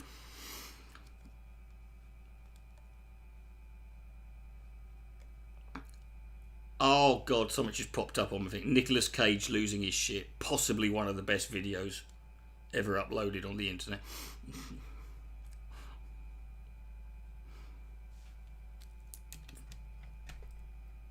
From the icon, the legend.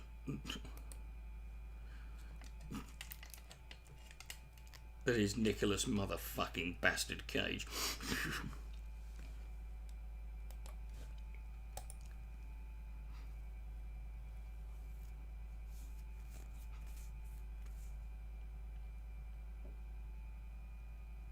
No, this is Nicolas. This is a compilation of her.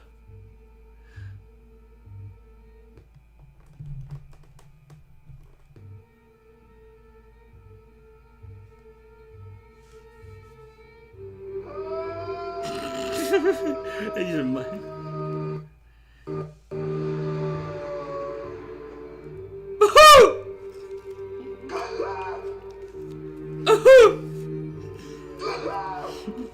Vampire! I'm a vampire!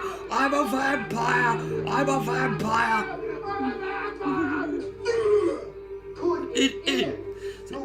See now what he's about to do now, this is, and I'm not fucking around, this is one of the best pieces of acting I have ever seen in my life.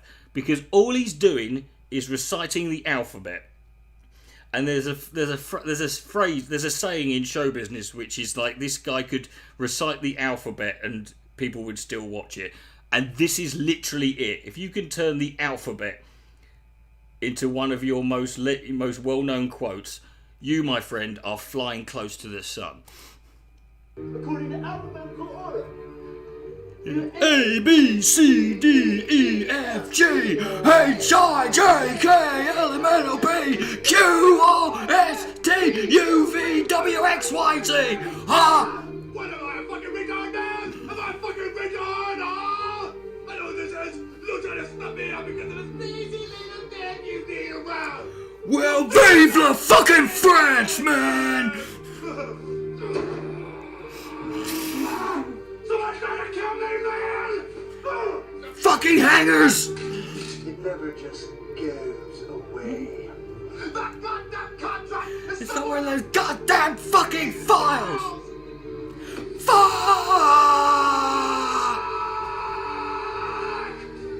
Fucking fucker, fuck! Fuck you! Fuck you!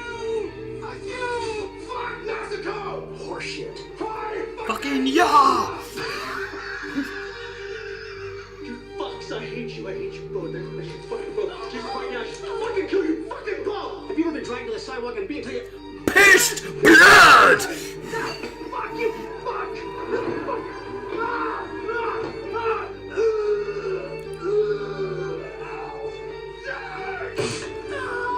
I have now. Bye-bye.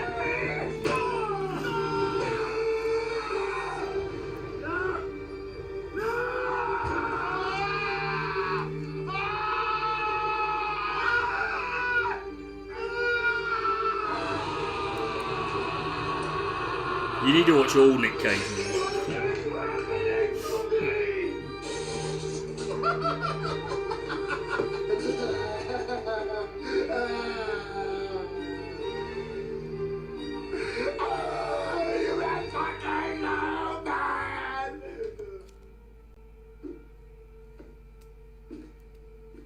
This is actually on clips from his film. This is just Nick Cage being filmed in his day-to-day life, you know.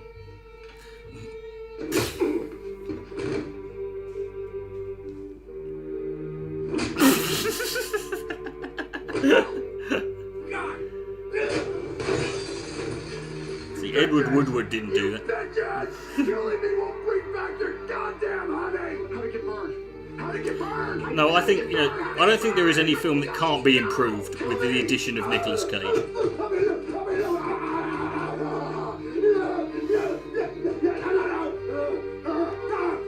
I think they should remake Face Off, but have Nicolas Cage play every character. What is it? What is that? What is that? What is that? Oh, no, not the beast!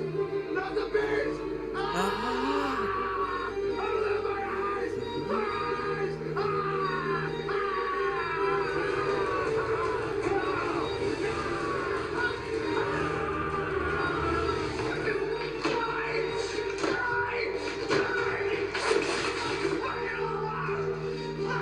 Oh, look at him blacking up.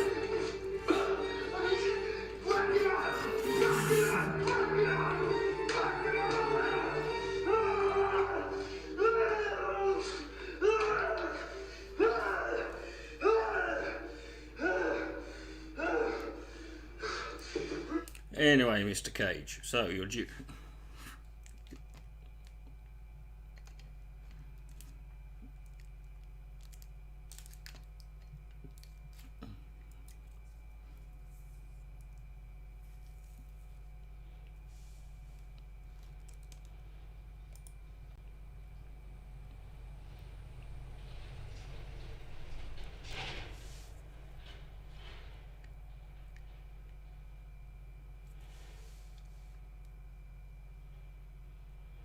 So one of my favorite Nick Cage stories was there's this annual get together, this annual sort of convention that happens. It's only a small one, but it's called Cage Fest, and it's just like a load of Nicolas Cage fans get together. It's very small, and they sort of have as a little theatre, and they binge watch Nicolas Cage movies. Anyway, Nicolas Cage heard about this, and he found out where it was, and he randomly turned up to Cage Fest, and then he gave a live performance of Edgar Allan Poe's The Raven. I'm like, anything more, there's anything more Nicolas Cage than that, than just turning up at your own convention, and then for no reason, like he could have just turned up and that would be enough, but no, because he's Nick Cage, he thought, I'll read some Edgar Allan Poe, those motherfuckers, yeah. Quoth the Cage, nevermore. Oh, yes. Yahoo!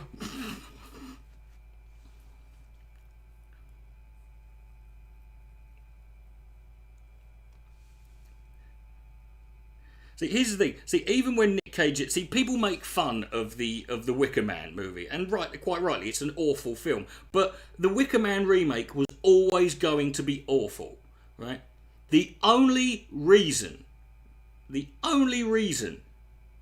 people still... If they'd had just any... if they'd had another actor, no one would be talking about it. But because of Nick fucking Cage in there, that film became a fucking meme. There's no one who could have fucking done better with that,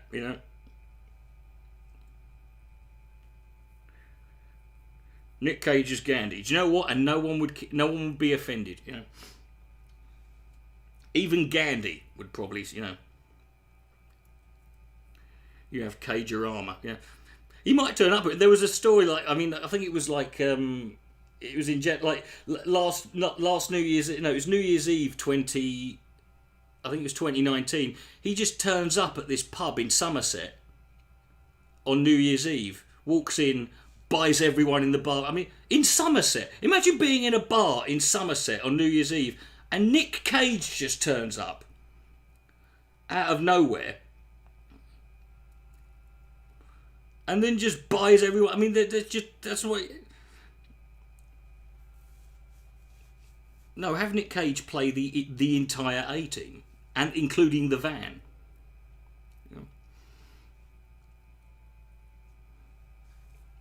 But seriously, when there are so many great films that he does, and he's I genuinely think he's my favourite actor personally, because everything he's just incredibly captivating. And and he is as legit. People forget he's legit done some fucking incredible films, and done some amazing performances. Leaving Las Vegas, Bad Lieutenant, fucking Raising Arizona, You know, Face Off, Con Air, The Rock. You know, even things like Gone in 60 Seconds or 8mm, which weren't brilliant, which weren't, you know, iconic, but they were good films. You know.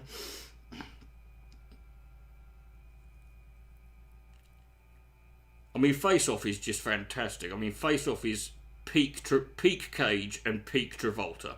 It was them, the two of the biggest overactors in Hollywood. Probably the two. You know, if the only way that Face Off could have been improved is if the guy who played Pollux Troy had been Jim Carrey. That would have been. Then you'd have the three biggest overactors. Wild at Heart, yeah.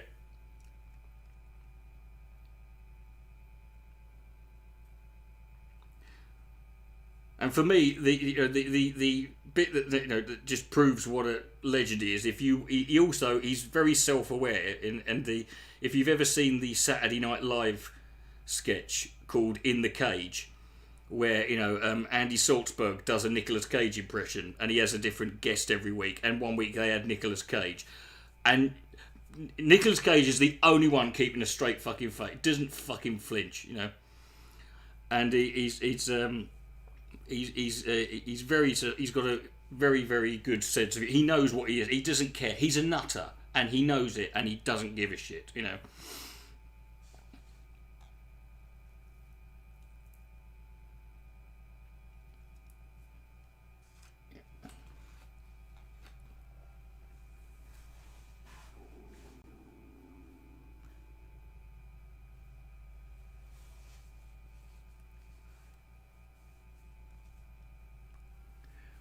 Yeah, Cage's Hamlet, like, I have of late, but wherefore I know not!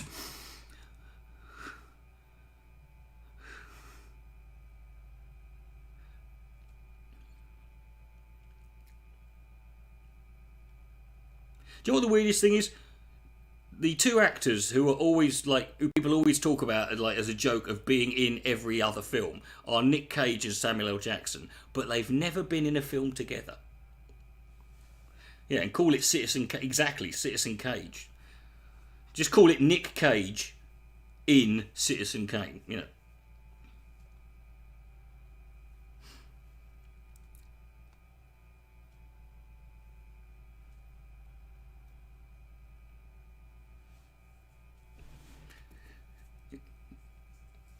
You could remake anything. You could even remake something. You could put Nick Cage in,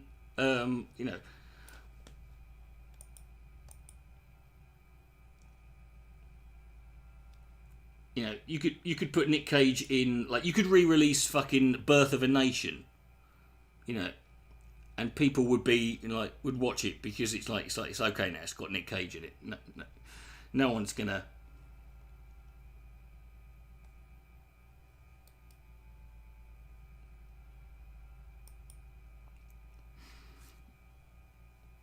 Yeah. In fact, have Nick Cage play.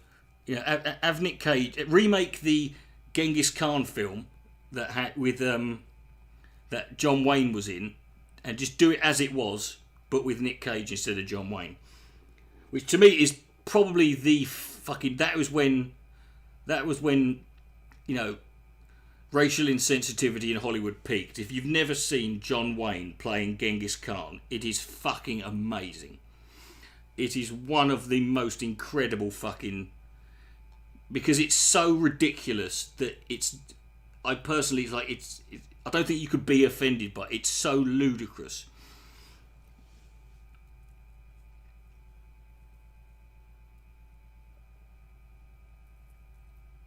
Were they in Amos and I didn't know that. Sorry. Well, there you go then. But you would think statistically they would be in more, Did I see the Spike Lee remake of Oldboy? Yes, Brian. I've talked about this multiple times. And yes, it was always going to. First of all, it was never going to be, The thing is, it didn't. What's annoying is I didn't expect it to be as good as the original. But it's not. It wouldn't have been difficult to make it a shit ton better than it was.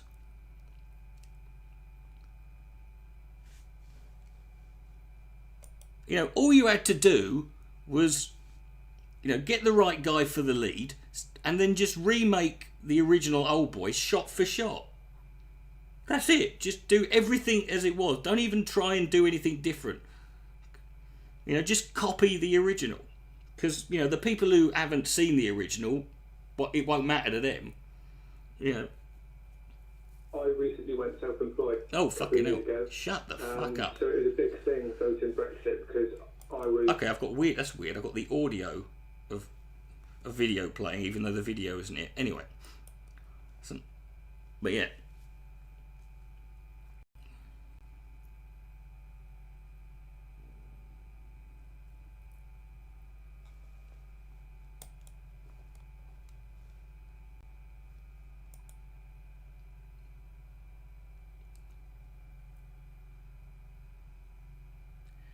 Spike Lee's all right. I mean, he's but I mean, I did watch it rather than watch Old Boy. What I would recommend is rather than watching the remake of Old Boy, there's a channel called Your Movie Sucks on YouTube, and he did a blistering takedown of Old Boy, and I think it's literally about an hour and 40 minutes. It's a fucking, and he's just like, you're much better off just watching that,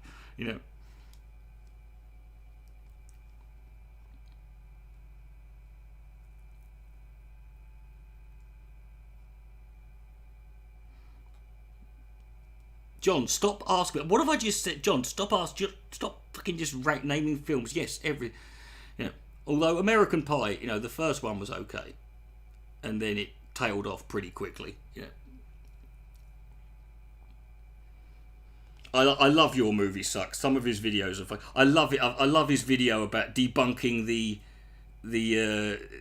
claim that this belief, the conspiracy that fucking The Lion King was plagiarized from this Japanese, and it's 2 hours and 40 minutes long, and it is the most fucking, it is the biggest actually I've ever seen in my life. It's like it's one of those videos I'm watching, it doesn't need to be, he insisted on doing it as thoroughly as possible. It's like, it didn't need to be this long. You're sold after about the first, 30 minutes, you're convinced. But he went on and on, because he was like, no, fuck this bullshit, I'm going to fucking take it. Thoughts on Kimber? None, really. I mean, it's not a cartoon I would watch, I've got no interest in it, and it's just a...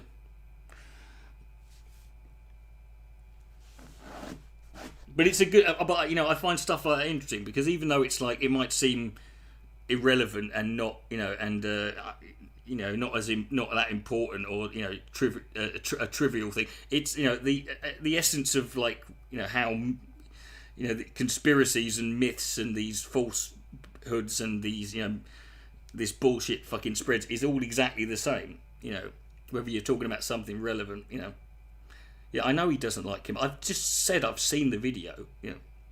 Well, he said he liked some of it, and he didn't like it's a fucking, like he said, it's a huge. I do love the bit when it's overtly racist, where Kimber's like, you have no right to attack my father because he was white. He goes, listen, Kimber, the reason you're white is you come from a fucking long line of great leaders, and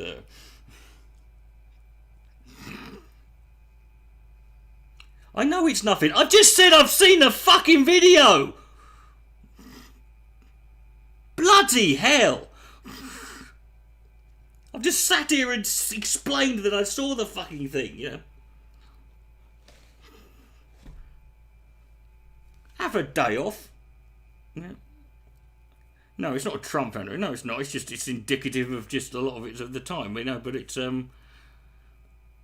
like a lot of old cartoons. There's a lot of fucking, there's a lot of stuff about it that's wouldn't fly.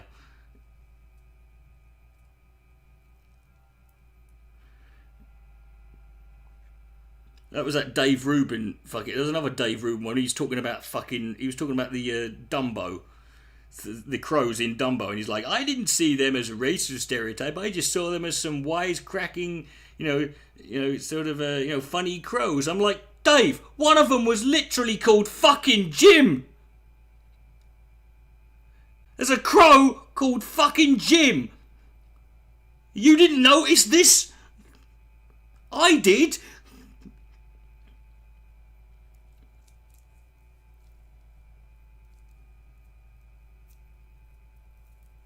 What do you mean going on Twitter? Well, I mean, I've seen the same shit that's been going on constantly on Twitter. So.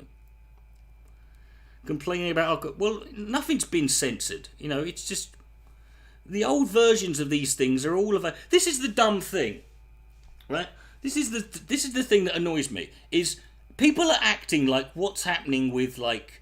You know, these, you know, with like all this, like these, you know, the Doctor Zeus. Also, first thing we can point out in regards to Pepe Le Pew, right? Dr. Zeus, Mr. Potato Head becoming Mrs. Potato Head, and there's another one I can't remember the other. But in regards to those ones, can I just point something out? People are talking about cancer. Nobody asked for these things. To fuck it, no one was asking. No one, women were not marching. There was no campaigns or hashtags saying we want Mrs. Potato Head. No one was asking for it. No one was asking for Pepe Le Pew to be taken out of it. They just did. No one was, you know, Dr. Zeus. The Dr. Zeus one, like the 6 books that they fucking said they're no longer publishing were 6 books that nobody fucking buys. They're like they're books that no one fucking gave a shit. And Lola Bunny, people talking about the breast size of a cartoon bunny. I mean, what the fuck is wrong with these people? And then it turns out that the picture they were sharing was not Lola Bunny from Space Jam. It was a piece of erotic fan fiction. You know? Do you remember Gollywogs? Right? Do you remember the Gollywog doll? Right? They stopped making those back in the late 90s. Right? You could argue that it was cancelled. Do you remember Black and White Minstrels? You know, the Black and White Minstrel show? Yeah, not around much anymore, is it? Because guess what? And people forget a lot of the books that they read as children were also censored and changed. You know, a lot of these books were changed for the same reason. They just don't fuck it. They just pretend that this is a new thing. You know, Dave Chappelle, 25 years ago, did a stand-up routine about Pepe Le Pew being a rapist. You know, it's like, this is what... And no one gives a shit. No, these are things that nobody would give a shit about unless they were told. Do you think anyone would have noticed those Dr. Zeus books were not being printed if Dr. Zeus Enterprises had, apropos of nothing, of their own fucking volition, under no public pressure or scrutiny, had fucking decided to, you know? No, of course not. You wouldn't notice. Same way no one gave a shit about Pepe Le Pew. Pepe Le Pew was never anyone's favourite cartoon. Yeah, but he wasn't cancelled. They're just not putting him in the fucking thing. It's just, you know, that's it. He's not... Stop saying cancelled, this fucking bullshit. This is playing into this fucking bullshit narrative where they just... All they do is rebrand something that's always been happening, that has always happened, you know. And if you're going to use words like cancelled, then let's use it fairly, right?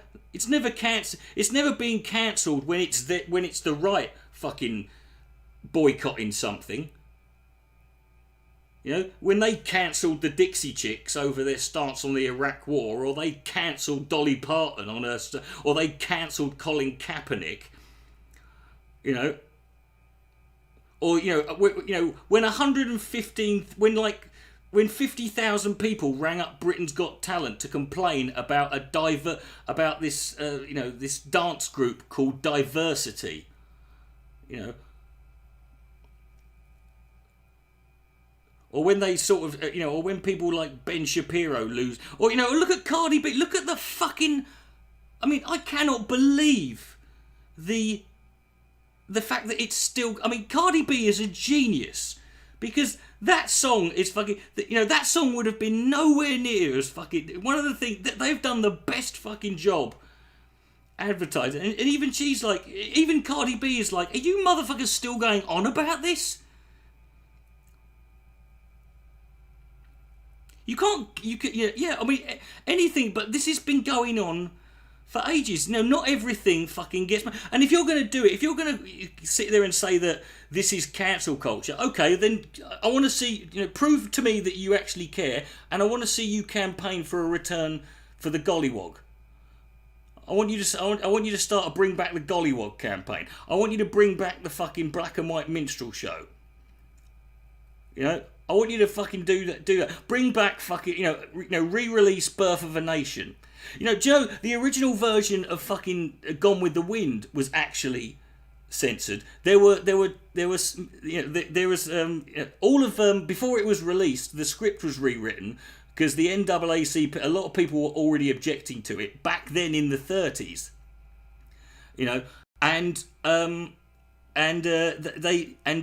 Had they not stepped in, the N-word would have been liberally thrown about through the script. And there's a scene in Gone with the Wind that's in the book that they cut out, in which the Ku Klux Klan go round and burn a load of black people's houses down in this village, and they're portrayed as the good guys. That was not in... that's in the book, but it weren't in the original. Now, campaign to have those scenes put back in.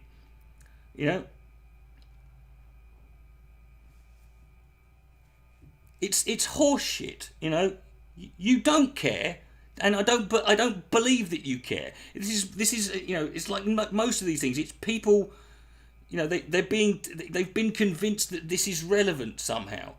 That a cartoon they never gave a shit about. Well, no, I mean, Gone with the Wind is just... But again, who the fuck cares about Gone with the Wind?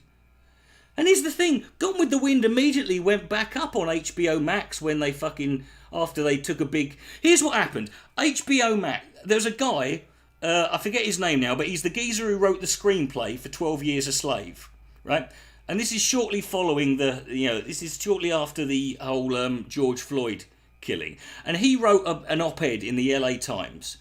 about HBO Max, saying that, and he specifically said he wasn't asking for anything to be banned or censored, but he said that, he thinks there should at least be some kind of disclaimer or, just content warning at the start, at the start of Gone with the Wind if you're going to have it, and because he was just talking about how this is just on HBO Max. And so they did that. They took Gone with the Wind down, and within less than 2 months, it was back up. And do you know what people were complaining about? The fact that there was a disclaimer there. Do you know what they also put up?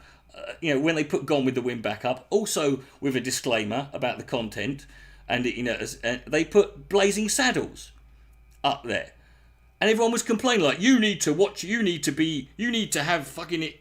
You need to, have a video lecture. No, you don't. You can skip it. Yeah, the only reason... Mel Brooks said that he was the one thing he was nervous about was the amount of... was using, the racial slurs, was using the N-word in that. And it was Richard Pryor who said, no, put it in, you have to.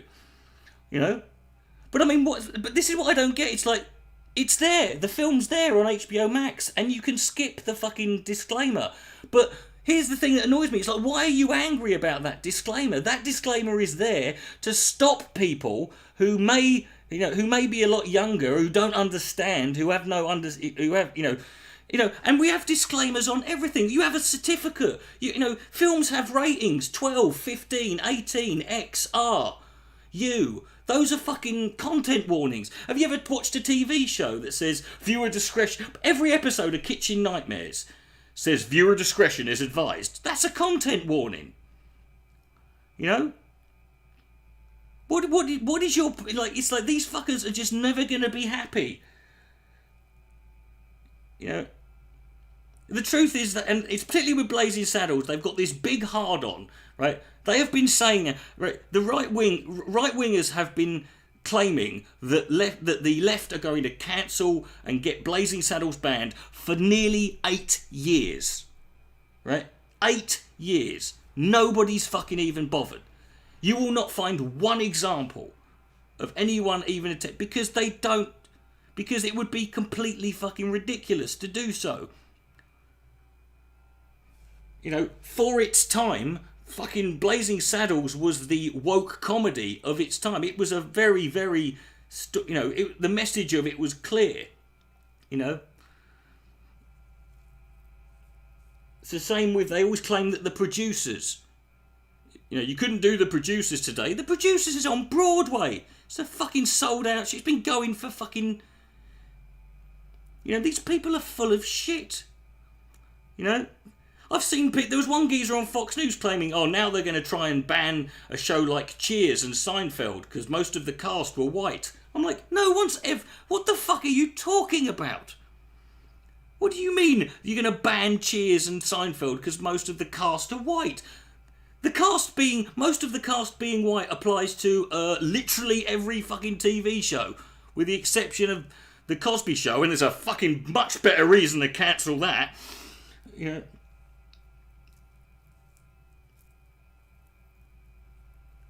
You know, it's like... And this is the thing, they sit there and they fucking... What they do is it's like they don't care whether things... They just want to provoke people. They know that... back in... If they'd have been around when if these people had been in their fucking prime when Blazing Saddles came out, they'd have been the fuckers complaining about it. They would have been the ones talking about, they would have been doing what they always do, you know.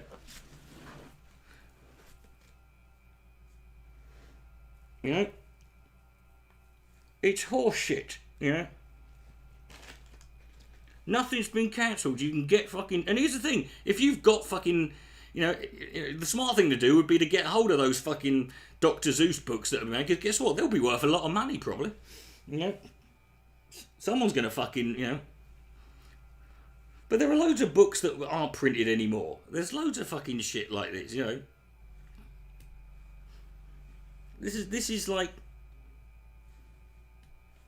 The funny thing is, when in a lot of these cases, you know, it's always people, you know, you actually look at what the artist who says stuff, who's having their stuff from 20, 30 years ago scrutinised.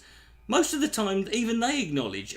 Eddie Murphy, in an interview I read last year, he sat there and said that, you know, a lot of the stuff, you know, even though people love Raw and Delirious, you know, even he acknowledges that there's a lot of material in there that isn't, you know, that isn't, he's not comfortable with, and he would not do, he definitely wouldn't have done, you know, a lot of stuff, generally the stuff about gay people especially, and the stuff about AIDS, because it was just really fucking uncomfortable, you know, ignorant and fucking stupid, and watching it back you can't fucking tell me that it isn't, you know. There's still great comedy shows. I mean, there's still two of the greatest comedy shows you'll fucking find, but it's you know. Do you know who just fucking, you know, he just announced it. I saw it because I follow him on Facebook. Do you know who's just announced like a load of shows and a tour he's going on in America? Andrew Dice Clay. He's still going. He's been touring pretty much ever since, you know.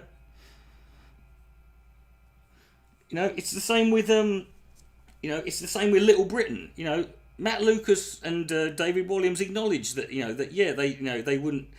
You know, they're not comfortable with they wouldn't have done the blackface. Even like on It's Always Sunny in Philadelphia. You know, I've seen the cast, Rob McElhenney and Glenn Howerton in interviews say that, so in their earlier episodes there was, you know, the constant use of the word tranny, and the stories involving, you know, the transgender woman who Mac falls in love with. You know, they said that, you know, they kind of, like, they went about that, you know, they wouldn't have gone about it the way they did. They were wrong to do it because they felt that, you know, but they were ignorant back then, and that's the jokes they wrote, you know, and that's it, you know.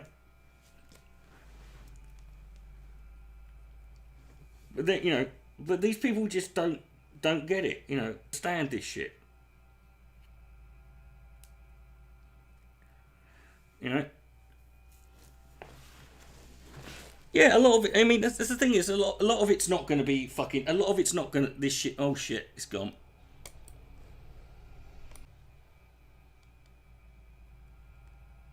Oh, here we are. you know,